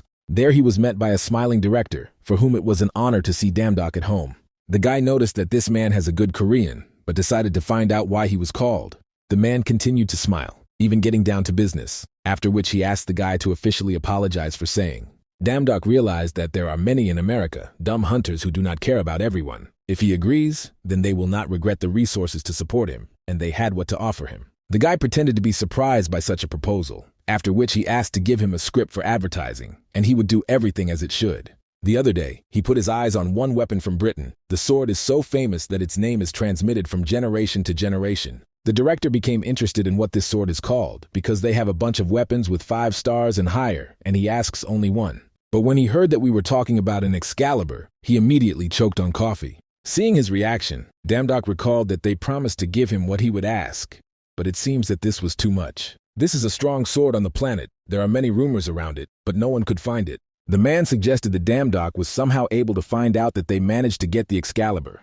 This was secret information, so the director is sure that he would simply bluff, so he pretended not to understand what he was talking about. However, the guy said that he already knew everything. His final condition is Excalibur. Moreover, he became not only about the Excalibur, but also about what they went to get him. The man said that the guy was crossing the line, and nothing would achieve, insisting on what he has no idea. Damdok asked him to calm down, because he does not demand him in his possession. He just needs 5 minutes to look at him. If he agrees, then the guy will take all the words back and do everything to promote his training program. The director suggested talking later, because while the dam was carried some nonsense, they will not be a productive conversation. He could not go to his conditions, so he offered to choose any other weapon, except for the Excalibur.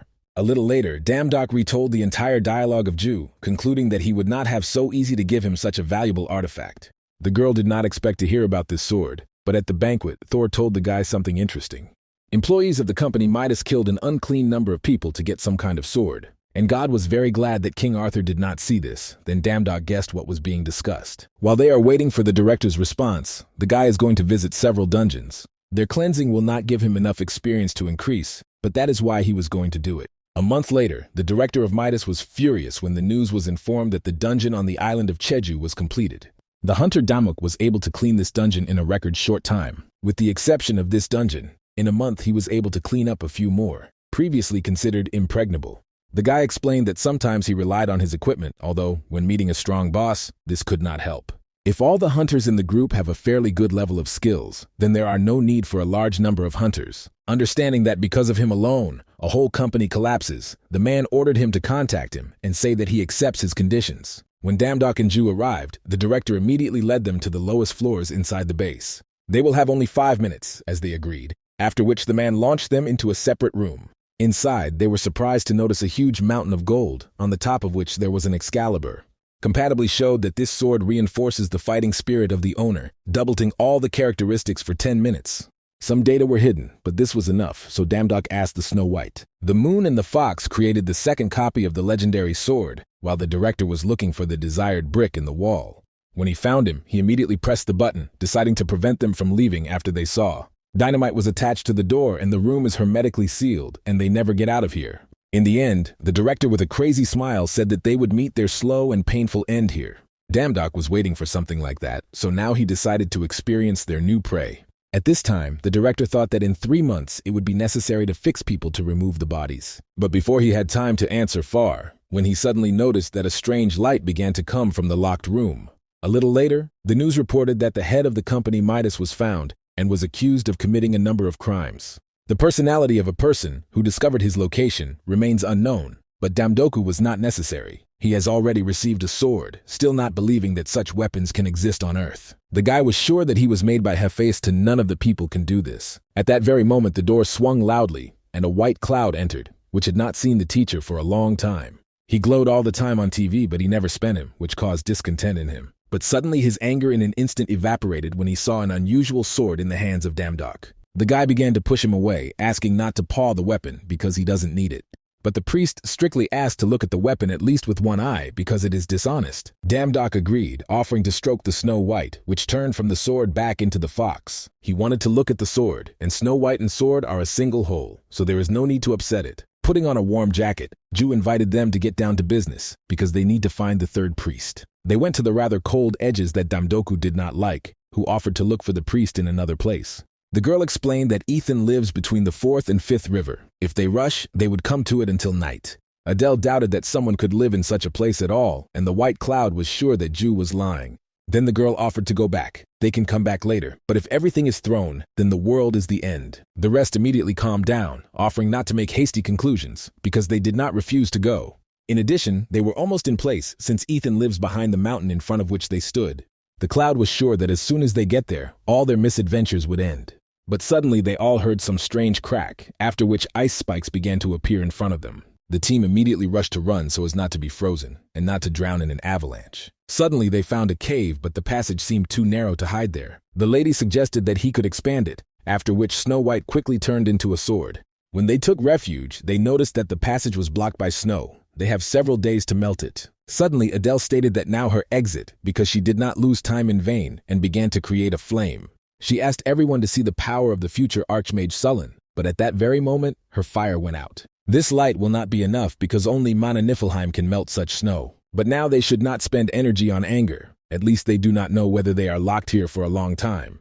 The forgotten gods become stronger with every second, and they urgently needed to find a way to get out of here. Suddenly, Snow White jumped off his shoulders and went to the wall, actively sniffing something. The guy was surprised to suggest that there was something in this wall, after which he heard a voice on the other side. He tried to wipe the ice, but at the same moment, he cracked and created a small passage. But on this oddity did not end. A small flying fairy suddenly appeared in the face of Damdok. Then there were 2 more of those who began to scream scared that the servant of Loki appeared to them. While the guy was surprised at the real fairy, they trembled with fear, thinking that he would eat them alive. Damdok with a smile tried to convince them that he was not an enemy, but they were not even going to listen to him. Noticing Snow White, they said in horror that a demonic creature had arrived with him, confusing it with Cerberus. Fairies were not even going to calm down, and they let the guy's words pass by the ears. They only shouted loudly later that Loki and Cerberus want to steal Mjolnir. When Damdok heard the name of the familiar weapon, he immediately thought about the familiar god. At that very moment, Thor came to them, who had previously ordered the fairies to be silent until he recovers.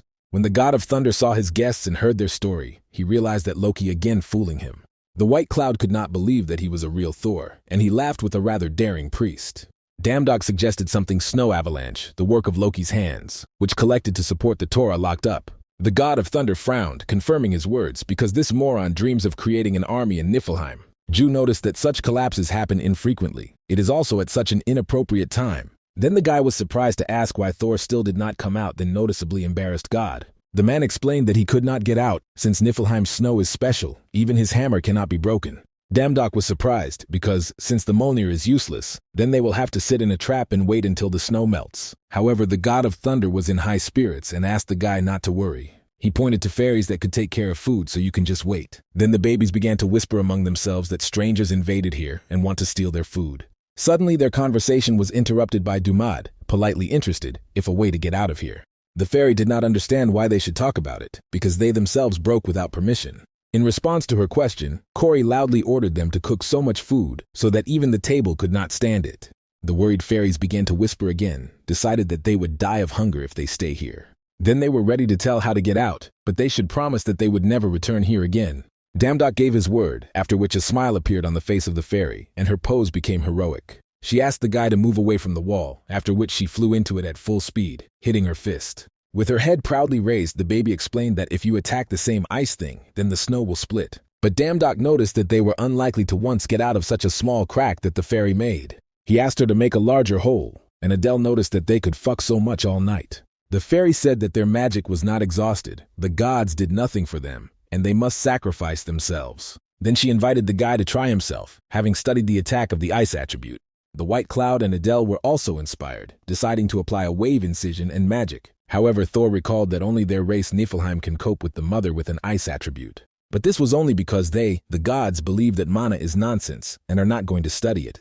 The fairy asked to raise her hand to those who own the mother of an ice attribute, but the water could also fit. But Adele has not yet studied the attribute of water, but a white cloud without a concept of how to use magic. The baby could not believe her eyes, because the attribute of water is the basis of the foundations. Thor asked everyone to calm down, because the snow still melts, after which he reminded of food. The fairy in fright grabbed her head, imagining that she would remain from their nest after the feast of God Thunder. But suddenly Damdok raised his hand, remembering that the defense of Neptune was also an attribute of mana. Noticing the water mana, the fairy was immediately delighted, because she knew that this would be enough. The baby began to train the guy to use the water attribute as a bait to lure Manu Niflheim. It was not so complicated, and Damdok discovered the principle of an ice attribute, increasing understanding by 10%. The fairies were in a frank shock, as the guy was able to know the truth so quickly. The white cloud looked at him with envy, while Adele could not hide her delight. Carefully watching the spell that Dumad created, dubbed his talent. But this is not the end. He needs to practice using these attributes. However, the guy had a completely different opinion, and therefore grabbed the sword and headed forward.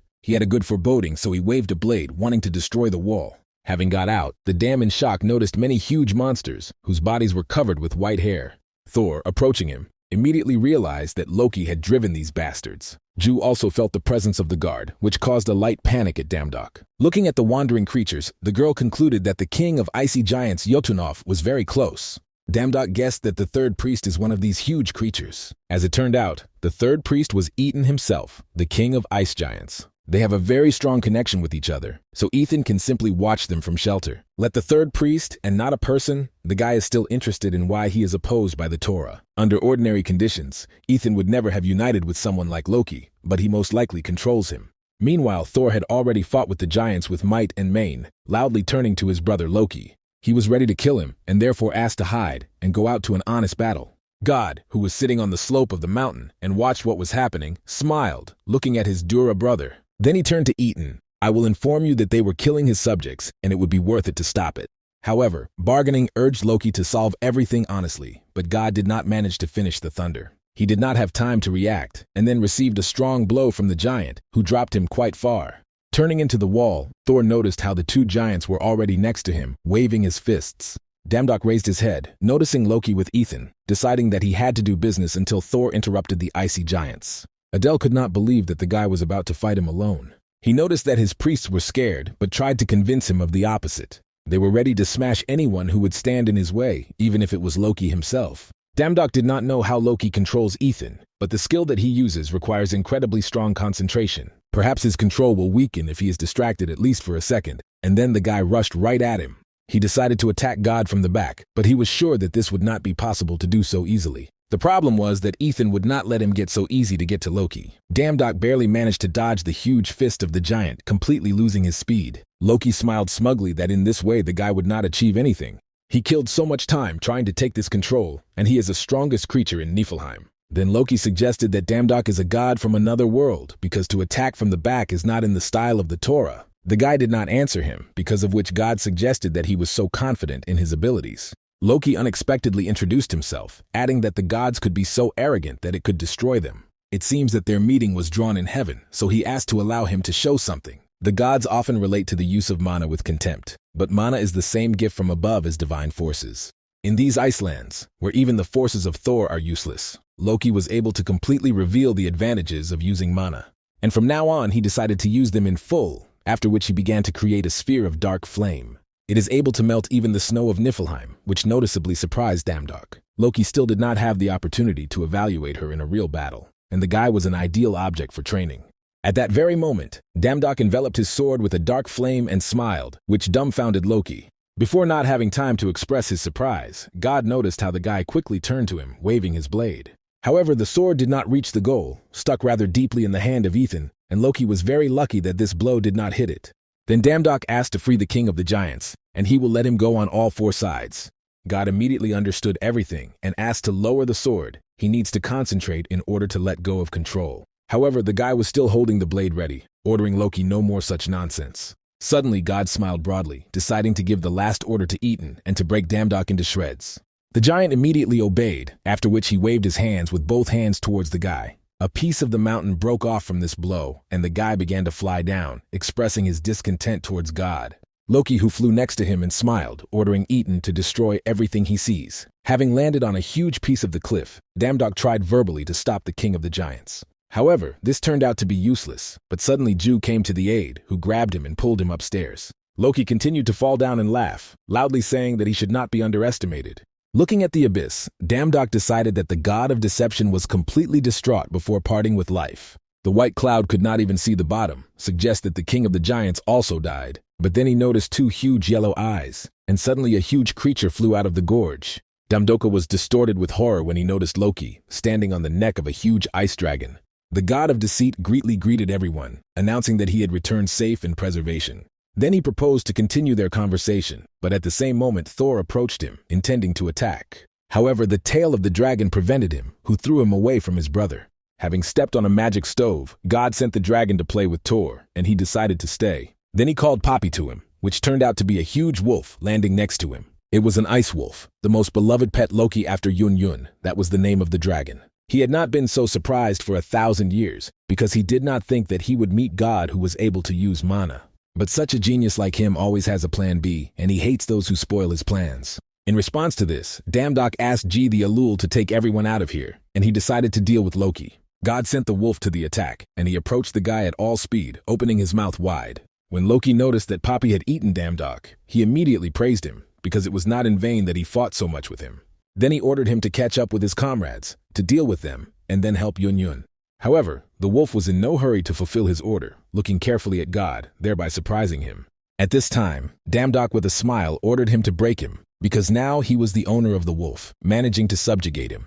Poppy hit his former owner with the paw, trampling him into the ground. Seeing a living guy, Loki could not believe that his ability to control him is stronger than him. Damdok also has a trump card in the sleeve, so he asked to better start working on the plan S. While the god of deception tried to realize his words, Thor began to slowly approach him.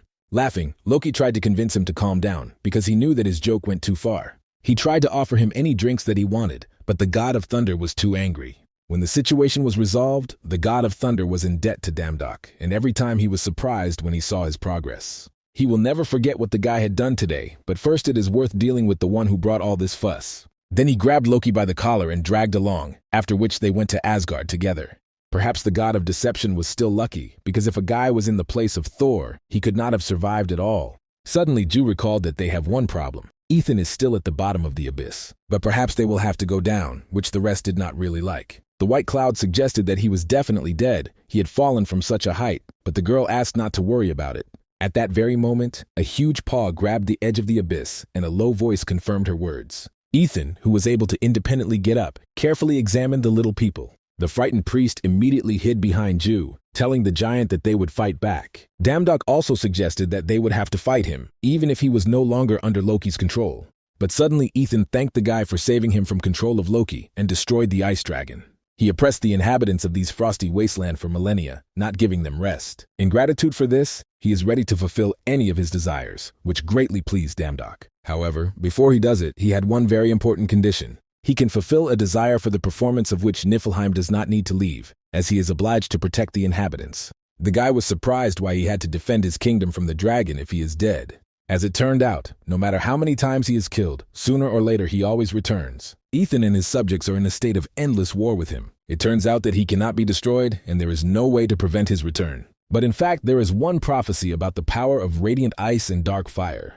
When he appears, the ice dragon comes his death, and the world will gain snowy freedom. Damdok thought, remembered that Loki managed to master the magic of dark flame. Then he showed the king of the giants his dark flame, thereby dumbfounding him. The giant suggested that the prophecy was said about this, but this is not enough. The guy still does not own a circular aura that was incredibly necessary and strong. The prophecy says that their savior will not possess it when he is here. Then he asked the guy to follow him in order to take him to someone who could solve this problem. As it turned out, Ethan brought them to the fairies that they saw earlier, and they were very dissatisfied with their appearance. The king of the giants was surprised that they were already familiar, after which he said that this was the guy who saved them. Few people in Niflheim know how to use Mana's better snowy fairies, and with their help the dam will be able to master a circular aura. The fairy did not understand what article to help her with because she was busy searching for food. Ju decided to eliminate this problem, who handed her cookies, offering to try. Grabbing a huge piece tightly, Pixie noticed that it smells very tasty. But when she tried it, she began to shout that this is the very golden apple of legends. Then the girl handed her a whole handful of cookies, offering to give them all the commas if she helps them. A circular aura is a technique in which a very strong compression of mana occurs. In this case, the ferry can create an ice aura, and this technique is much stronger than the usual Fist of Mana. The main difficulty is to simultaneously use the aura of various elements. To use the aura of two opposite elements, you need a special talent. But Ethan's words were immediately interrupted by a fairy, who guessed that the giant was not in the know. This guy is a real monster, and she would not explain anything to him if she knew that he would not succeed. This technique is quite complicated in view of a large amount of negative effects, but Dumadka understood its essence. When Ethan noticed the success of the guy, he could not believe that his aura was already stabilized. When Damdok went to the dragon, the fairy asked to look carefully, because this is a real monster. The guy finally took possession of the technique of a circular aura, after which he waved his sword, standing in front of the dragon. Thanks to the presence of the rich man, a new skill was studied, a blow of a black sword, which he inflicted on a dragon. This blow was so strong that he left a huge crack in the ground, and the rock split in two. What the tribe of giants had been waiting for so many years was only in one blow, and Damdok invited him to become a priest. Having killed the ice dragon, the guy received his energy, which endowed him with huge bonuses. When they entered into a contract with the third priest, the level of Damdok's divine forces immediately increased. And the profiles of his priests are now displayed in more detail that the guy immediately checked on the Ethan. He was the ruler of ice giants for 68 years. Now he was 128, and he took care of his people more than anyone before him. The White Cloud is not considered the best swordsman in the world, as a result of which his pride and squabble temper make it unbearable. Damj openly smiled when he read a detailed description of the first priest, which did not really like the cloud. Adele again decided to count him. I remind you that God is God, so you need to observe respect. However, the Reaper was sure that when he would overcome him, no one would remember how he was talking to him. Damdok did not listen to them, as he carefully studied the new information about Adele. Then he invited them to go to another place, and they agreed to anything, if only it was warm. However, the guy did not say where exactly they are going. The main thing is that they finished here. Before sending, he only hinted that it was time for them to check how things are going in another world. Meanwhile, in that very world, a huge revitalized tree terrorized poor people. One of the men loudly announced the connection that there was a breakthrough from the dungeon. The level of danger is increased from D to A. He wanted to ask to send help, but at the same moment, he received a strong blow to his cheek. Chan was dissatisfied with his act, since he had completely different plans. But he must kill as many monsters as possible to get the maximum reward.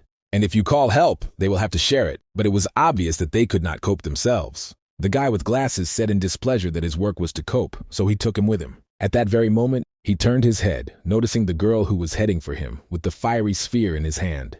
It was for this that Adele loved fiery magic, because in Nilfheim it was too cold. After that, she sent the sphere to the revived tree, which immediately began to writhe in pain.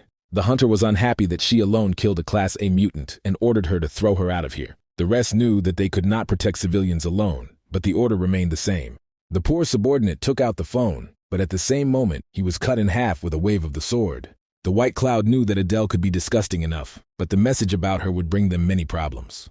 Chan was dumbfounded when he saw a former brother in front of him, not understanding that he had forgotten here. But if he is here, then Damdok was also nearby, although he previously said that he was no longer involved in the raids on the gate. But then he should have acted quickly, because due to the fact that he is not able to fulfill his duties, there are a lot of destruction around. Chan guessed that this was another of his vile tricks that he actively uses. He noticed that the dam was very successful in them, but the guy asked him to stop carrying nonsense. Chan knew what ways he could pump like that, still hiding his unnatural forces. Damdok doubted that he was using divine forces, so he asked him to move away from the road. However, the hunter was just waiting for this opportunity, and decided not to miss the opponent so simply. Chan announced 44 to the division that he had discovered a victim of monsterization, and the guy was immediately surrounded. Damdok became a suspect, and was a threat of level 1, and now his business will be considered by the Bureau of Investigations of Hunters. In case of resistance, it will be immediately destroyed, and security procedures will be started immediately. They hoped that the guy would not resist, and Chan was already rejoicing in his victory. Previously, he had already advised his father to send Damdok to an eternal conclusion so that he would not upset their plans. However, Gunnak has always been against it, not understanding how long his son is going to not give him. But then Chan directly suggested that the guy was undergoing monsterization. The guy recalled how last year one of their 5 star hunters turned into a monster. There were remarkable 326 cases of monsterization of the guild Iris, and they still did not go from this blow.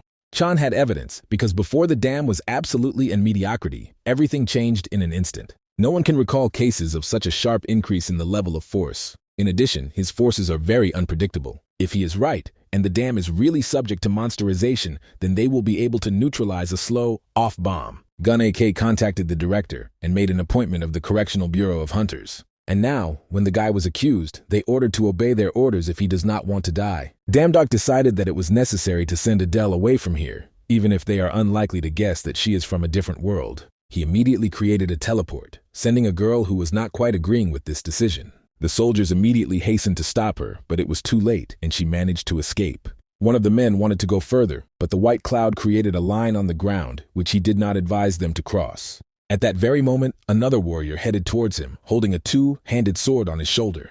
Having taken out his blade, the priest rushed into the attack, deciding not to let the stranger get closer to Damdok. However, the guy, whose face was hidden by the mask, decided that this arrogance was enough, after which he waved his sword. If Chan is right, and Damdok really underwent monsterization, then let the Correctional Bureau of Hunters at first be better. And the guy will help the Bureau of Investigations of Hunters in the capture of Damdok, but he first was against it. Chan was afraid of monsterization, but Gunnak reassured his topic that the one who would deal with everything will soon arrive.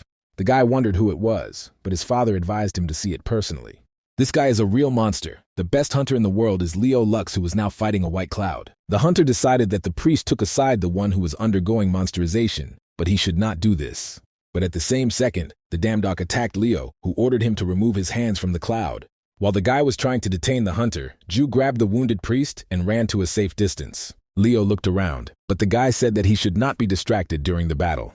The wound of a white cloud was deeper than the girl thought, so she needed to concentrate. Damdoku had to win the time while she was engaged in treatment, which he was going to do. Leo Lux noticed that the guy decided to go on the offensive, calling him a monstrous friend. Damdok did not understand what kind of monsterization was talking about, and the hunter in response asked where he himself had such forces. Monsterization is a process in which people get unusual abilities. Now he can see only advantages in this, but over time, his personality will decay. When the level of threat from the part of the brother increased, the number of cases of monsterization increased, and this happened at the moment when he appeared. Damdok tried to convince him of the opposite, but it was useless, since his strength was heterogeneous. Everyone who fell under the influence of monsterization, until the very end, did not understand what was happening to them. Obviously, when this process is completed, the guy will become the biggest threat in the history of mankind. Leo asked his guys not to intervene, otherwise he would not be responsible for their life. The main one ordered the soldiers to leave, being sure that the hunter would figure it out. When they were left alone, Leo began to release his strength, concentrating her around him. Then he rushed into the attack, licking his manual sword and creating a huge explosion. He knew that the dam was not in full force, but now he wanted to see his true power. In response to this, the hunter was ready to show his strength in order to make the battle more interesting. The hunter lowered his sword in front of the guy, destroying absolutely everything in front of him. Damdok said that if he defeats him, he would receive a reward, and if he loses, he would lose his face, and this battle does not make sense. However, the hunter was not at all important award if the fate of the world was standing at the stake. At that very moment, Leo pushed off the ground and soared into the air to reduce the distance with the guy. Damdok repeated again that he first heard about this monsterization today and that their battle is meaningless. However, the hunter has heard this 1,000 times, and each time killed the one who said this. The guy realized that they needed to remain calm. They needed such strong hunters in order to prevent the end of the world. But while he was thinking about this, the enemy brought his sword above his head, said that this was the end. Having descended to the ground, Leo asked him not to resist, because then he would say thanks for that. But his eyes widened in surprise when the guy apologized behind him, repeating his phrase. Damdoka defended the armor of the Namesk Leo, after which he used the blow of the black sword, going on the attack. After this blow, the hunter barely stood on his feet, but Damdok controlled his strength because he does not need to kill him. However, the guy could not even think that Leo could resist the blow that crushed the ice dragon. Thus, he showed an incredible level of mana control in a world where magic is not used so widely. Perhaps this is one of his new ones, since Vermont mentioned something about one mysterious American. God did not hear about Korea, but he heard from another god that she is in the same dimension as America. Then Damdok asked directly if he had ever heard about the system. If so, then they should discuss a lot. Leo replied that absolutely everyone heard about the status window and suggested that the guy was crazy. He had to stop him until he fell into madness, but his body does not obey. Falling to the ground, he began to reproach himself for the fact that the tragedy of Elijah was repeated again. He tried to hide the fact of using the divine system, so Damdok decided to talk to him when he would begin. In the meantime, he decided to deal with the one who dared to set the best hunter on him. Having waved his sword, he created a crack in the ground, which got straight to Chan. This time he crossed all the borders, although it is so useless that he simply spends inhalation inhaled air in vain. Sometime later, the doctor told Gong Aku that his son had many fractures, abrasions, and breaks. Vital places were not injured, but it was beaten so skillfully that he could only breathe. However, the man was only interested in whether nothing threatens his life, and the doctor reassured him. Probably, before returning to the hunter's activities, at least 6 months of rehabilitation will be required. Gunak did not expect the damage to be so cruel, deciding that he had grown a tigerka. Meanwhile, Adele bandaged the wounds of a white cloud, who thought she would die, but the girl asked him not to simulate. She slapped him on the back, saying that he was still abruptly fought, and the guy began to moan in pain. Damdok decided to ask G the Union if she ever met people like them, those who also work on the gods, because he thought that Leo Lux could be from such people. The girl was surprised at such a statement, but decided to find out in more detail what he decided. In the magical world, when Damak visited Atlam, Vermouth said that his appearance was God here. Any god that controls the system can go to Atlam, but the problem was different. God who arrived there was from the USA, which made Ju think seriously. Usually they call Asgard or Olympus, and indeed what God will say that he is a native of the United States. And Leo Lux unexpectedly ended up from there, so he also fluidly owned mana. An American who freely uses mana in the human world where such a thing does not even exist. It was too ideal for simple cases, but it is difficult to conclude that Leo Lux is similar to them. Damdok did not understand why Ju doubt, since there was enough suspicion. However, they people cannot explain how they control the system of the gods, but one was obvious. In the world, only two control this system. This is a dam, and Ju, this power is more unavailable to anyone. But the guy still did not understand how she could be sure of it, doubting that it was undoubtedly. But he will know everything when the time comes, and now he must trust her, and they are the only ones who are able to use the system. Now he will have to believe in this because these are the words of Ju Union, who has always been right. At the very beginning, she taught them how to prevent war between the gods. At that very moment, he received a contract for urgent assistance for the blessing of children, and a notification of gates came to the phone. The associations of hunters mentioned the village of Kanak. It was there that they fought with Leo Lux. Damdok did not expect that the C-class gate would increase to the S-class, so they had to hurry. Approaching the village, they immediately noticed how much this place changed. The gates grew to huge sizes, which means that the danger only increases. At first, Damdok decided to take care of the undead, who walked limp on the ground. Turning his head, the guy noticed a frightened hunter who fell right in front of his feet. Suddenly, as if a madman grabbed Damdok's hands, ordering him to run, because the old man would kill everyone. The guy did not understand what old man was talking about, and what was happening in this fog at all, and his foreboding was alarming. He suggested that the forgotten god could leave the gate, and at the same moment his intuition was activated. Having reacted instantly, Dumad managed to dodge the blow, along the way counterattack. Carefully watching the undead, the guy noticed an extraordinary ability to regenerate. He wanted to save Manu for the gate, but it is better not to take risks and to deal with everything completely. But suddenly a lightning appeared in front of him, from which a completely healthy Leo Lux came out. He immediately allowed himself to say that he still does not believe in the innocence of Damdok. But now they had a gate stop for the sake of humanity, and they will have to work together. Other hunters who arrived at the place already fought with the undead with might and main. At that very moment, Leo arrived at their aid, ordering to close the place of hostilities so that the civilians would not suffer. Hunters who cannot use Manu should aim to deaths and avoid a direct collision. More recently, even the most dangerous gates were insignificant compared to the dungeons. Suddenly, wooden processes that grabbed the hunters began to appear from the darkness. Ju asked Leo not to do stupid things, because he knows that there is something unimaginable in this black fog. He agreed, because a feeling of discomfort arises in the fog, and it is clearly unsafe there. At that moment, the dams knocked wooden processes to save the captured hunters. Seeing this, Jusoil called the guys an idiot who climbed where it was not worth it. He managed to free the hunter, but he himself flew towards the fog. Damdok was in an unknown territory, deciding that this is a dimension associated with the fog. Around there was a gloomy and unpleasant energy, and a feeling, as if life flowing down. Suddenly, some kind of groomed voice turned to him, which was nearby. A terrible look of an old man, like a dead man, asked where he granted, and intuition gave a death signal. At that very moment, the tree on which the old man was sitting began to abruptly attack the guy. It was definitely the old man whom the hunter saw. They still do not fight. He already felt danger. Suddenly, the old man laughed, noticing that Dumad did not even hear about basic etiquette. Then he again released the processes in his direction, which the guy began to cut into pieces. The old man stated that he was not like those children he ate before. Damdok moved at full speed, not letting a single process to himself, waving his sword with might and main. However, even this was not enough, because the sprouts began to appear from under the ground, tightly connecting it. His gaze shouted directly that he would never give up, how exactly he was different from others. The old man was eager to see his true face, a brave warrior, a child looking for his mother. a hunter begging to save his life. All of them had amazing faces. But now he was most worried about what expression on Damdok would have. Due to fear, the guy began to decline the dexterity of physical strength, and a feeling appeared that he was standing in front of Asmodeus again. Monstrov came close to him and suggested that the guy should be very tasty.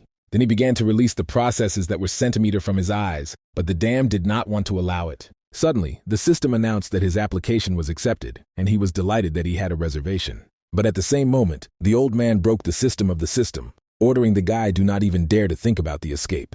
From the moment he stepped on this land, death became inseparable from him. He is death. The old woman of the afterlife asked him to show his true face, but the guy did not even think so easy to give up. Even using the damaged system, he decided to activate the skill of hellish flame, but the monster defended himself with a tree. This makes it even more interesting, and the old woman became interested in what the guy would feel when he surrenders. Damdok was battered after he tried to undermine himself with the monster, but was not going to give up. If this monster can get out, then Soul will be destroyed, so he must stop it with me. At that very moment, he rushed into battle, but the old woman was only a petty fun. She wanted to see how he would fight in despair with this excellent expression on his face. Her sprouts pierced the guy's body through and through, but she ordered the guy to look at her. But suddenly a girl appeared near them, creating a flowering dream of pink spring. Grabbing the guy, she noticed that the current youth is not at all punctual. They do not even come to the part, time job in time. The old woman immediately recognized this girl, noticeably angry because she ruined everything to her again. She released the sprouts in her direction, demanding that Damdok return it back because this victim belongs to her. Destroying the sprouts with her petals, the girl could not sit here and watch how the old woman violates the normal course of things. Therefore, she ordered her to return to the world of the dead, simultaneously surrounding her with petals. The old woman immediately began to disappear, angrily cursing the one that was able to expel her back. When it ended, the girl was unhappy, said that therefore she should not try to get out. Then she drew attention to the wounded guy who was lying on the ground unconscious. His wounds were quite serious, and he had a lot of padded during this battle. However, the girl managed to cure him, and when she heard the voices of other people, she hastened to disappear. Jew, Adele, and the Cloud fled to Damdok, hoping that he was still alive. A few hours later, the guy woke up in his room, and Jew was next to him. The girl answered where he was, after which she began to scold him that he again made some nonsense. He was found one in the fog, unconscious, but Damdok immediately began to pose about the old woman. She was very strong, and he could not do anything with her, no matter how he tried. It was a dark reaper, a forgotten goddess, comparable in strength to Asmodeus. In its danger, it surpasses many gods of Korea.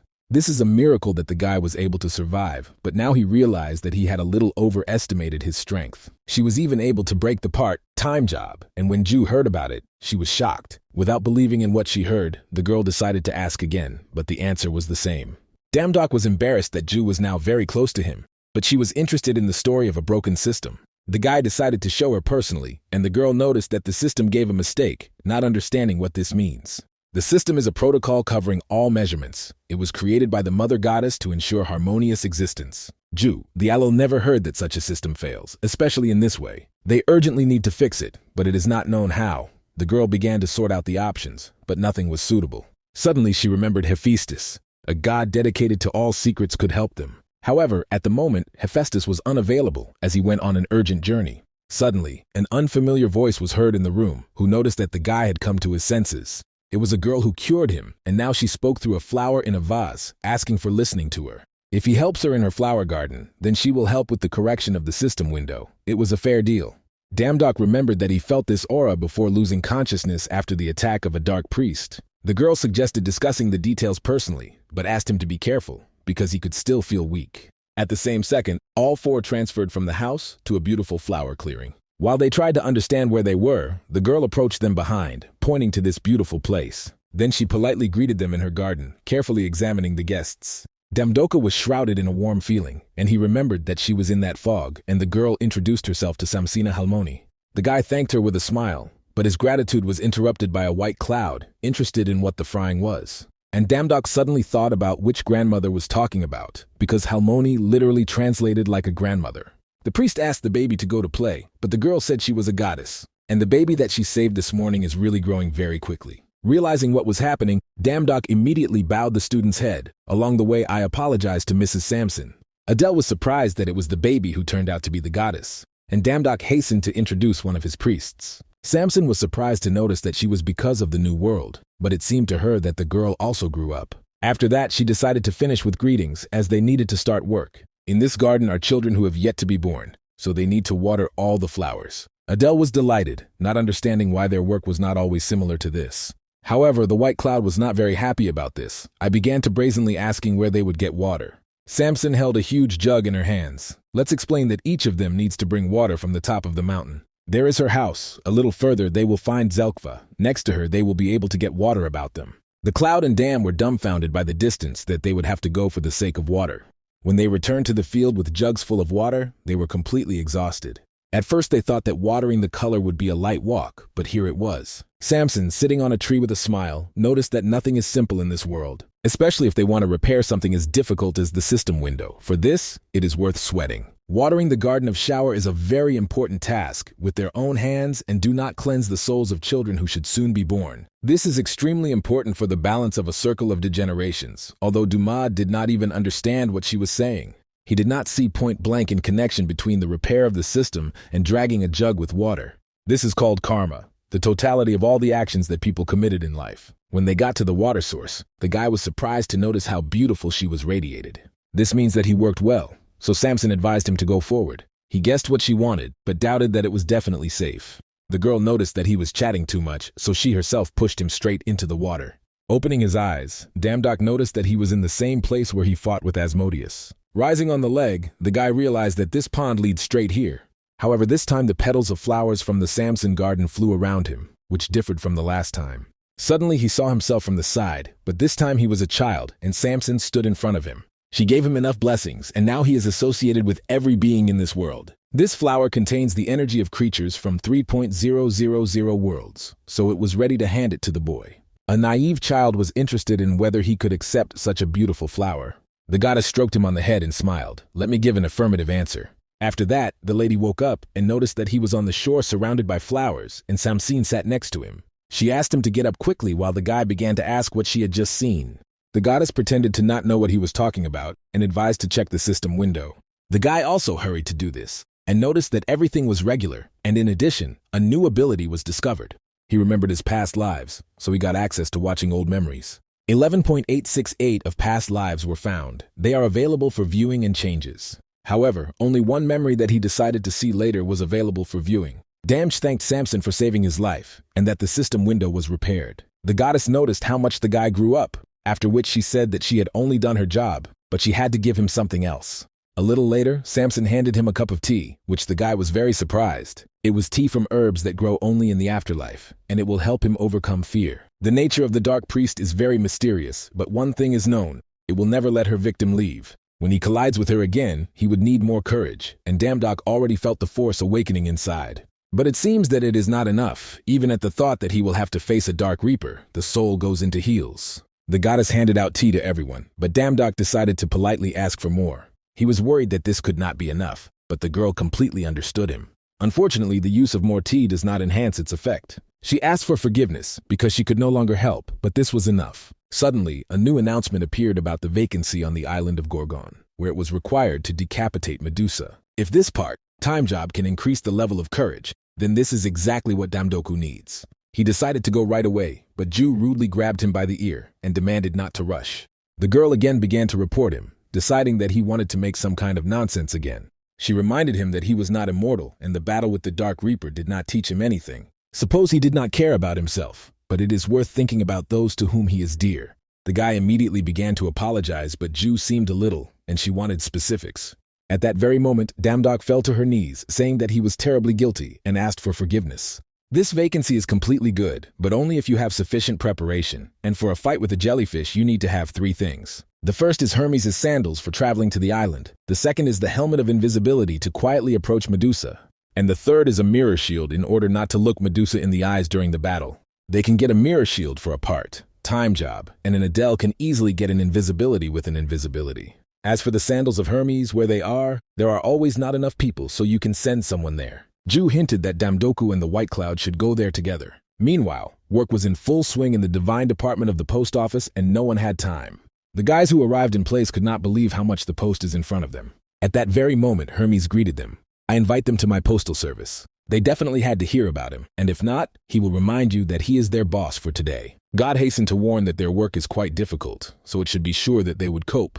Damdok agreed, politely asking his sandals as a payment of his sandal, to which Hermes joyfully agreed. After that, he invited them to start work, simultaneously filling the guys with letters. When a huge mountain gathered behind them, God stated that this is their plan for today, and they would have to sweat in order to be in time. After that, they went to Ares, who was immediately delighted, seeing Damdok, and offered a small duel. The guy was busy enough, but offered to fight a white cloud, and also asked to sign for a letter. After that, they went to the afterlife kingdom, where they needed to transfer a letter to Ada. The god of death could not believe that the guy dared to come to him after what happened. Hades began to burn the letter from anger, but the guy specified that it was intended for Madame Persephone. When the girl saw that her husband was burning a letter, she smiled restrainedly and invited him to talk. After a while, they delivered a letter to Hestia, Ahiloi, Artemisia, the god of foliage, stones, and many more. They only had to deliver one to one of the mountains of the Caucasus and hand it to Prometheus. Having reached the place and seeing Prometheus, Damdok suddenly unlocked a new fragment of memories. Seeing a man constrained by the chain, the reproduction of 1002 Damdok life began. He killed Asmodea, using his opportunity could not defeat the one whom he could not win for a long time. It was the greatest success in his life, but he still lost, although he tried very hard. In this life, he again could not kill this, but the god of prophecy told him something important. After his body is destroyed, all his memories will be erased, but he had to remember the name of Pandora. When Damdok woke up, he realized that he could kill Asmodeus, whom he could not overcome in his 1002 lives. Thinking about the prophecy of Prometheus, the guy wanted to know who Pandora is and why it was necessary to remember her. However, for starters, he had to do his work and deliver a letter to the man. In a languid voice, Prometheus asked him to read what was written, as his hands were constrained. It said that he committed sin and should be kept here forever until he realizes the deed. The man abruptly cut him off, because there was no need to read further. He heard this 1,000 times. Prometheus decided that this was all, so he asked the guy to leave, because he was only an object for ridicule. But instead, the dam extended his hand and used regeneration on it, which was a little weaker if it was used on someone. The man could not understand what the guy was achieving, but he just tried to cure him. Prometheus was sincerely surprised because he was doomed to conduct eternity here, but the guy did not stop. The god of prophecy did everything for the good of mankind. If no one appreciates this and a noble victim, then people should do this. Damdoku was sorry that this is all that he could do for him, but he really deserves it. Prometheus tried to understand that before him for the crazy god, but the guy replied that he simply loves people. The man realized that in front of him was a rather unusual guy, after which he decided to find out his name. A sudden conversation climbed a white cloud, who was tired of being here, and he suggested Damdoku to move from here. Prometheus noticed that he had no divine forces, and the guy explained that it was his priest, who still continues to study. But even in a world where the coexistence of gods and people is possible, it is dangerous to be a weak person here. Such a statement angered a cloud, because he did not like when he was called weak, so he dared to offend Prometheus. The man was surprised that he was called an old goat, while Damdok hit the student painfully and asked to close his mouth. Now he behaved like an idiot, not even keeping up with whom he was talking to at all. The god of prophecies was surprised to observe that in their days, the gods could so easily communicate with their priests. The world has really changed if she was born now. Then perhaps she was treated as well. Hearing these words, Damdok the same realized that the man had in mind Pandora. Prometheus became interested in how he knew about her, because she lived for a very long time, but her story is quite famous. They know almost everything, and even a white cloud heard something about Pandora's box. However, Prometheus was not known about this story and could not imagine what still managed to happen while he was chained to the rock. Then he asked the guy to tell something about her, and Damdok agreed to tell everything he knew. Pandora was a man, but possessed divine beauty, so the gods granted her all kinds of talents. She was the wife of Epimetheus, but her curiosity caused a terrible disaster, and Prometheus was very in love with her. Hearing this, the man realized that Pandora nevertheless ignored his prophecy. The guy realized that he had it in mind by the prophecy of Pandora, after which he asked to talk about it. Suddenly, Prometheus lose when he realized that Damdok helped him only because of the prophecy. The guy would have lied if he said that he was not interested, but he helped him not because of mercenary motives. Damdok spoke well. The flesh of Prometheus was torn off 1,000 times, and 1,000 times she overgrown. But there is something that is even more painful than this, horror that expects a head that no one can prevent. He was so tired of it that he is thinking about sharing this prophecy with Damdok. Sometime later, the lady in the white cloud returned to the post office of Hermes. The priest was too tired and regretted that it was impossible to teleport here because thieves often used it. This work was quite tiring, but now the dam was able to get the sandals of Hermes. In addition, he was able to unlock some memories and hear the prophecy of Prometheus, which really did not understand. Pandora is not just a character in mythology. The true box of Pandora, who will bring to the world of chaos, remains to be opened. Suddenly, Damdok said that he needed to own some little things, and he hoped that the priest would not create problems. The cloud suggested that his teacher would guard him so that he would not be bent. Hearing this, Damdok advised him not to anger, although he himself was already quite far away. Suddenly, the guy noticed a girl who was surrounded by two creatures and began to declare that she was stealing mail. However, she stated that she needed these letters now, and she did not need to return what is her already. The green-skinned elf decided that there would be no peaceful decision, and hoped that in the future she would not be offended by him. Then the voice decided to give a white cloud, mocking that people are happening in the same way in the world of people. The elf was dissatisfied with such a comment, after which he switched his attention to the guy.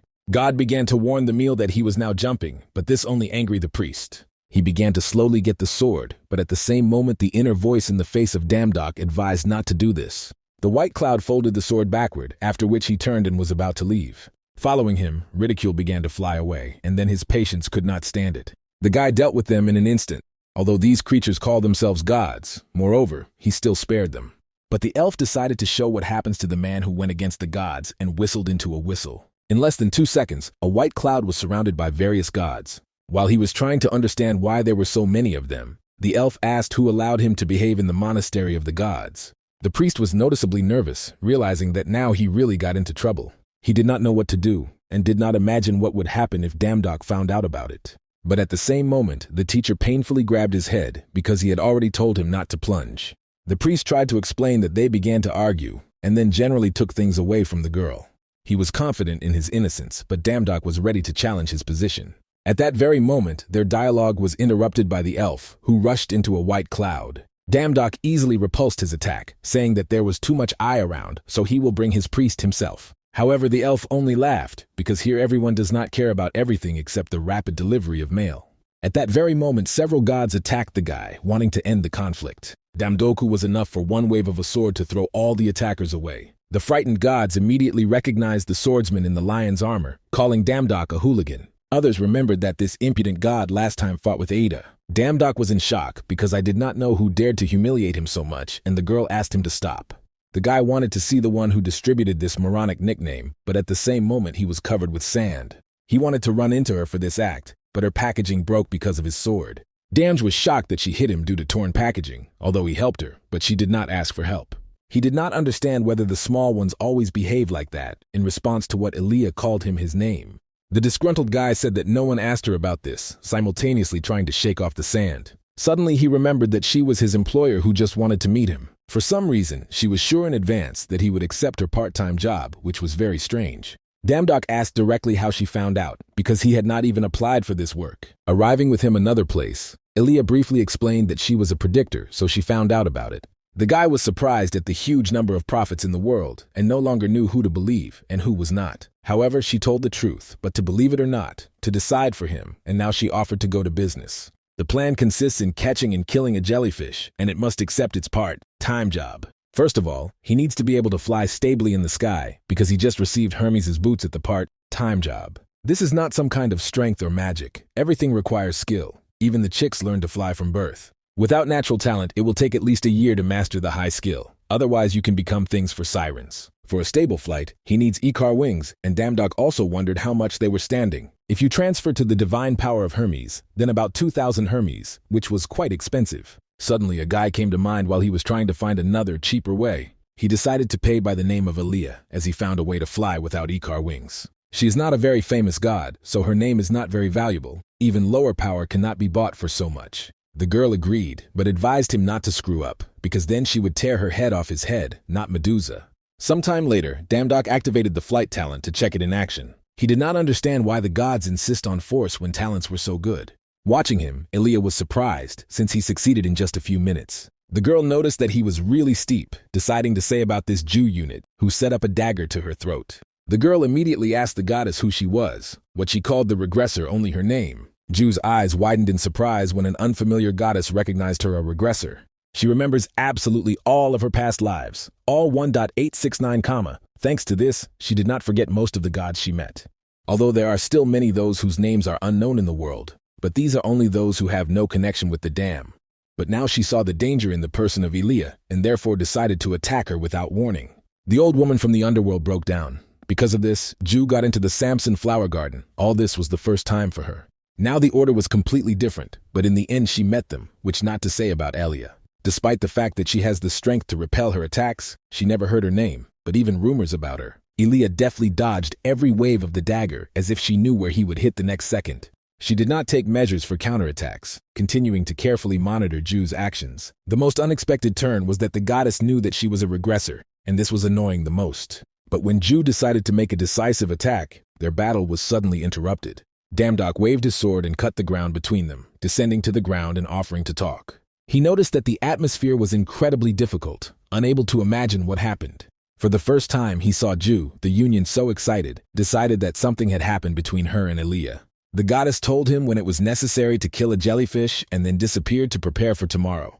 The guy aloud suggested that she was an evil god, but the answer surprised him. Ju sadly stated that she did not know her because of what the question arose why she beat her so much. This behavior does not look like it, but the girl also could not answer this question. It was not in the Ju style, and Damdok for the first time saw her facial expression. He agreed that Elia is suspicious, but if you do not increase resistance to fear at once, it would become more difficult in the future.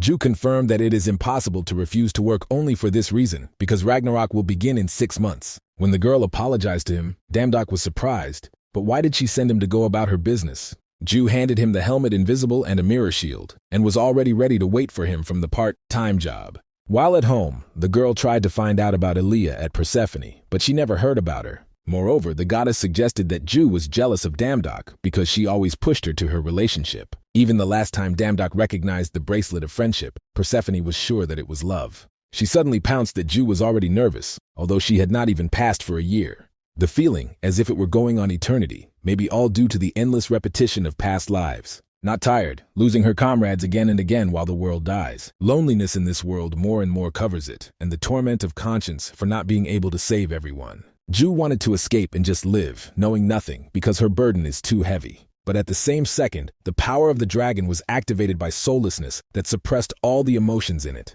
Damdok is the only one who is able to get rid of the Eye of the Abyss and kill it. If she helps him this time, she will be able to die forever. Meanwhile, the guy, together with Elia, had already arrived on the island of Gornan, walking on foot in the forest. The guy did not understand why they landed if they could fly directly to the jellyfish den. The goddess explained that it was necessary to hide her presence as much as possible, and Damdok asked for a short break. When he heard a refusal, he said in displeasure that there was nothing sweet in it at all. Suddenly they heard some kind of rustle, and immediately hid in the bushes, and suddenly noticed a jellyfish in the clearing. Elia gave him a signal with his hand, and the guy immediately equipped the mirror shield and an invisible helmet.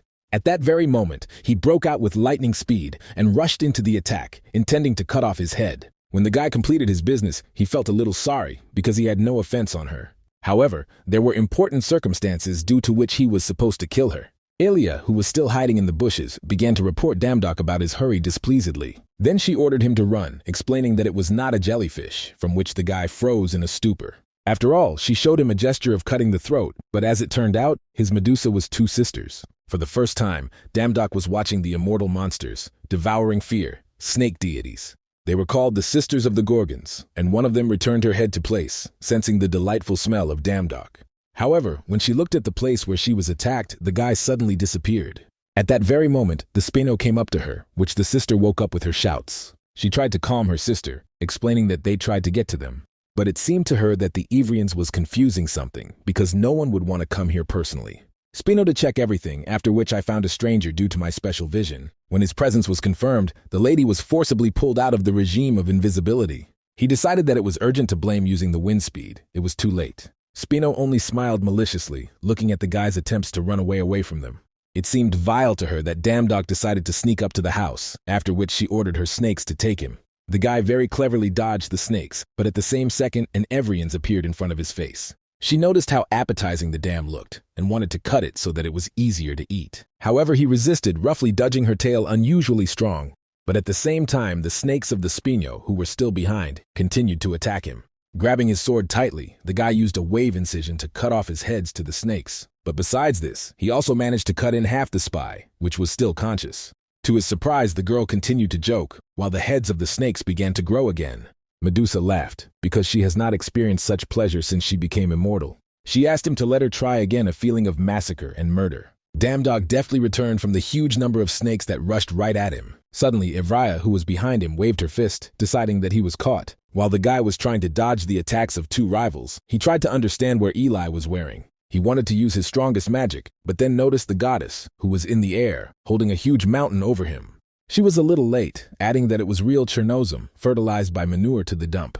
Damdog could not believe that she would bring down this mountain, and on him too, and therefore worried. As a result, this mountain really fell directly on them, creating an incredibly powerful explosion. However, the guy managed to survive, but this moment was so unpleasant that he would not forget him soon. Elia was a little tired, and Damdog began to complain that she did not warn him about it.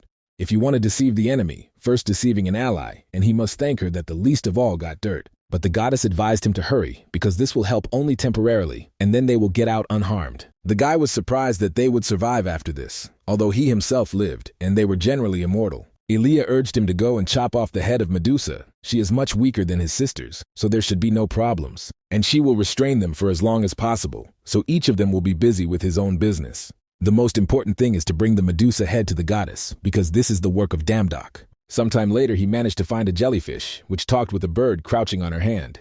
He was surprised that this girl was really a jellyfish, because it was very different from the sisters. The guy did not notice the snake hair, and she did not even have a tail, but the mirror shield visualized what was reflected in the mirror. His feelings and intuition are silent, so he began to doubt, even standing next to her. He is uncomfortable only because she looks like a person, but one way or another, this is a monster. He wanted to solve this matter with one wave, but the earth suddenly began to tremble, and his blade went aside. Damdog missed due to trembling land, because of which he began to swear on the snakes, which decided to crawl right now. His presence was confirmed, and invisibility was removed, because of which the jellyfish noticed him and cried. The guy decided to deal with her until she understands anything, but when he heard her scream, he could not finish what he started. Medusa began to apologize loudly and asked not to kill her, because of which Damdog's conscience worked. He was uncomfortable from the fact that she asked for mercy, even not going to resist. He did not understand what the difference between him and forgotten gods trying to call Ragnarok. It is comparable to those scum that do not care. Good is either evil, and he felt the same. Meanwhile, Ivrea noticed that Elia uses the damned necromancy, which does not really help her. Having broken the skull in her hand, Gorgon would have decided to return her neck, since the goddess had no talents left. Then she rushed to the attack with her bare hands, and an evil smile flaunted on her face. But suddenly Ivrea was seized by a burning flame that did not reach Elia. The dam who appeared to help, but the girl began to report him for being late. Even being on fire, Ivrea was still alive when she asked if they killed her sister. She did not understand why no one leaves her innocent youngest, which even the beetle could not crush. After that, she got out of the flame, wanting to attack, simultaneously destroying all the obstacles in front of her. However, Damdog was faster and took advantage of the club of Hercules to stun her. Ivrea suggested that the guy was already surrendering, since he decided to go out with a club for an immortal creature. But suddenly she felt that she began to lose balance, slowly dropping to the ground. It relies only on the effect of immortality and does not evade all attacks, then the club is a trifle for her. Noticing something was amiss, Spino tried to shout to her sister, simultaneously letting her snakes towards the guy. Drinking them, Damdog tried to understand if nothing affects the snakes, because they treat them like hair. They instantly recover, even if they are cut, due to which its endurance can come to an end. At that very moment, the guy decided that he needed to find another method, after which he created a magical arrow. Having created several of these pieces, he let them fly around him so that they continuously cut their heads to snakes. Since they have regeneration, he will have an advantage in quantity, so he created a lot of magic arrows. Then he rushed straight to the spleen, which lost his former confidence, and asked the guy not to approach. Nevertheless, he was able to get close to her, after which he put a crushing attack, forcing one of the sisters to fall. Seeing this picture, Medusa began to cry loudly and beg him to stop.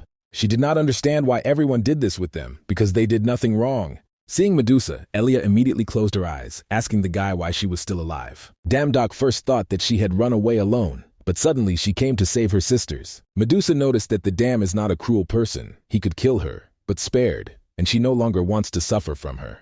Then the guy turned to Elia, who knew which Medusa really, but still wanted to kill her. But the goddess said that now it doesn't matter, and he just had to do what he signed up. She was not going to let Damdog take the advance and refuse immediately without fulfilling the main part of the transaction. Then the guy decided to ask Medusa something. It was important, so he asked to answer honestly. Does people act only on people to turn anyone that she looks at a stone? But it turned out that it works with any creature. However, the bird on her shoulder does not turn into stone, although she played with her on the lake, looking directly into her eyes. Medusa doubted because she only took care of the bird after she saw that she had fallen from a tree, being a baby. He was so frightened that he already bit her with his finger, because of which Medusa even had a scar. Elia grinned from such a banal story, after which she reminded that they came not to chat here. Then she reminded Damdoku that he needed resistance to fear, ordering to get rid of the jellyfish. Suddenly, the guy agreed, after which he apologized to the girl, inflating her with a club. Once upon a time, Medusa was chained in shackles in the middle of the hall where everyone discussed it. Last night, she clamped in the temple of Athena with Poseidon, circling everyone around her finger. Although initially she pretended to be nice, but now there were wounds throughout her body, and her eyes were empty. Athena, sitting on the throne, asked when she dared to commit such an obscene act in her temple. Medusa tried to convince her that she would never have done this, and just talked with Poseidon. The goddesses were her contrary excuses, but she decided to find out what they were joking about there. The prisoner could not answer this question, which even more angry Athena. Then the goddess decided that she would force Medusa to answer for her vile act. From this moment on, she must forget about her sweet face, and everyone who looks at her will turn into stone. She was forbidden to close her eyes with something, and if she tears them out, the curse would be shifted to her voice. Medusa asked for mercy, but she was ordered to live forever, regretting her stupidity. She felt injustice, not understanding why she should go through it. Sometime later, Poseidon found her, because Medusa heard him spoke about Athena behind her. Of course, this was an accident, and she can say that it is unfair. He, the Sea King, cannot allow rumors to spread about how he insults his niece in her own temple. But he never thought that Medusa would receive a punishment worse than death, not having the opportunity to close his eyes. Then he advised her an island that no one visits, and if she hides there, he will not encounter anyone. In exchange for preserving his secrets, he will be able to minimize the burden of her punishment. And now, when the dam was supposed to deliver the last blow, he suddenly took the club to the side. In fact, he had no thoughts to kill her, although he was sincerely sorry. However, he was not going to give Elia the head of Medusa. At the same moment, the body of the goddess began to melt. She immediately stated that the guy stuck her knife in the back, although he needed resistance to fear. Damdok was sure that it was impossible to kill someone because of the need. It is comparable to the devilish act. Elia was disappointed, because so much time and effort put in this matter, and in the end would disappoint him. The guy realized that she was really hiding something, and there is someone who was obsessed with the head of Medusa. The goddess asked him to shut up because he should not report to him everything, although she thought he was a useful guy. Not to mention a word, she used teleports to escape as soon as possible. A little later, the guy bent over the jellyfish, asking to temporarily close his eyes. He heals a scratch on her cheek. He tried to understand how the sisters and the bird managed to avoid petrification. Perhaps the answer lies in the blood of the jellyfish, although nothing changes from a simple touch to blood. A sudden system announced to him that he could get special abilities by drinking the blood of the Gorgon. It seemed to him by madness, while the girl asked permission to open her eyes. Damdok quickly licked his finger with the blood of the girl, gaining resistance to fear and unique power of Gorgon. Smiling, he asked her to open her eyes, but Medusa doubted, hoping that the guy turned away. She was surprised that Damdok was able to look in her eyes, appreciating their beauty. The guy found out how to avoid a curse, so he decided to try to teach her this as an apology. He apologized that the sisters were cut down, but explained this desire to survive, but Medusa was worried about something else. It was unfair. She was terribly sad, because so much time passed when someone looked into her eyes. Sometime later, when Damdok returned to his world, he was surprised why Ju asked for a meeting here. At the same moment, an employee of the institution approached him and invited him to go to the spa's room number 32. It was the Association of Hunters specifically for high-class hunters, a renovated section of the dungeon. They say that here you can restore Manu and heal the wounds, which sounded very attractive. But when the guy decided to go inside, Leo Lux, who for some reason was still here, was in surprise. It was not clear why he had a mask in the sauna, but Damdok guessed that now he would again begin to enrage him. Suddenly, the hunter said that 3 days ago there was a breakthrough of the gate, and dozens of people were killed. And he, a 7-eating hunter, did not even lead his ear, and now enjoys the sauna. Damdok with a tired look asked him not to climb, because a lot of things are happening in the world. But suddenly, Madame Elie, who also did not suspect anything, was also invited to the spa room 32. Noticing the girl, in addition to Damdok, was very surprised by Leo, calling Aaliyah his sister.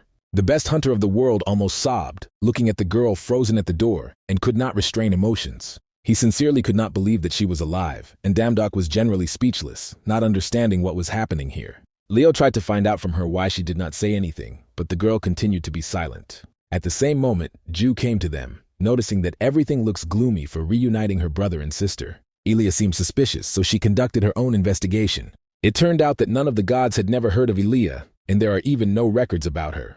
She began to torment doubts. Since there was nothing about her, it means that she is a forgotten god, and an unfamiliar energy emanates from her. Damdok was surprised by what he heard, realizing why she said that her name was not worth a penny. Ju had the idea to look in another world. She collected information from different dimensions, but the answer was right under the nose. Leo Lux was lost with a younger sister with the same name, and a few days ago, Ju found out something.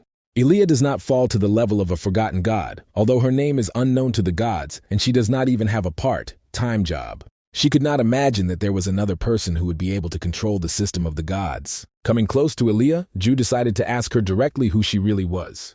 However, Leo, who did not understand what she was caring about all these forgotten gods and the rest of the nonsense, stood up to her defense. Thanks to her, Elia was found, and he is in truth grateful, but does not even know what to pay her. But suddenly the goddess waved her hand, creating a teleport around her brother. Leo Lux did not understand what was happening, while Elia asked him to return and not look for her anymore. When he disappeared, the girl decided to admit everything, simultaneously praising Ju Unit. She did not expect that she appreciated her so highly, but it sounded like some kind of stupidity. Ju looks alarmed. These really thought that besides her, no one could control the system. Then Elia decided to mock her a little, saying that the planet was not spinning around her alone. Then she advised to continue to build a good soothsayer out of herself, because now she is interested in some other. Stopping against Damdok, Elia asked him to pay for not justifying his name.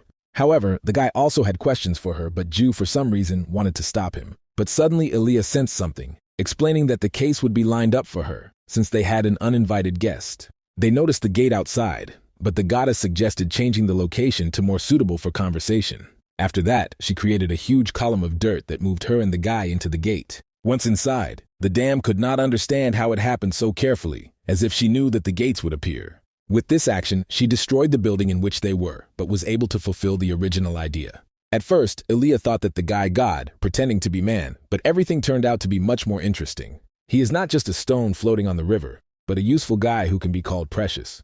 Until this moment, everything was fine, but no matter how special the stone was, it will never change throughout the river. What could never happen really happened, contrary to fate. The girls became interested in how he managed to deviate from the prophecy and who he really is. Damdok explained that he is a simple person who accidentally became God, and the only thing he can use is to use the system. However, it was this answer that surprised the goddess, because there cannot exist a person who knows how to control the system.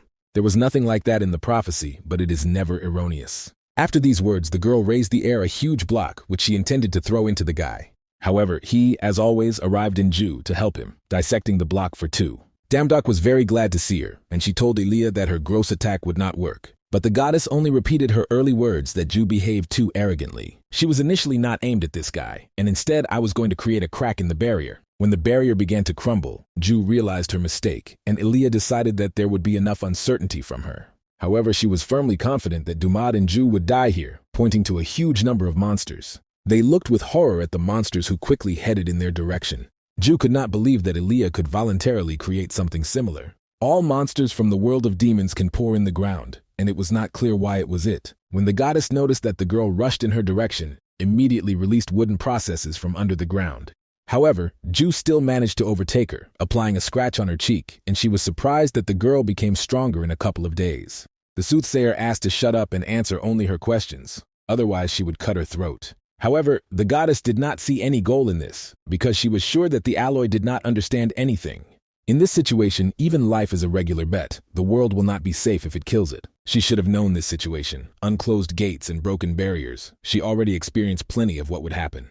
Suddenly, the power of the dragon of heartlessness began to hesitate when Ju tried to understand who she was. She wanted to know why Elia does this because she is also a person and she has a family. However, she looked at her with crazy eyes and tilted her head, not seeing any reason in this. She already risked everyone for the sake of the world that he represents, so she is sure that everything is over. Alone, Ju will not be able to change anything, no matter how hard she tried, but the Union did not want to believe in it.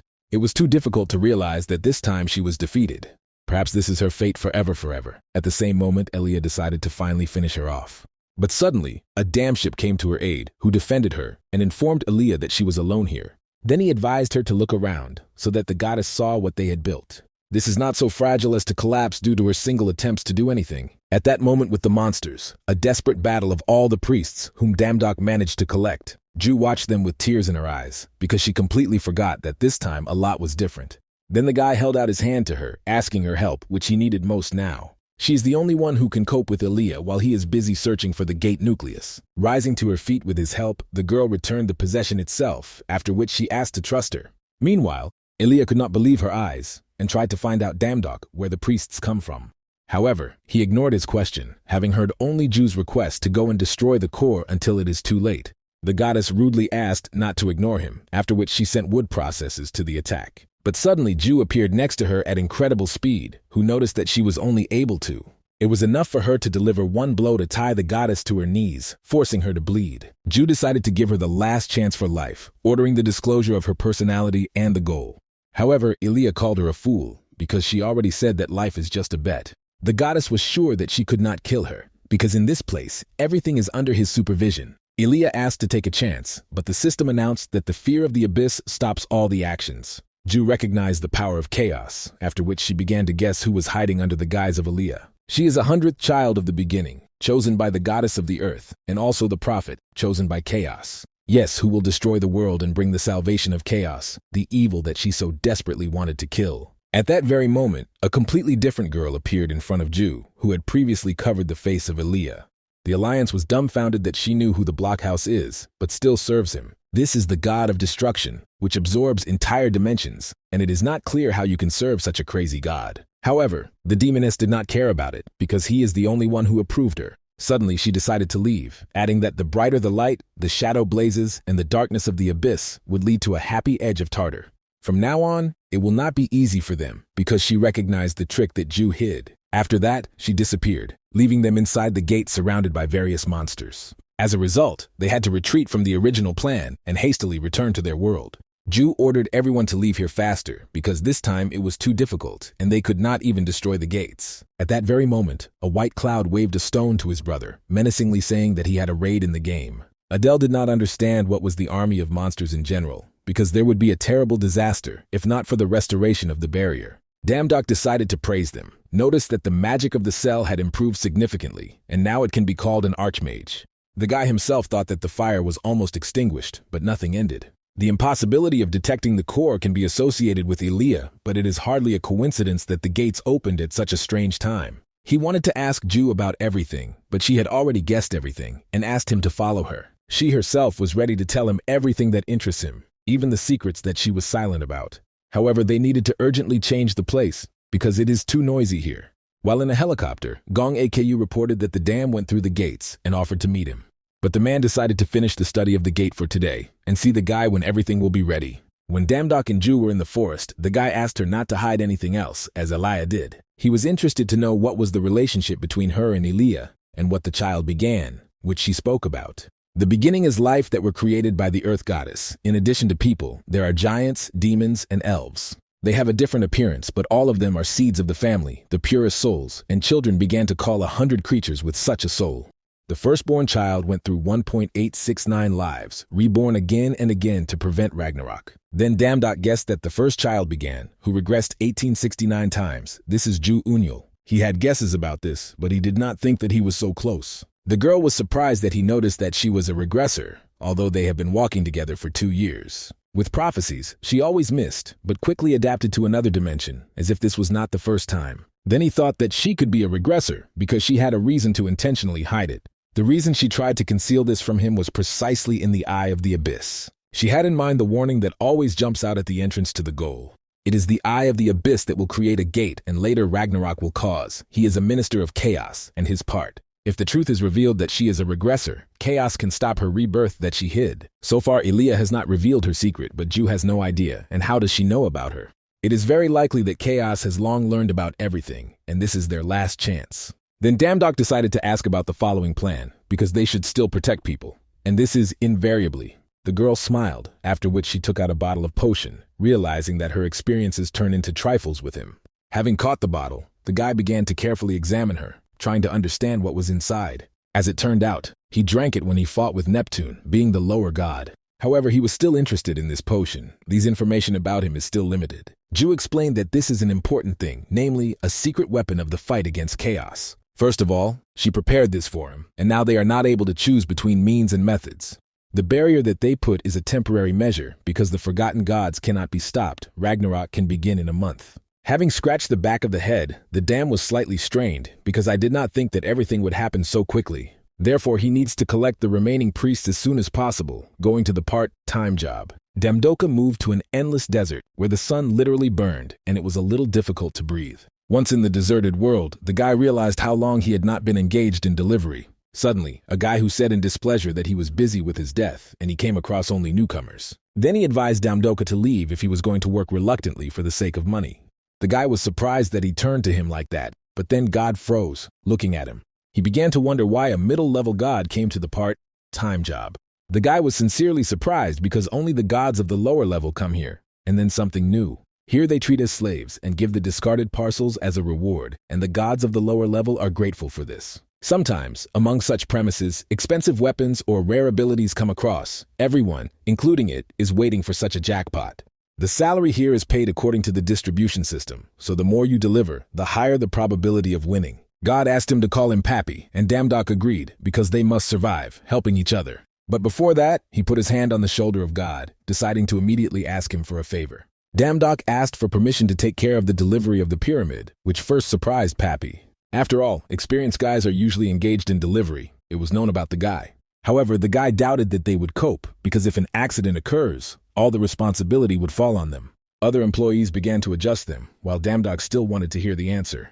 As soon as he heard the consent, he immediately went forward to get to work. To begin with, they needed to unload the huge mountain of parcels that was in front of them. It was hard to believe that this is all from Hermes' mail. Everything is very confused inside, and everything comes here. Here they sort everything, and then deliver, but if you raise the package incorrectly, everything can fall apart. And at the same moment, they did not notice how the white cloud fell to the ground, being buried under the boxes. He was asked to be more careful, but the priest began to complain that the dam always shifting everything to him. The rest of the priests are busy. Ethan protects the gate in case they get out of control. Adele and Ju have high resistance to magic, so they went in search of the fifth priest, Queen of the Elves. Therefore, only he remained, a strong Hamlo, and now he had to raise what he dropped. Otherwise, he will work until he beats the damage to the parcel, taking the damage. When the evening came, they finished with sorting parcels and noticeably tired. Pappy praised Damdock with a smile, after which he gave his eye a mountain, the god of heaven and the sun. This is a subspace artifact in which you can store parcels, and it is necessary to enter the pyramid. However, the guy was still worried, but Damdock tried to calm him down because everyone needs to rest.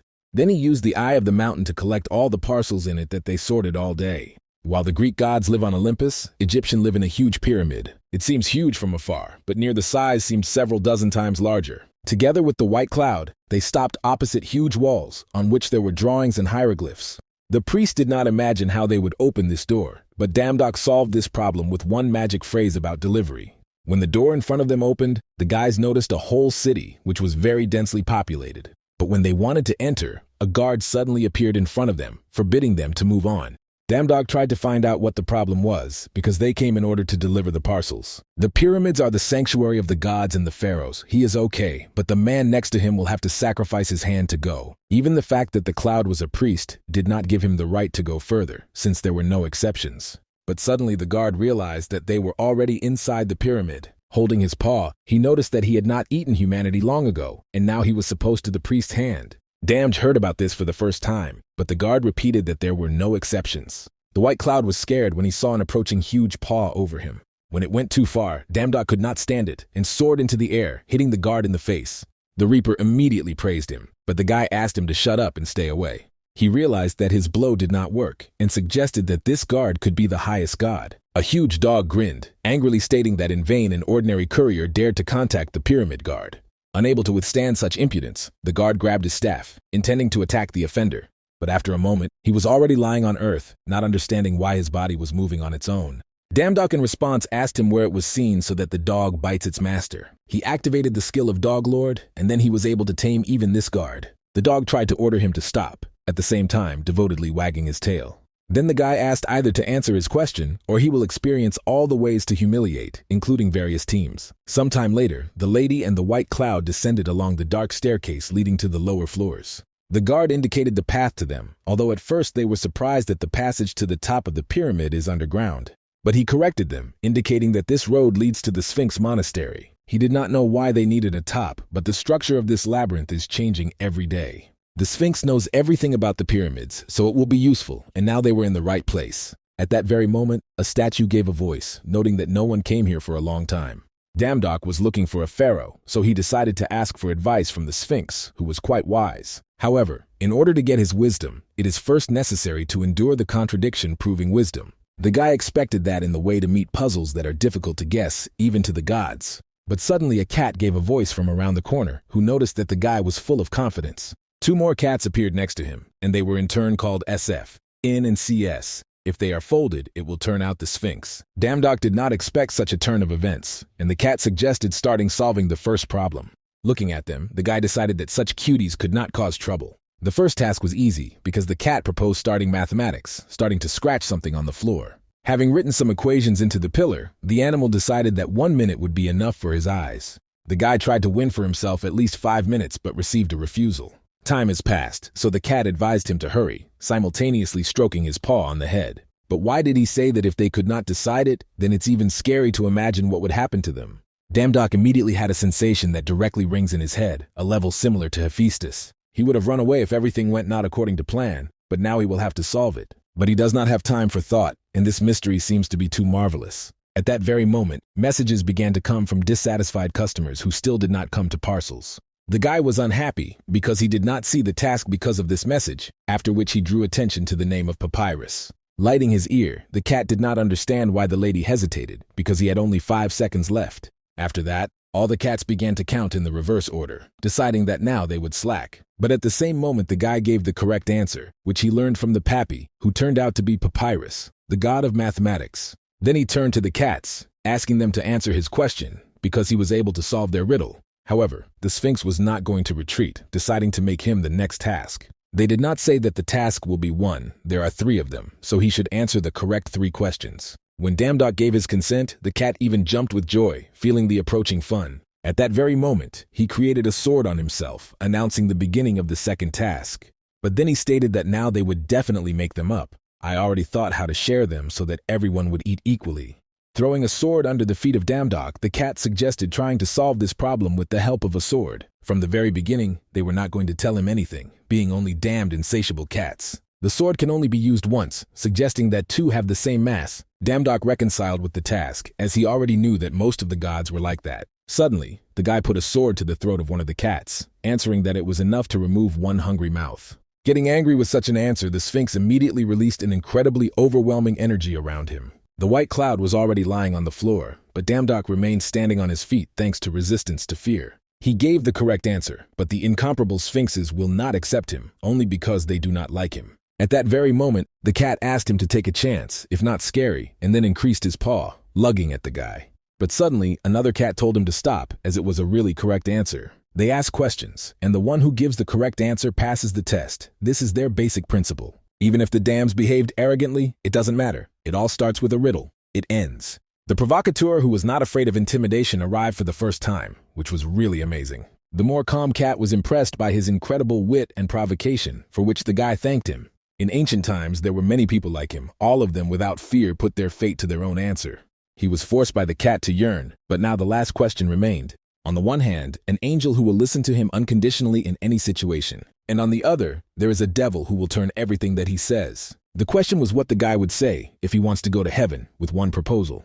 He had only one attempt, but the dam suddenly remembered that he had already heard about it. When he was in despair, some man turned to him, but Dumadov asked him to leave. He does not love those who pretend that they are concerned with such a stable person like him. When he first heard the phrase that a chance is given to those who are ready, but then the guy did not betray this. He was asked not to give up no matter what. In the world there are definitely things that he is capable of. This man asked to answer the question of who the angels and demons are, and in return he told him about his amazing experience. Damdok could not guess the correct answer until that person left, and he always wanted to find the key to the clue. But when I found out the answer, I understood the reason why he, inextricted, needed. Therefore the guy replied that be it an angel or devil, he must take him to where he is. For a few seconds the cat was silent, after which he smiled noticeably and praised Damdok. He was looking for a pharaoh, so the Sphinx decided to personally open the door to him, leading to the royal palace. The guy was pleased with his success, while the priest doubted because they could fool them again. However, the Sphinx explained that the riddle is absolutely for them, and they can be sure of that. The pharaoh's space is behind the top of the pyramid, so they need to be careful. However, the most violent cat was sure that there would be no bones from them if they went there. Even despite this warning, Dumad and a white cloud confidently headed forward. Arriving on the top floor, they found that it was in a rather modern corridor, but suddenly someone stopped them because it was warned that some kind of impudent would come here. Damdok froze in bewilderment, asking a man to stop and explain that this is a misunderstanding. However, he was too angry and was no longer going to lead to the persuasion of the gods. He could not believe that the gods were not ashamed to explore them with their shameless tricks. Damdok was surprised to notice that the pharaoh was a man, but he somehow could control the divine force. The man was ready to lose his life because he was tired of sitting back and he wanted to stop this arrogance. The guy again tried to explain to him that the misunderstanding occurred, but suddenly froze. His intuition discovered an extreme danger, and behind him someone was behind the door. The guy was seized with an incredibly terrible feeling that resembled the presence of Ada. Perhaps there was a high-level god. Without wasting time, Damdok extended his hand in front of the white cloud. He decided to send him to the ground as soon as possible. Then he decided that he also needed to leave as soon as possible, but the system announced a lack of divine power. He probably spent too much effort during the last battle for the gate, which was not surprising. At that very moment, the door fell off and a set came up to them, which felt a bustle. Before that, he felt someone else's presence, but now he did not observe anyone strange. At the very last moment, Damdok managed to activate the invisible helmet, almost caught. Now he was trying to understand what happened that even intuition warned him. Meanwhile, Pharaoh shouted loudly that he would never succumb to strength and would not betray his people. Why did he ask Set to clean? But he sharply grabbed the man by the throat, asking him not to make noise. Suddenly, he began to suck the divine force collected by the pharaoh, enjoying the delicacy. Damdok was dumbfounded, observing this, and all these people were only cattle that give him divine power. Leaving the room, Seth reminded them that to sacrifice himself to him is a great honor. In addition, he asked the pharaoh not to waste strength until the next offer and prepare on time. The man decided that this was the end, although he wanted to protect only those who inherited the blood of the pharaohs, so that there were no more like him. Sometime later, he opened his eyes and raised himself, hearing a voice nearby. Turning his head, the pharaoh noted with dissatisfaction that the damned god was still here. The children with a smile confirmed that he was really good, after which they showed the candy that he gave them. The man immediately became worried and asked the child to spit out the candy because he does not even know what it is. But at the same moment, female hands fell on his shoulders. A familiar voice asked to calm down. He was on the verge of death, so now he must calm down and take a deep breath. Pharaoh almost died after the absorption of divine power, and the girl also did not believe at first. But it was this god who saved him while they were powerless, and tried very hard to pull him out of the world. The man smiled sadly, knowing that even people are not so good-natured, and then some god. He clearly did this not for thanks, and saved him, because he needs something, because it could not be otherwise. When he got up from his seat, the girl immediately asked Pharaoh not to move. Hearing his name, Damdok was surprised because this is the fourth Reaper, which Jew mentioned. She said that he was in a state of mummy, but perhaps he was not yet mummified due to the fact that he had come early. The guy repeated his name, but Pharaoh asked not to be familiar with and was not going to communicate with his people. After all, they extend the hand of helping people who are in despair, but actually send them to hell. He could not forget horror when an unprecedented hunger burst out, and his parents ate their children. The plague flashed, corpses in the streets were dispelled like sand, but in endless despair, God extended the hand of salvation. He promised that if Pharaoh rises to the pharaoh, he would be able to save people to enjoy the eternal life of the divine world. So he became a representative of God, and with the help of data to him skills, saved and led people. Pharaoh understood everything, only having lived like that all his life and entering the promised divine kingdom. He was just a vessel that accumulated faith and kept divine power, and hell was a matter of the hands of the gods. As a result, he turned out to be a clown of a terrible play, and for the gods, people are just cattle. Damdok could not even imagine that something similar could happen. But now the guy had to understand why the man hates his people so much, and therefore asked Damdok to leave. But he decided to return in the next month, and then he will do his best to earn his trust. A month later, Seth appeared again to the pharaoh to absorb the accumulated divine power. He hoped that this time there would be no senseless resistance, but suddenly, Damdok had abruptly attacked him. Setu was enough to wave his hand to grab the guy by the face and press him to the ground. God knew that his foreboding did not fail him at that time. I expected something like that. Why did he raise the guy and rudely leaned him against the wall, asking why he came here?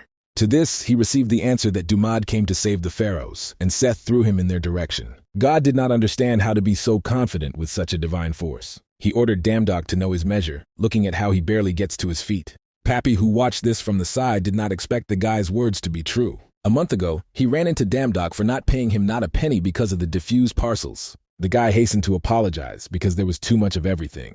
Then he asked with a smile how much he would receive if he suffered all the parcels. At the same moment, the system began to calculate wages, and the divine power of the set began to run out. Damdok noticed how much strength he appropriated, and decided to check who now has more divine power. Then the guy rushed to the attack, again ordering God to release the pharaohs. With a dexterous movement, he inflicted a transverse blow to his stomach, from which Seth could not dodge. But instead of counterattack, God held out his hand with a smile towards the old man, pulling him to him.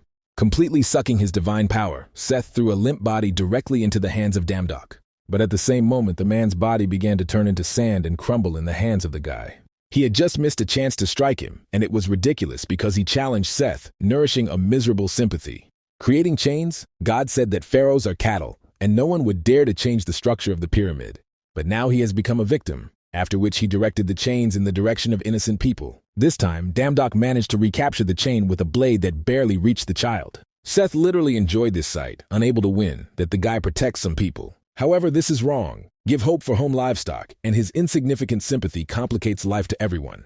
The local pharaohs are just the guardians of the divine power. This is the unchanging law of the pyramid. Therefore, Seth did not see anything bad in simply obeying the rules. However, Damdok continued to fight to protect everyone. He doesn't care, both man or god, he is talented or not. He does it for the sake of a happy world, but he does not need more, because this is his duty. These speeches only made fun of God, the principles of which were fundamentally different from the nobility of the guy. Seth rushed into the attack, indicating that if he defends the fools, he will never reach the great. Having exchanged a few blows, God again sent the chain towards the pharaoh. Damdok turned his gaze to the girl, but immediately received a strong blow to the face. Seth was amused by the fact that the guy was so easily distracted by these insignificants, although he could not even take care of himself. Then he began to strike, forcing the guy to go into defense, which was given to him with great difficulty. At the same time, the girl asked Pharaoh how long he was going to look at this chaos. Then she touched his back, offering to take her divine power. The man pushed her hand away, but it was too late, and the girl only smiled, looking at him. The rest assured him that everything was in order, and they lived long enough, and thanks to him they could still stand here.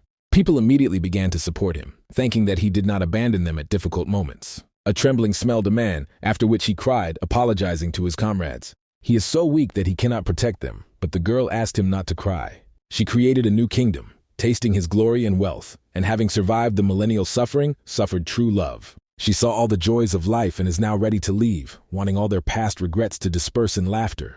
Before scattering completely, she wanted their happiness to return to Pharaoh after his bitter tears. Seth noticed that it was not bad, and for a long time he was not visited by memories of the past. But now it has come to the end in which the dam was supposed to die and perish from his eyes. But suddenly Pharaoh rushed to him, angrily announcing that those who die will be him, Seth. From the blow of the Pharaoh, God went down several floors down, but remained unharmed. The Pharaoh was interested in what it was, to fall from the top of the pyramid, which he was so proud of. However, such impudence only angered Seta, who decided that Pharaoh had crossed the devil. Looking at what was happening, Damdok could not believe that the man hid such power. Then Pharaoh imperiously announced that it was all over, and this place will become a grave of Seth. But God was sure that through the fault of his one today, the pyramid to warm up with blood, and he would grind them all into the sand. But as soon as he was going to climb back, the sphinxes appeared behind him, who stopped him. Since he came here, he had to solve all the problems. This is the absolute law of the pyramid. He ordered them to shut up, not understanding how they dared to communicate with the higher god set. Having pressed it to the ground, the Sphinx repeated that, having stepped here, only those who will solve the tasks would be able to leave. These are the rules of this place that has been valid for thousands of years, and it doesn't matter what kind of god he is. He spent too much divine power, shouting in his throat, and with this level he will definitely not stop them. He had to tell them about all his atrocities, trying to meet in 30 seconds. However, they decided not to limit it in time, but if he does not cope, he will not get out of here until the pyramid turns into the sand. The gods located outside watched that the pyramid began to crumble, while others were worried about the money that Seth was supposed to them.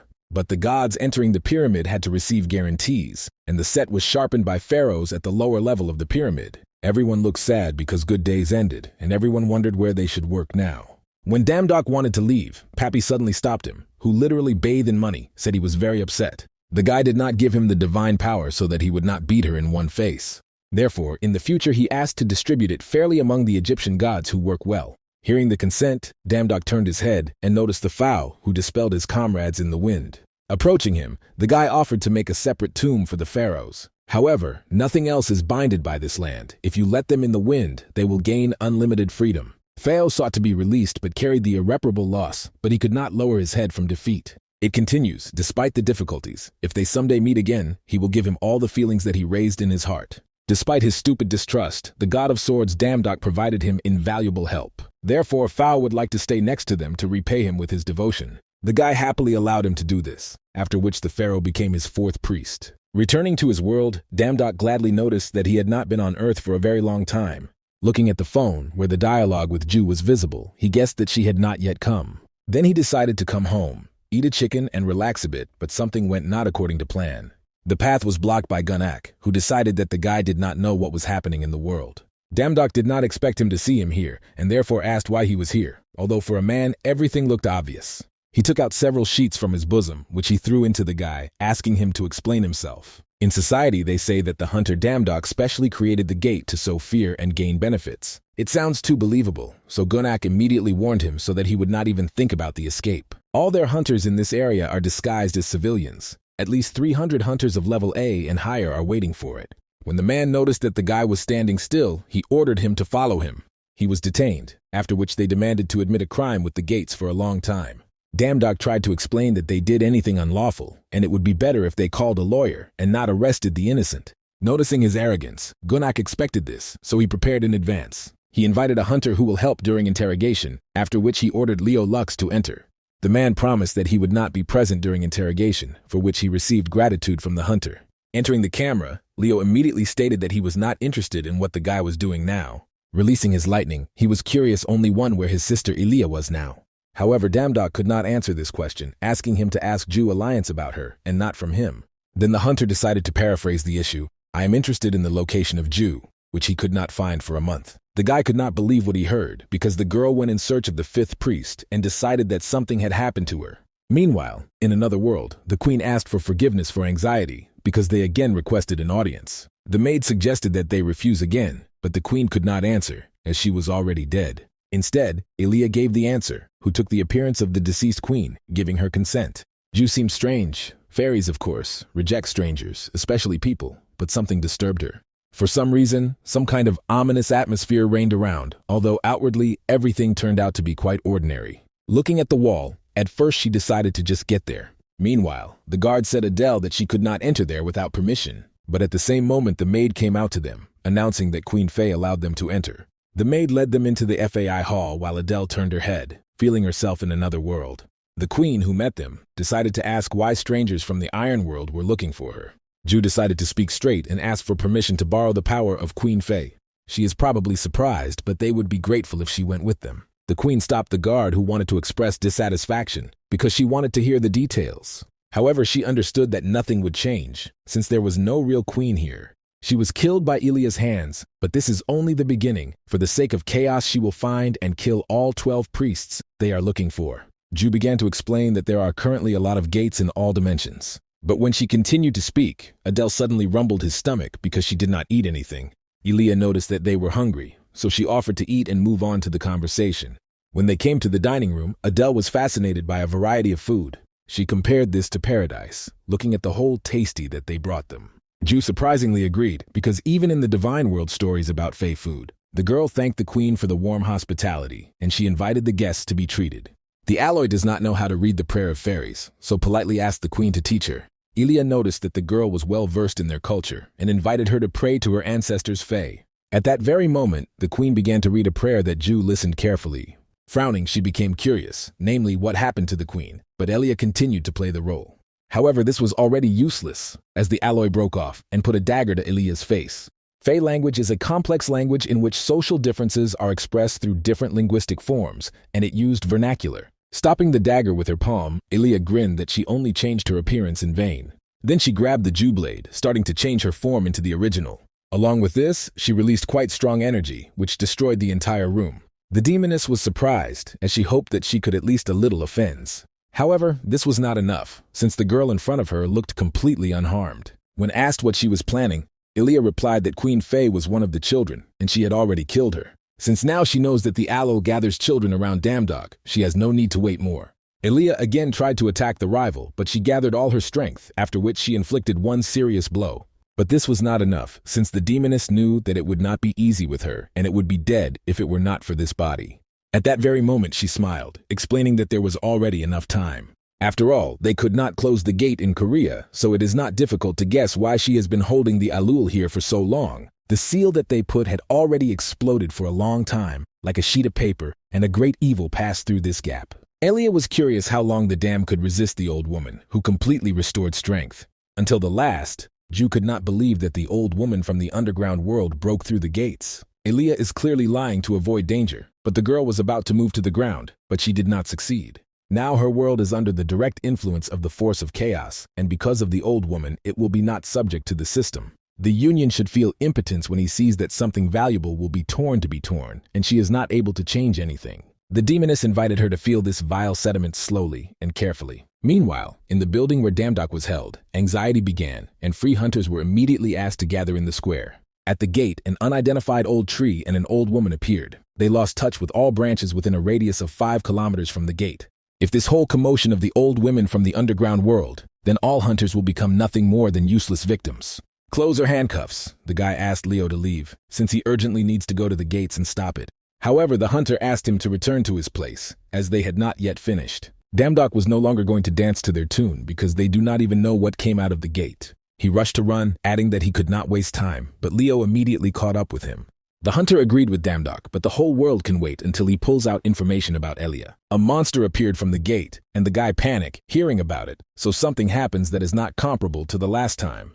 But the hunter decided not to let him go until they find out the whereabouts of Elia because his sister is much more important to him. Meanwhile, a huge tree grew in the middle of the city, which was above all skyscrapers. People in a panic ran away from flying branches, which were naively chased after them. When one of these branches almost overtook a woman, a white cloud suddenly came to her aid. In his appearance, it became clear that the guy was very annoyed, so rudely ordered her to leave here. He did not understand why this happened right now, when Damdok and the Union were not nearby. The priest stood opposite the old woman who had not yet taken any action. She noticed that the guy was just a miserable piece of flesh, but it smells like that of that impudent boy. She felt the same smell from Ethan, and therefore spared him, but then she guessed that they were both somehow connected with him. The king of the giants asked the cloud to run away, since they could not cope with her. Trying to break out, he also asked to find their god, but at the same moment the trees firmly constrained him. Then the processes began to surround the cloud, and the old woman promised to tear them into pieces in front of that boy. But suddenly a lightning flashed before him, which destroyed all the processes that surrounded the guy. Leo Lux arrived just in time, noticed that the priest had an excellent endurance. Then Damdok, who praised his comrades, came to them and offered to leave the rest on him. The white cloud was glad to see him the most, but wondered why he, along with Leo. But Damdok suggested discussing this later, since the story is long because first of all, they need to deal with the old woman. All 4 immediately surrounded the monster, which stood still, doing nothing. The old woman praised the guy, but that he himself came to her, and they finally met.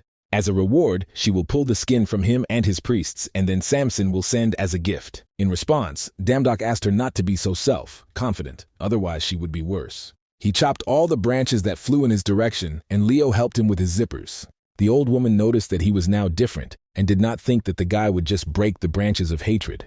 Damdoka was impressed by the abilities of the best hunter of the world, because world championship is not hura mukra.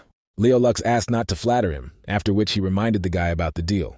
He agreed with a smile, promising that Eli would definitely find. A little earlier, Damdok demanded a hunter to move away, trying to explain that the city was destroyed there. However, Leo stood on his own, and was ready to do everything to find his sister. The guy had no choice but to find a way to find Eli in return for his help. And now they have united forces in order to deal with the old woman once and for all. Having created a flower that sucks the soul, the monster began to read the spells to plant it in the ground. From the pore of the flower, poisonous smoke began to stand out, and at this time the lady was next to him. However, intuition was silent, which means this is not poison, and he decided to get rid of this with a wave cut. But when the system gave an error, the guy realized that this was an effect that prevents the use of skills. Damdok decided to immediately warn Leo, who was also in this cloud. However, the hunter was not from this world, and he never relied on any skills to manage mana. If the dams became stronger, relying only on skills, then the hunter advised him to give up and leave. But the guy did not step back, instead of which they rushed into the attack together. The old woman was surprised that he still ruled mana, despite the sealed skills. Then she decided to change the tactics, creating a sword of hell to fight in close combat. Damdok urged Leo to clear the way using white ice and black flame, as there were more and more branches. The hunter already felt this mana earlier, but she still scares her alienness and destructive power. But now it comes from an ally as a flame of retaliation, devouring enemies. She could not believe that the guy wandered the branches of her soul so easily. He should not use skills. However, the dam, who soared high into the air, loudly stated that it was too early to be surprised. At the moment, the guy felt a thick mana absorb the air and enveloped him. She did not leave him, not during his magical training, not during classes with a sword. She is his strength and his part. Creating a huge sphere behind him, he explained that he did not need help from any skills to control himself. After that, he sent the sphere towards the old woman, creating an explosion of incredible power. Leo Lux could not believe his eyes when he saw a huge funnel in the ground in front of him. Meanwhile, the dam was successfully landed on the ground, saying only that it was hard. The white cloud immediately began to praise him, but the guy decided to ignore the warm words. Leo was ridiculous to say that he is a #1 hunter when there is such a guy. Then he asked Damdoc to teach him this technique, and he surprisingly agreed. But suddenly the guy asked everyone to move away, and a huge pillar of dark energy escaped from the funnel. The next moment, an incredible cry passed through their ears, which forced everyone to fall to the ground. It was the cry of the soul, woven and compassion, because the old women dare to resist those who do not have divine force. As expected from a person who enjoys the favor of Samson, he managed to hurt her. Life is so excruciating time, it can debug even people with a pure heart, and she can only grieve. Searching a name is not so important. You need to break, cut, worry to absorb without the removal of all people. Only in this way should they return to their purest essence. So the monster had already held out his paw to Damdoc. He could not run, and if he calls the system window, the old woman will break him again, but he cannot leave the guys and escape alone. Then he decided that he had to fight to the end and fight her to the victorious. The old woman also lived to kill him and leave him with him, and the dam was asked if he could win. But suddenly, Ju landed right on the monster, who was not going to allow the guy to kill the guy while she was nearby. The old woman was surprised, noticing the girl who asked to remove her vile claws. Meanwhile, Elia, who was in a different world, lay defeated and upset, which could not pull time. She also did not understand how Ju generally crossed measurements through the gate, because she thought that she was alone. Although the Union still needs a temporary restoration, it does not matter to it, because Ragnarok has already begun. Meanwhile, the dam was frozen in shock when he saw a whole and unharmed Ju in front of him. The Alul ignored him, calling Adele to herself, who began to block the cry with the help of magic. The guy immediately began to ask where they were, because he could not even contact them, but Elia took away their time. Hearing about this, Leo Lux came forward, because he guessed that she had been with her all this time. But at the same moment, the monster decided to remind themselves, asking what they arranged in front of her. Raising a huge paw, the old woman decided to slam their mind, but Ju was enough to raise her hand up to block the blow. The girl invited Damdoka to talk later, after which she threw him a golden apple so that he would make up for energy. She also recalled that the old woman had excellent regeneration. They will need a lot of firepower to inflict damage. The monster was furious due to the fact that they dared to behave in front of her, after which he attacked again. If the case comes to the war for exhaustion, then they are waiting for a failure, so I decided to occupy it while the rest came up with something. But it was not so easy because Damdoc used white ice and black flame, and at least henna. Then he wondered how the old woman remained intact after Ju cut her finger with one wave. This means that the monster is not such a strong body, but before, most likely, the protective mechanism worked. It is strange that he is not. Since she could not resist the sudden attack of the alloy, it means that this is not a passive ability. Then Damdoc asked Adele to prepare the most tough and strong magic. The girl just had something on her mind, and Leo Lux had to help her. Then the guy asked the Cloud and Ethan to help Ju. Then they will be able to keep the old woman from using powerful techniques. They immediately understood the task, and the King of the Giants vowed with the honor that his order would fulfill. After he explained everything to them, he decided to fill the energy with a gold apple. The old woman was noticeably angry when she noticed that they began a joint attack. Looking at Adele, Leo noticed a huge stream of mana, which was difficult to direct so that the monster did not notice below. The girl began to read a spell, which required a lot of effort, because of which she had blood from her mouth. She knew that without preparing with this magic there would be problems, but the preparation was completed. The next second, Leo gave a signal to fighting so that they moved to a safe distance. The alloy instantly ordered the Cloud and Ethan to move as far as possible, while Adele was approaching the monster. The sorceress lost a lot of effort, but she was ready to deliver a decisive blow to the monster. While the dumbfounded old woman tried to understand what was happening, the destructive pillar of fire fell upon her. In the end, only a small process remained from it, who did not understand how a person could have such a force. She can still regenerate since everything is in order with her body, but you just need to leave here. However, the lady prevented her from doing this, which slightly stepped on her, interfering with movement. Now he looked at her with pity when he suddenly noticed that he could again use skills. By announcing that it was all over, the guy pierced her with a sword, listening to insults in his address. But suddenly the process released energy, deciding that if he died today, he would take him with him. There was a huge explosion that covered several streets, but Damdok remained alive. He did not understand why this happened, but raising his head, he noticed a bloodied Jew in front of him. Before losing consciousness, she stated that she was glad that the guy was safe. Damdok immediately grabbed her and tried to bring her consciousness, asking her not to be silent. But then he raised his head and with horror noticed that Ragnarok had already begun. His healing skills did not work on the girl when he suddenly realized that they could cure her on Olympus. He began moving, but the system rejected his request, which very angry the guy. Damdok reproached himself for the impossibility of doing anything, but suddenly Jew grabbed him and asked to leave. On Olympus, they probably only think how to seal the gates into the world of the gods. The human world was thrown to the mercy of fate. The guy could not believe his ears, deciding that she was carrying nonsense, and asked her not to dare to die. She no longer has a divine power to support the body, so he needs to run away as soon as possible. If he continues in the same spirit, then he can ruin everything. And after these words, her body went limp, and the dam screamed loudly. At the same time, forgotten gods who liked this place began to land on Earth. Suddenly, he drew attention to the guy, surprised that the little people were still left here. With a wave of his hand, the monster thought that he would not get anything, but he was worried in vain. But before he had time to lower his hand, she was immediately cut off with a sword, and Damdok loudly asked why they continued to climb them. God did not listen to him, writhing in pain, but at the same moment he returned his hand to his place, saying that he was the god of regeneration. However, the guy did not listen further, after which he cut his head with one movement. The monster was still alive, so Damdok decided to release all his anger on it. When he defeated him, the system informed that the guy acquired a new force, super regeneration. Damdok asked not to boast of what he could, because they were just a bunch of vile cockroaches, which should be trampled. The rest of the gods who watched him were pleasantly surprised, after which they rushed to the attack. The guy was not going to retreat, and therefore pulled the sword in front of him, wanting to destroy the invaders. However, it was useless. The body of the monster was so strong that he would not even leave scratches on it. But even this problem was resolved in an instant when D'Amato used flame and ice. Then one of the goddesses entered the battle, saying that this flame would not even touch her flame. She successfully got to the guy, after which she deprived him of his hand, but he did not even cry out in pain. The goddess decided that there would be no problems with armed problems, but the lady grabbed her tightly and threw it to the side. Noticing that his hand was restored, it concluded that this guy absorbs their strength. Super regeneration worked perfectly because the dam was already pounding the goddess with a restored hand. One of the gods tried to run away, trying to understand that for a psycho he decided to challenge.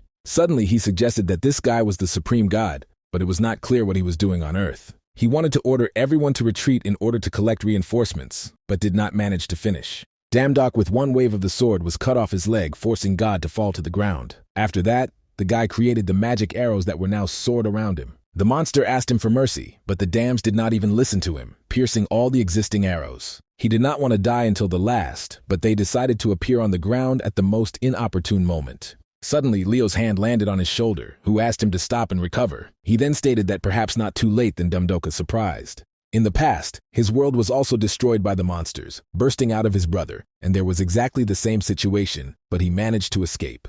In the gates, all measurements are woven, and there he saw passages connecting countless dimensions. Now there was no complete confidence whether they could save Ju, but there is still a chance. They can risk their lives and jump through measurements, but it is not known how it will end. Damdok with hope in his voice suggested that they could get to Olympus. At that very moment, he raised his head, hearing someone landed on the roof of the building. One of the gods, similar to a goat, was surprised where the guys responsible for this area went. Looking down, he found living people who should not be here according to the plan. Considering them, God began to doubt that they suffered from some people. If the dam is now leaving, then there would be no stone left of this place, and he did not know what to do. But suddenly, he heard a familiar voice, and then a piece of the building on which God was cut by a sword. The guy looked in surprise at the cloud that prepared this technique to surprise him during the fight. The priest asked him to stop pulling time. They coped even with that decrepit Karga, and these geeks were nothing. But God, even cut in half, was still alive, and was already preparing a spell against them. Suddenly, Adele prevented him, who turned out to be faster, and that building undermined at the end. Even having lost a huge amount of effort, she did not have time for fluctuations.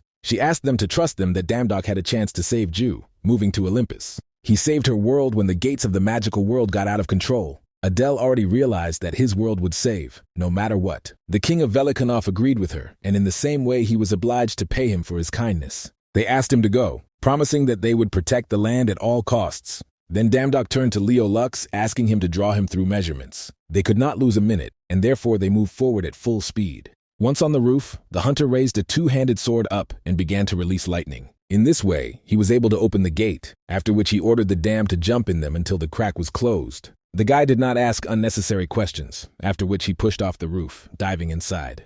During his movement, strange feelings enveloped him, and then he felt firm ground under him. He did not think that he would be here again, where everything was still dull. Suddenly, the elf, standing behind them, was surprised at the presence of people with a smile, but did not have time to finish the elf, as the lady with a sharp wave of the sword put his head. He does not have time to crack his tongue, so he solved this problem quickly. When they got to the next gate, the guy felt that Olympus' energy was most felt here. Without wasting time, they stepped forward, while Damdok mentally promised Ju that he would surely save her. Suddenly, the guy felt the presence of Asmodeus, and raising his head, saw him in front of him. Having reacted incredibly quickly, he waved his sword, trying to attack the terrible monster. However, this did not give any result, instead of which he began to attack him with his tentacles. Damdok desperately understood that he had no time, so he asked him to dump him, starting to chop the tentacle. Asmodeus' such tricks seemed funny, but he was not going to retreat. He noticed how much the guy grew up, offering to be sincere, but Damdok did not want to allow it again. But when he waved his sword, he noticed a man in front of him, who stated that not everyone was given his swords with him. Damdok did not continue the dialogue, instead of which he again waved a blade, intending to kill the enemy. He asked not to climb to him and to blame him, but Asmodeus was pleased, seeing the true merger of the spirit and sword. At that very moment, God decided to show him his skills, starting to fiercely counterattack. The monster became faster with every blow. If the guy could not keep up, then he would die right away. But suddenly Leo arrived at his aid, licking his two-handed sword, covered by lightning. It was a rather noisy sudden attack that was unsuccessful, as Asmodeus created another sword behind him. Their attacks were useless, because there is no place for which his sword could not reach. Suddenly, Monstrov began to create 1,000 swords in the sky who soared over them. Having lowered several of them, he managed to pierce Leo Lux's body in several places. He could not stand it anymore. The hunter collapsed to the ground, not showing signs of life. Asmodeus was surprised that Damdok was distracted, decided that he was too long for death. But even after his crushing attack, the guy remained standing on his feet, managing to block his blow. Anger began to overwhelm Damdok again, who demanded the monster to leave if life is a road. However, Asmodeus could not retreat, because there were no such opponents for a long time in his way. However, before they start the battle, the monster decided to politely introduce himself to the guy. He is a guardian of the world of demons, appointed by Chaos, and once he was known as the God of Swords. This information surprised Damdok, but it was at a long time when Asmodeus was God. The guy realized that it was for this reason that the title of God Swords was free. Then he decided to ask why Asmodee on the side of Chaos, since he has such a huge force. But the monster decided that the guy put it incorrectly, clarifying that he was here because of his strength. He had been striving for this power all his life, but the supreme gods were afraid of a strong warrior.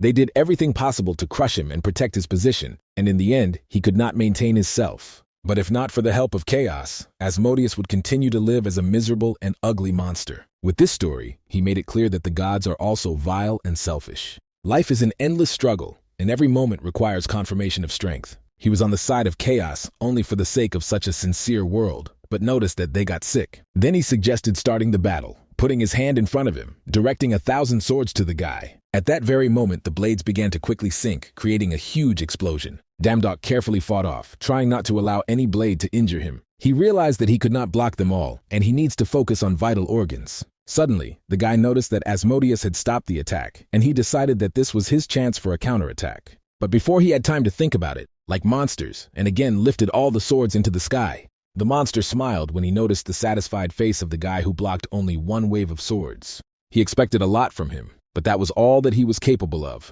when suddenly Asmodeus noticed a lightning over himself. These were Leo's tricks, which by some miracle survived and even stood on his feet. Even with many wounds, the hunter believed that he could fight, so he asked not to worry. In addition, they are in a dangerous position, and it is not known whether they have a chance to win.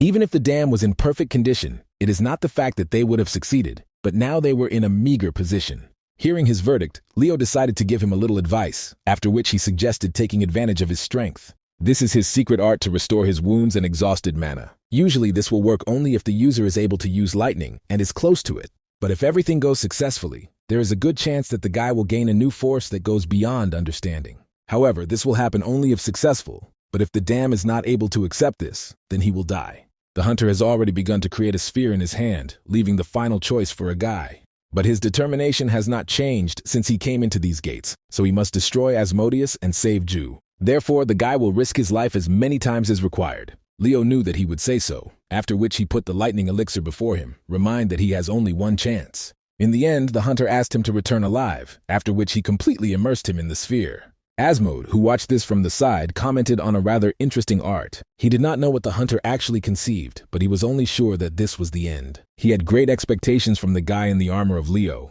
and hoped that his patience was worth it. Leo promised that his expectations would soon be covered with tears, but before that, he would play a little with him. Asmodeus was delighted with such a reliable brother, and therefore agreed to have some fun. Meanwhile, Damdok again found himself in a familiar dimension where he had already been twice. When asked why here, they answered him that the reason is that this place resembles a kaleidoscope. Raising his head, the guy was surprised to notice a flying luminous ball with small ears. This creature called itself Pandora, or rather part of it, which dumbfounded Damdok. She did not have time, so she decided to go to the point, explaining that if it continues, he would die soon. The guy began to ask her a lot of questions, but she did not have time to answer them.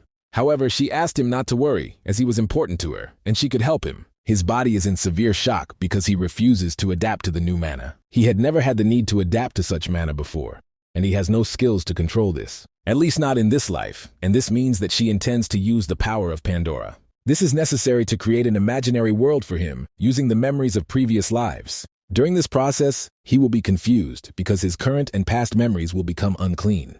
But there is no such sleep from which he cannot wake up, even if he wants to stay in a dream. The next second, a bright light blinded him, and then he opened his eyes and found that he woke up, lying on the grass. But it was even more surprised that right above himself he noticed Ju, who asked how long he was going to sleep. Determining the place, Damdok was surprised to find that she was intact and sound, and as before, continued to report it. But suddenly the girl noticed that the guy cried, deciding to find out if everything was fine with him. Damdok himself did not even notice how tears began to flow from his eyes. He was so glad to see her. He tried to explain that he was just a nightmare, and Ju decided that he looked tired. She invited him to relax while she independently takes care of the part-time job. Damdok immediately got to his feet and decided to go with her, suddenly feeling relief, seeing her. Hearing this girl was embarrassed, but she was sure that everything was in order with him, since he was carrying such nonsense. At that very moment, the guy felt that something was wrong, as if he was lowering something important. But when the Alul asked him to hurry, the dam through these thoughts, we decide that this is not so important.